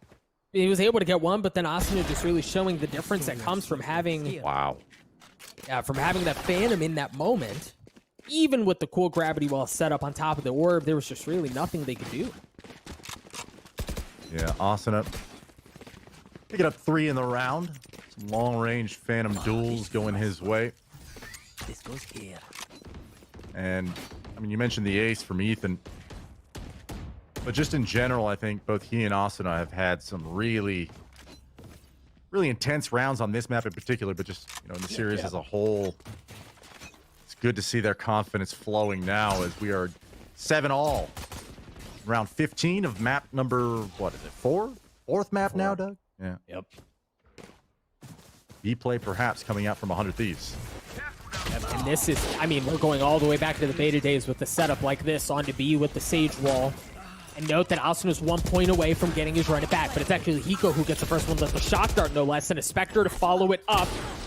And then in poetic fashion, he gets cleaned up by the Roomba. Ethan's got the res online, but he may not need it, as it's he and Asuna who clean up the site for 100 Thieves as XSET. Lex, like the conversations that we've had around bonuses and who's able to ride the bonus and kind of how that plays out, 100 Thieves just did it.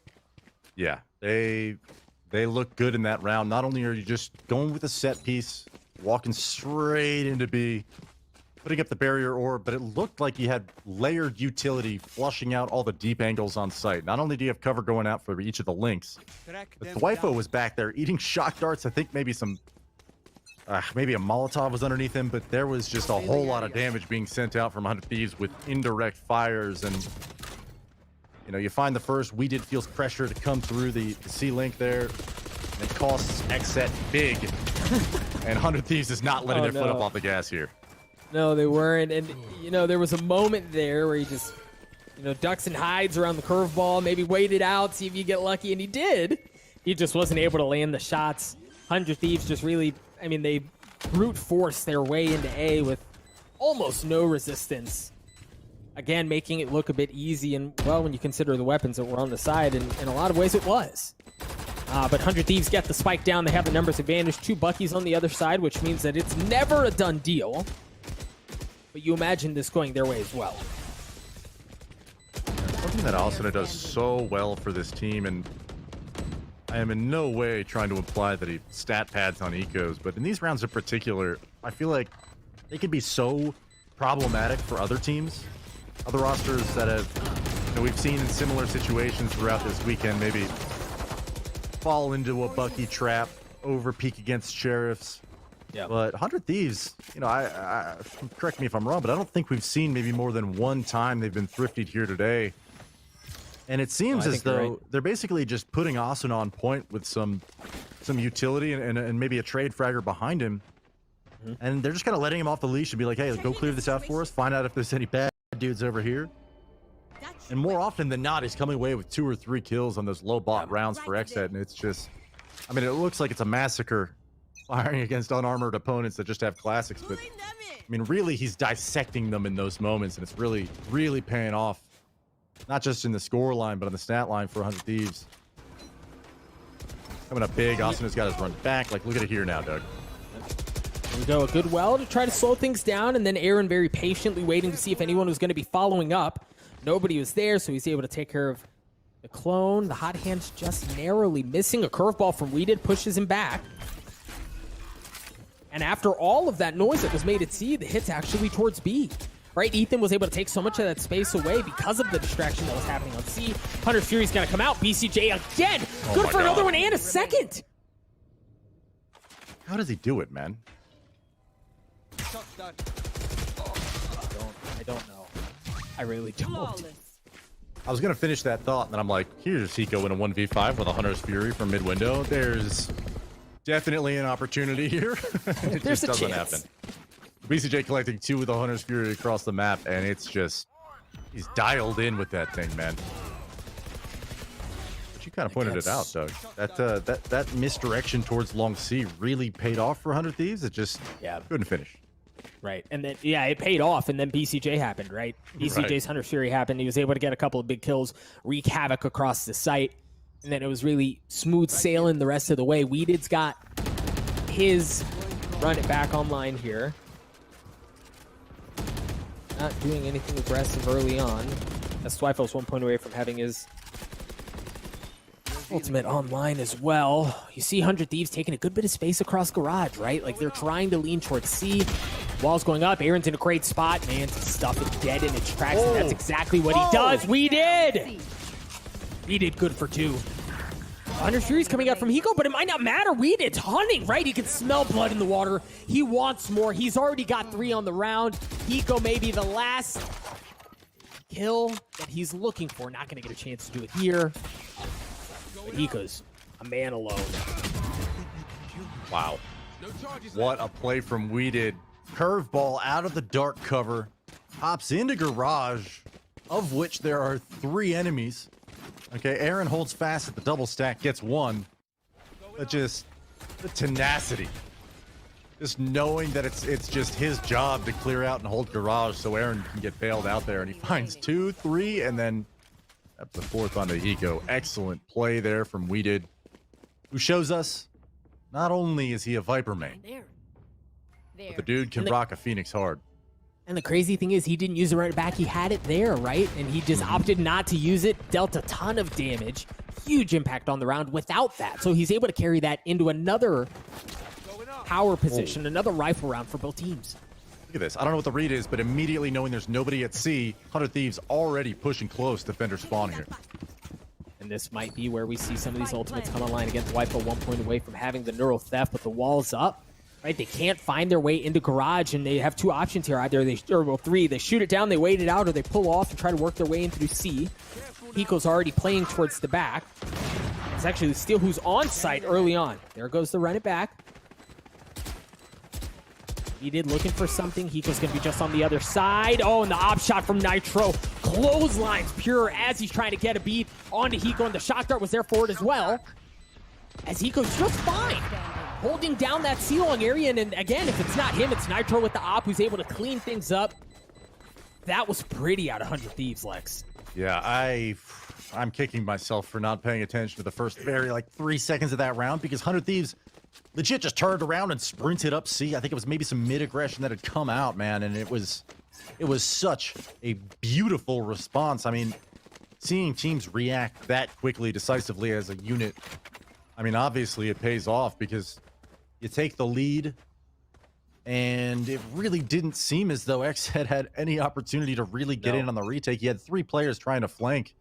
Hiko had a handle on it with Nitro backing him up there, and 100 Thieves not done yet in this map, and certainly looking to make a case to maybe end the series here on Haven.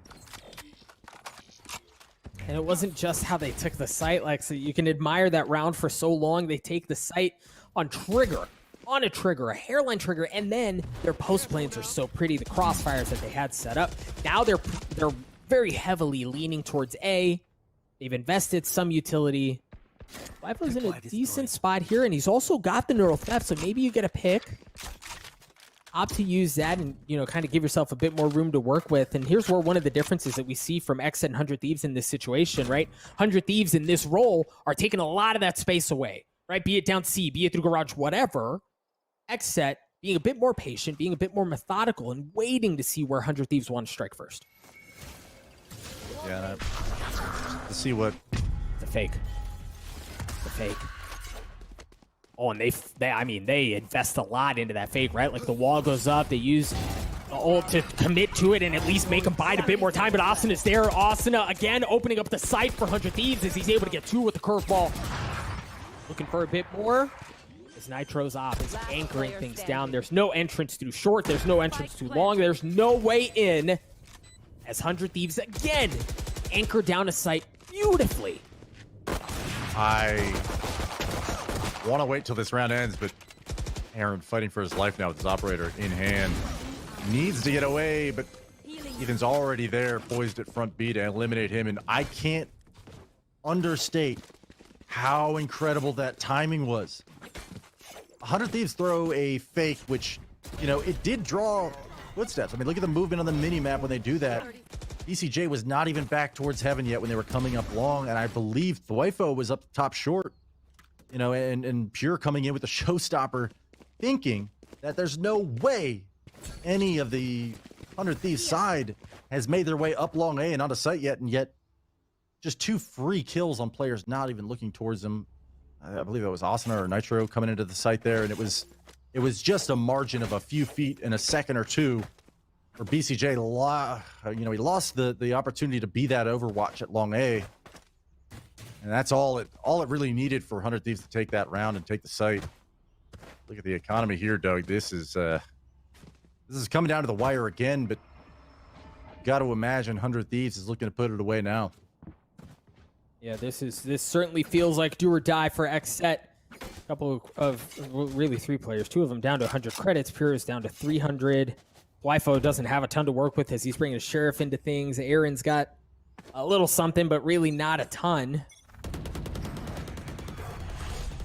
Not looking great here, but if there was a moment for them to pull a little magic out of their hat, it's now. And look at how much space he did. Excuse me, and Steel too, and then Asuna. Oh, Asuna's not going to get a chance at anything, right? BCJ bailed him.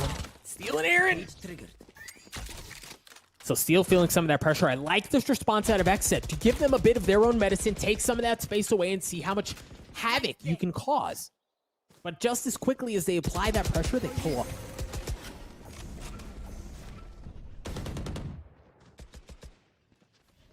Poking and prodding at the attack side of 100 Thieves means XSET's got a pretty good handle on the information available to them, but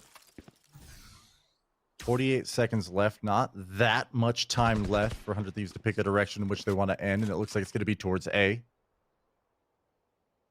With Asuna, Ethan, and Steel all joined by Hiko over here towards long A. Nitro a little bit late with the operator in hand, but Wifo will get this information now. It's going to be an A hit. Going to get pushed off. The wall is going to go up as well. Aaron in a great spot for a second one as well, and he delivers. Nitro's op, he said it was a bit late, but it shows up just in the nick of time to get a kill. As he looks for a second, the spike has gone down. It's Nitro's way around the corner, and he doesn't check the 50. Aaron's good for 4. He's going to get the op. Not going to be able to make it sing, though. As Ethan swings that out, Steel good for it as well. And things look so good for XSET, and they've gone so sideways, but now that 2v2, there's a neural theft. Pure swinging. He's going for more. He's looking for the second, not able to pull him down. As Thwifo looks to just stick the defuse, he gets it to half. Nitro has to look aggressive, and Thwifo takes the round away. Wow. Wow. Aaron just with heroics over at short A. Asuna thought it was clear, came in with a curveball out. Gives away the first, or I think it was the second frag. And unfortunately, the Thieves fans at home, you just watch that, just, oh God, so painful. He knows that he's dead in that moment. And Aaron, biding enough time, finds one of the Nitro. Really, I mean, BCJ kind of wandered into the site alone with no dart. Almost gave away the advantage completely, back down to a 2-on-2. The res came out from Ethan. And again, it just looked like XSET had tossed away that beautiful opportunity, and instead they come around with a round win. Pure has an operator in hand. And you're back in this game, Doug. Holding down a long, just when you think a team's gonna fold, just when you think we've seen the last of them and they don't have anything else up their sleeves, they show you a little something to think about it. Now look at all of the noise that Steel is making over on A. He's shooting out the trap wire. He's putting up a cam. He's making them think real long and hard about it. But again, XSET is very diligent, right? Very patient, not biting on the first thing they see, as they still stay true, right? They're still staying home. The Cosmic Divide, is coming out. Pure with the op, good for it. As Steel drops, they're going to try to work their way onto the site, but they're going to have to push through that. The counter wall comes up from Sage. Ethan good for 1. And it looks like it should be able to get the spike down, but BCJ again, it might not have been a kill, but it may have just bought him enough time. No, it looks like the spike is going to go down at the hands of Ethan anyway. As they try to push through a chaotic fight for the site, as BCJ stands strong yet again. He gets 2. He gets them to 11. Lex, we're tied up, baby. Oh my gosh, man. That was the very first time, I think, this entire series that BCJ did not net a frag on the Hunter's Fury, but he's seemingly angry about it. Storms back into B and finds 2 on the retake. 11 each. This series has been so close throughout, Doug. And Haven is absolutely delivering in the same capacity. You've got basically a full buy going into round 23 for both teams. and a real opportunity for either to really end things up and lock it away. You've got to run it back on We Did. You've got a Hunter's Fury on Hiko. And even from the shadows on this map can be extremely powerful when used right, so... Pure with the op. He played this spot last round, but nobody pushed their way up A long. Now they're going to be doing just that. The cage is going to come through. Nitro's going to ult his way to the top. Oh no, they fully committed. I mean, this is 1000% an A hit. Pure still able to get one. As Nitro's up on top, just narrowly missing a second shot, punished by Steel as they get onto A. From the shadows already paying off, but he's conceded the heaven position. Grabbed an operator. This double stack's actually a great place to be with an op, but it doesn't matter. Oh, early use from Hiko using the Hunter's Fury. You imagine, I thought he was going to save for a post line, but he actually opts to use it now. BCJ going in aggressive, taking care of Steel. We Did from up top, dropping down. The thing is, you have to go in aggressive here, right? Like, you have to meet them where they're at so you can get some space for the defuse. Edith's wall goes up. BCJ starting to hold it. Edith's got to go in aggressive, but BCJ might stick it. The Mad Lad just narrowly doesn't pull it off. Nitro, excuse me, and Hiko go up huge there for 100 Thieves to get him to map point. We Did just a case of trying to do a little too much. I think he heard Nitro swapping out the operator and figured that was his time to strike. That was when I can get them most vulnerable, but unfortunately for them in the side of XSET, it was just a little preemptive. You think of how close that defuse was. If you could just buy BCJ a little bit more time, maybe that's doable, but wow, razor thin is not even close to describing how close the margin of error is in this match, because 12-11 now. Oh, and they're broke. Every little mistake counts. And they're broke. Right, a couple Spectres and a Bucky. Yeah, they get the showstopper online for Pure, but this is not what you want to be bringing into this round. While Nitro has an op, rifles across the board the rest of the way for 100 Thieves. This is going to take some serious magic out of XSET just to get us to overtime. Oh, now they know that the Bucky's on the other side. The curveball's there. Not able to take care of much else. Aaron drops. 4 members remain to try to keep this map alive, to potentially keep the series alive. And it's not just that. Ethan's got a res as well. Yeah, 2 players were just one shot for 100 Thieves, but Austin already healed back up. Ethan soon to give heal. Ooh. Oh. All right, so it swings. Never mind. Yeah, but they have to respect it, right? And BCJ is able to capitalize on that with the Bucky shot. He isn't able to upgrade his weapon. He's the only one who's there who still doesn't have one. Still playing tight. He did curveball, just waiting patiently. Oh my gosh, BCJ with the jumping Bucky. Taking care of Asano, and the spike is down. My gosh, they might do this, Lex. This is definitely XSET's moment, Doug. 20 seconds left, too. But Nitro's with the op. BCJ and Dwipo, the last two. The Reed Steel's on the flank. Steel gets both, ladies and gentlemen. 100 Thieves are your Stage 2 Week 1 champions. Wow, what a finish. Steel coming in with a hot flank. You know, near 15 seconds left on the clock. The spike is on its lonesome on site. There's just almost guaranteed overtime at that point, but Dwipo just getting caught out by Steel there, and just an impressive performance from 100 Thieves to bring that to, you know, what nearly was a necessary OT win in the 4th map, but to get it done just before that's necessary in XSET, a hard-fought series, but there it is, Doug. Steel on that flank. I mean, like you said it, Lex, the spike was in the middle of the site. There's really no way for them to get to it easily. Yeah, you've got Nitro with the op, but you don't have a ton of options. You don't have a ton of space to work with. And who else but Steel on the flank, quietly working his way deep behind enemy lines, able to blow things up. If that's not the aim lab flick of the day, I don't know. I don't want to do this anymore. Got some aim. Yeah, I mean, that was not only just a beautiful 2 frags, but even if he had just gotten Thwifo and somehow been traded out by PCJ and his Bucky, you think about how little time they had to even get up there on the site and somehow plan it. So, you know, all day we've maybe mentioned a little too often about how impactful those lurks are from Nitro and Steel alike.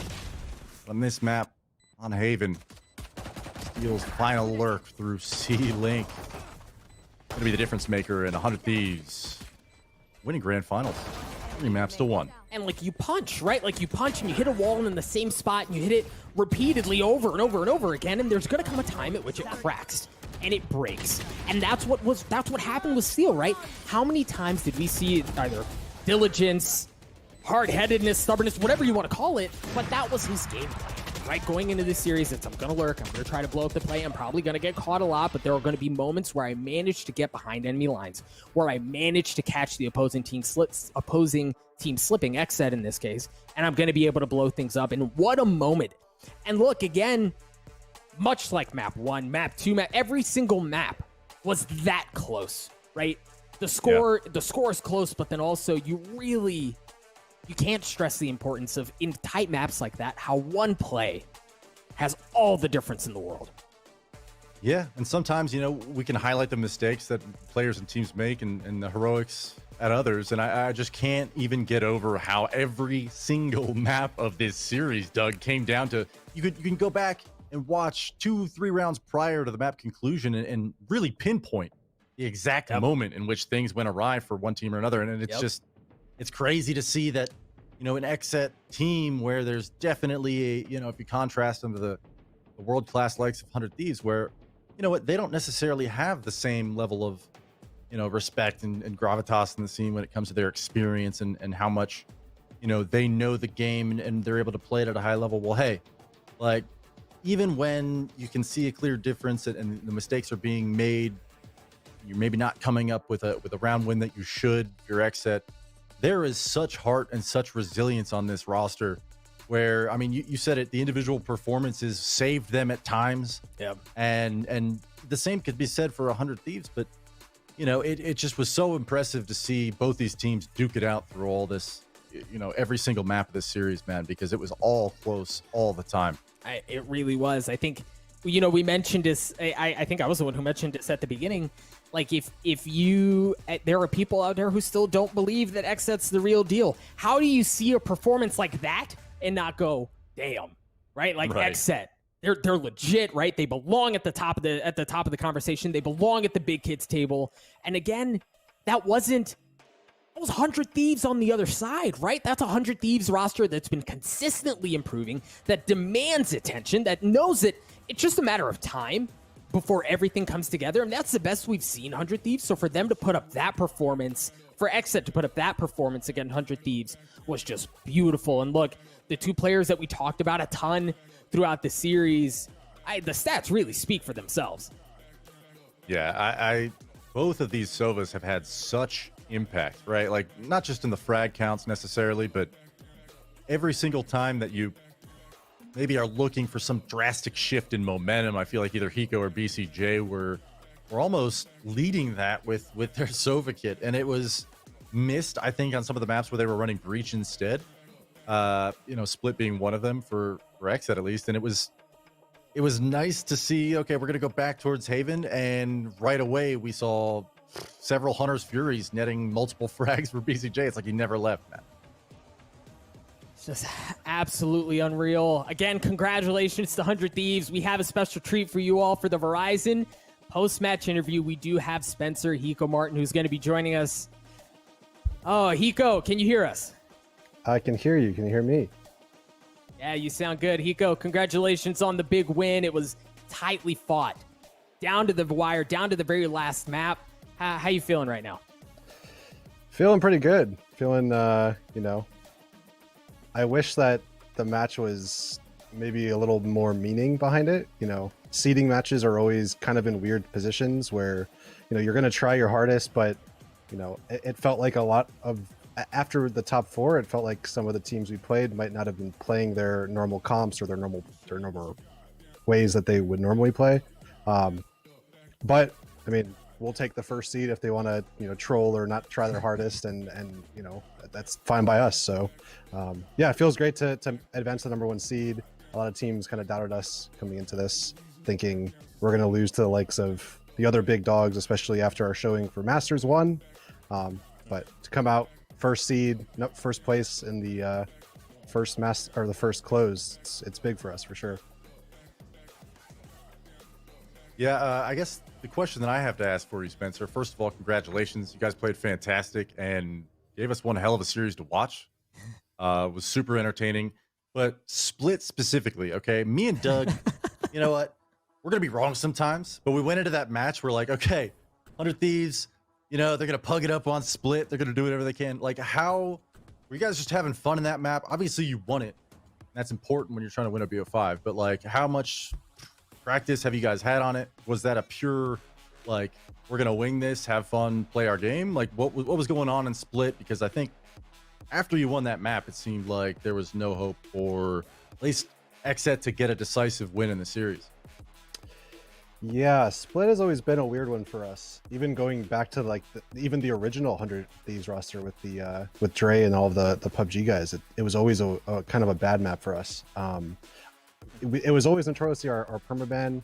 I think that we all realized, and we all being Steel mostly, that you can't really afford to have a permaban with 5 maps. You just can't. Right. If you have a permaban with 5 maps and you play a best of 5 like we did today, you know, you just end up having to give up a map. So I'm not going to say that it's a staple in our map pool, but it's definitely a map that we spent some time on, and we were comfortable enough to play, knowing that if we were going to have to play a grand finals, and I think we played it once earlier, even in the close 2. Something we can always pull out in our back pockets. You know, we have a bunch of role swaps on that map. Nobody really knows, especially going into this tournament, what to expect from us on Split. So I think that it was just something we put a little time in, and it paid off, and now we'll have a couple weeks until actually the regional finals to touch up all the maps, and hopefully maybe Split will be one of our better maps at the end of the day. You never know. Sure. Hiko, you mentioned this earlier, you alluded to this. I want to come back to this a bit. 100 Thieves, their performance at Masters 1 was certainly less than you would have expected, less than you would have desired, but I think for a lot of people, the understanding was, well, look, they just underwent a roster change, and while they were able to pull off some magic for First Strike after a recent roster change, how many times can Lightning strike in the same place? So I think the narrative for 100 Thieves across the board has been trust the process, right? Like, it's going to take time. You know that they're going to win. It's just a matter of when, not a matter of if. I think for a lot of folks, I'd love to get your thoughts on how close is this roster to full strength? How much is left in the tank? How much haven't we seen? I think there's much to be discovered. I think that people would be surprised if they saw the depth of some of our strategies that we have.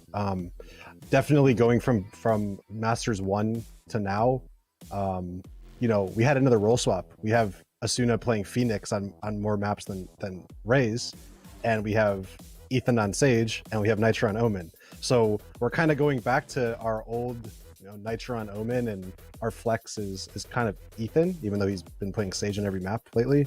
I think that was I think that it's just more of a versatility thing for us, that we're able to adapt. And while we are pretty deep on some maps, other maps we definitely aren't deep on, and we're able to kind of plug it out and play our game. And I was talking the last time I was on here, I think that one of the most important things that we kind of realized from Masters 1 to this Masters or this Challengers, is we need to play our game. We need to play, we have so much experience, we have so much Counter-Strike fundamentals drilled into us that at the end of the day, if we use our fundamentals and we don't really worry about, oh, I'm playing this Sager, or I'm playing this Sager, and this guy has to entry, and we just go back to the basics of, let's just trade kill, guys.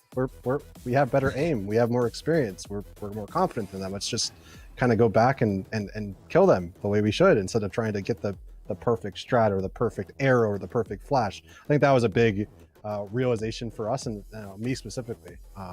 So all of that being said, I think that you are starting to see a lot of the changes we made, and the things we were working on and drilling between Master 1 and Master now starting to kind of show. And yeah, I think it's something we have to keep moving forward with.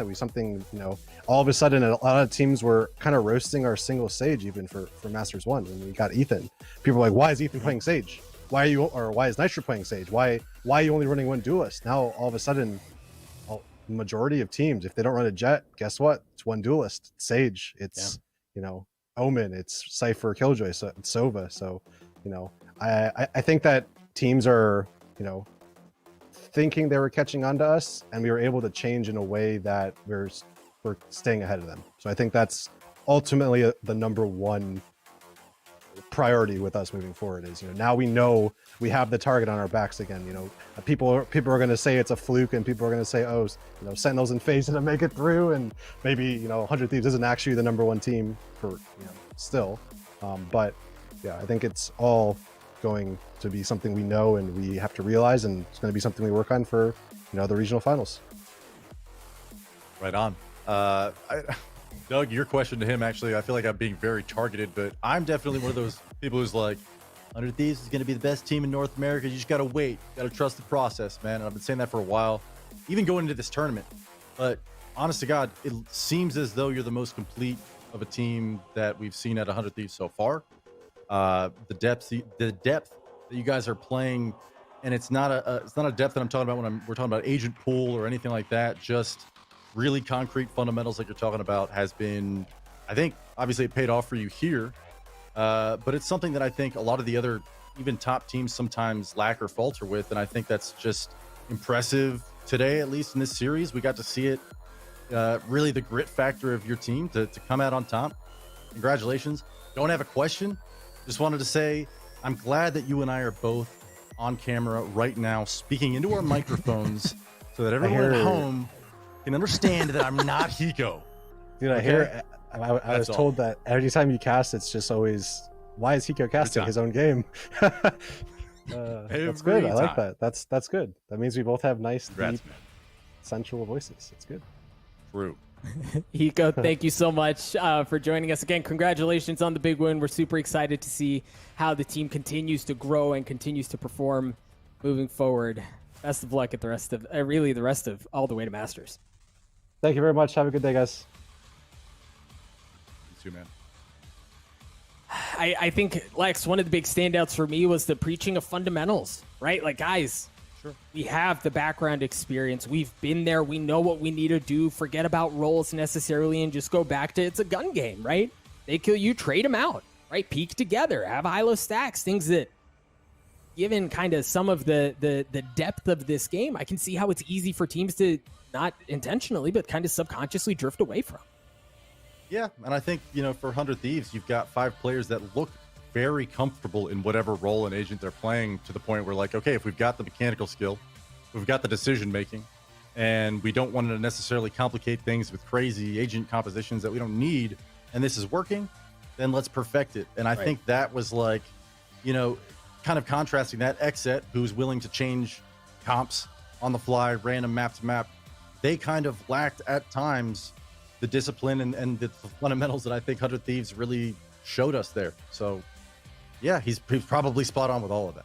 And I think the fun thing is that you see both approaches work, right? Like XSET got here with spicing things up, changing compositions, changing roles, and obviously 100 Thieves was able to walk away really preaching fundamentals. So there's just so much good happening in the Valorant space as the game continues to grow, as metas continue to evolve, and we see what's the best way to play the game, if there is one. Folks, I have good news for you. We've got the aim lab flick of the day, and I said earlier that if that last snap from Steel was not the aim lab flick of the day, I didn't want to do this anymore. Unfortunately, production has spared me, and they're going to let me keep my job because that is going to be the flick of the day. And again, like we mentioned, it could not have come at a better time, and then Steel with 29 health to pull that off to win the series for 100 Thieves, that's just beautiful.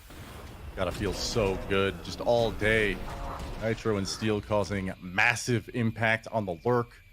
Backstabs galore, and right there at the end, once more, XSET getting burned by the likes of Steel. In the right place at the right time, making the right play. Didn't ask for more than that. Let's take a look at the bracket one more time as we see, now that the dust is settled, how 100 Thieves really made their way through the North American field to be crowned champions of this first week of Stage 2. As you can see, it started off early on against Sandbox, and really, it was quick work against Sandbox, decent work against Cloud9, and then 100 Thieves up against Envy was where they really started to feel some of that resistance against a very good Envy squad, but ultimately made their way through to what we just saw. And the thing is, Lex, you can look at this, you can look at the 3-1 score and go, oh man, 100 Thieves probably rolled over XSET, it was super easy, but it's not until you look at the map scores that you go, dang, that easily could have gone either way.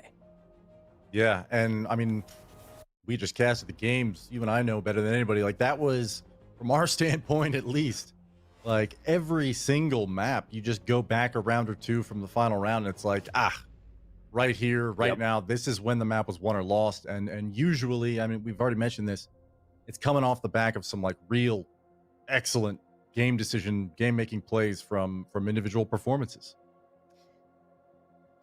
The one thing that makes me happy, right? Like the silver lining, if you will, the thread of hope to hang on to now that this tournament is coming to a close, is that means there's just another one around the corner. We still have a couple of teams that we need to send to the regionals finals. Lex, do you have any closing thoughts before we wrap up the show? I'm impressed. I think this event in particular, a lot of teams are coming with more complete game plans. Stay on the grind, boys. Thank you for providing us with incredible Valorant all weekend long, and good luck in the next one. Thank you, folks, everyone at home who hung out with us, who watched the matches. I hope you guys had as good a time as we did, as I know Lex and I had a blast. From the production staff, from the tournament organization staff, from the teams, everyone who came together to make this possible. Again, thank you so much for hanging out with us. We will see you guys at week 2 of stage 2 of the VCT. Thank you so much. Until next time, have a good night.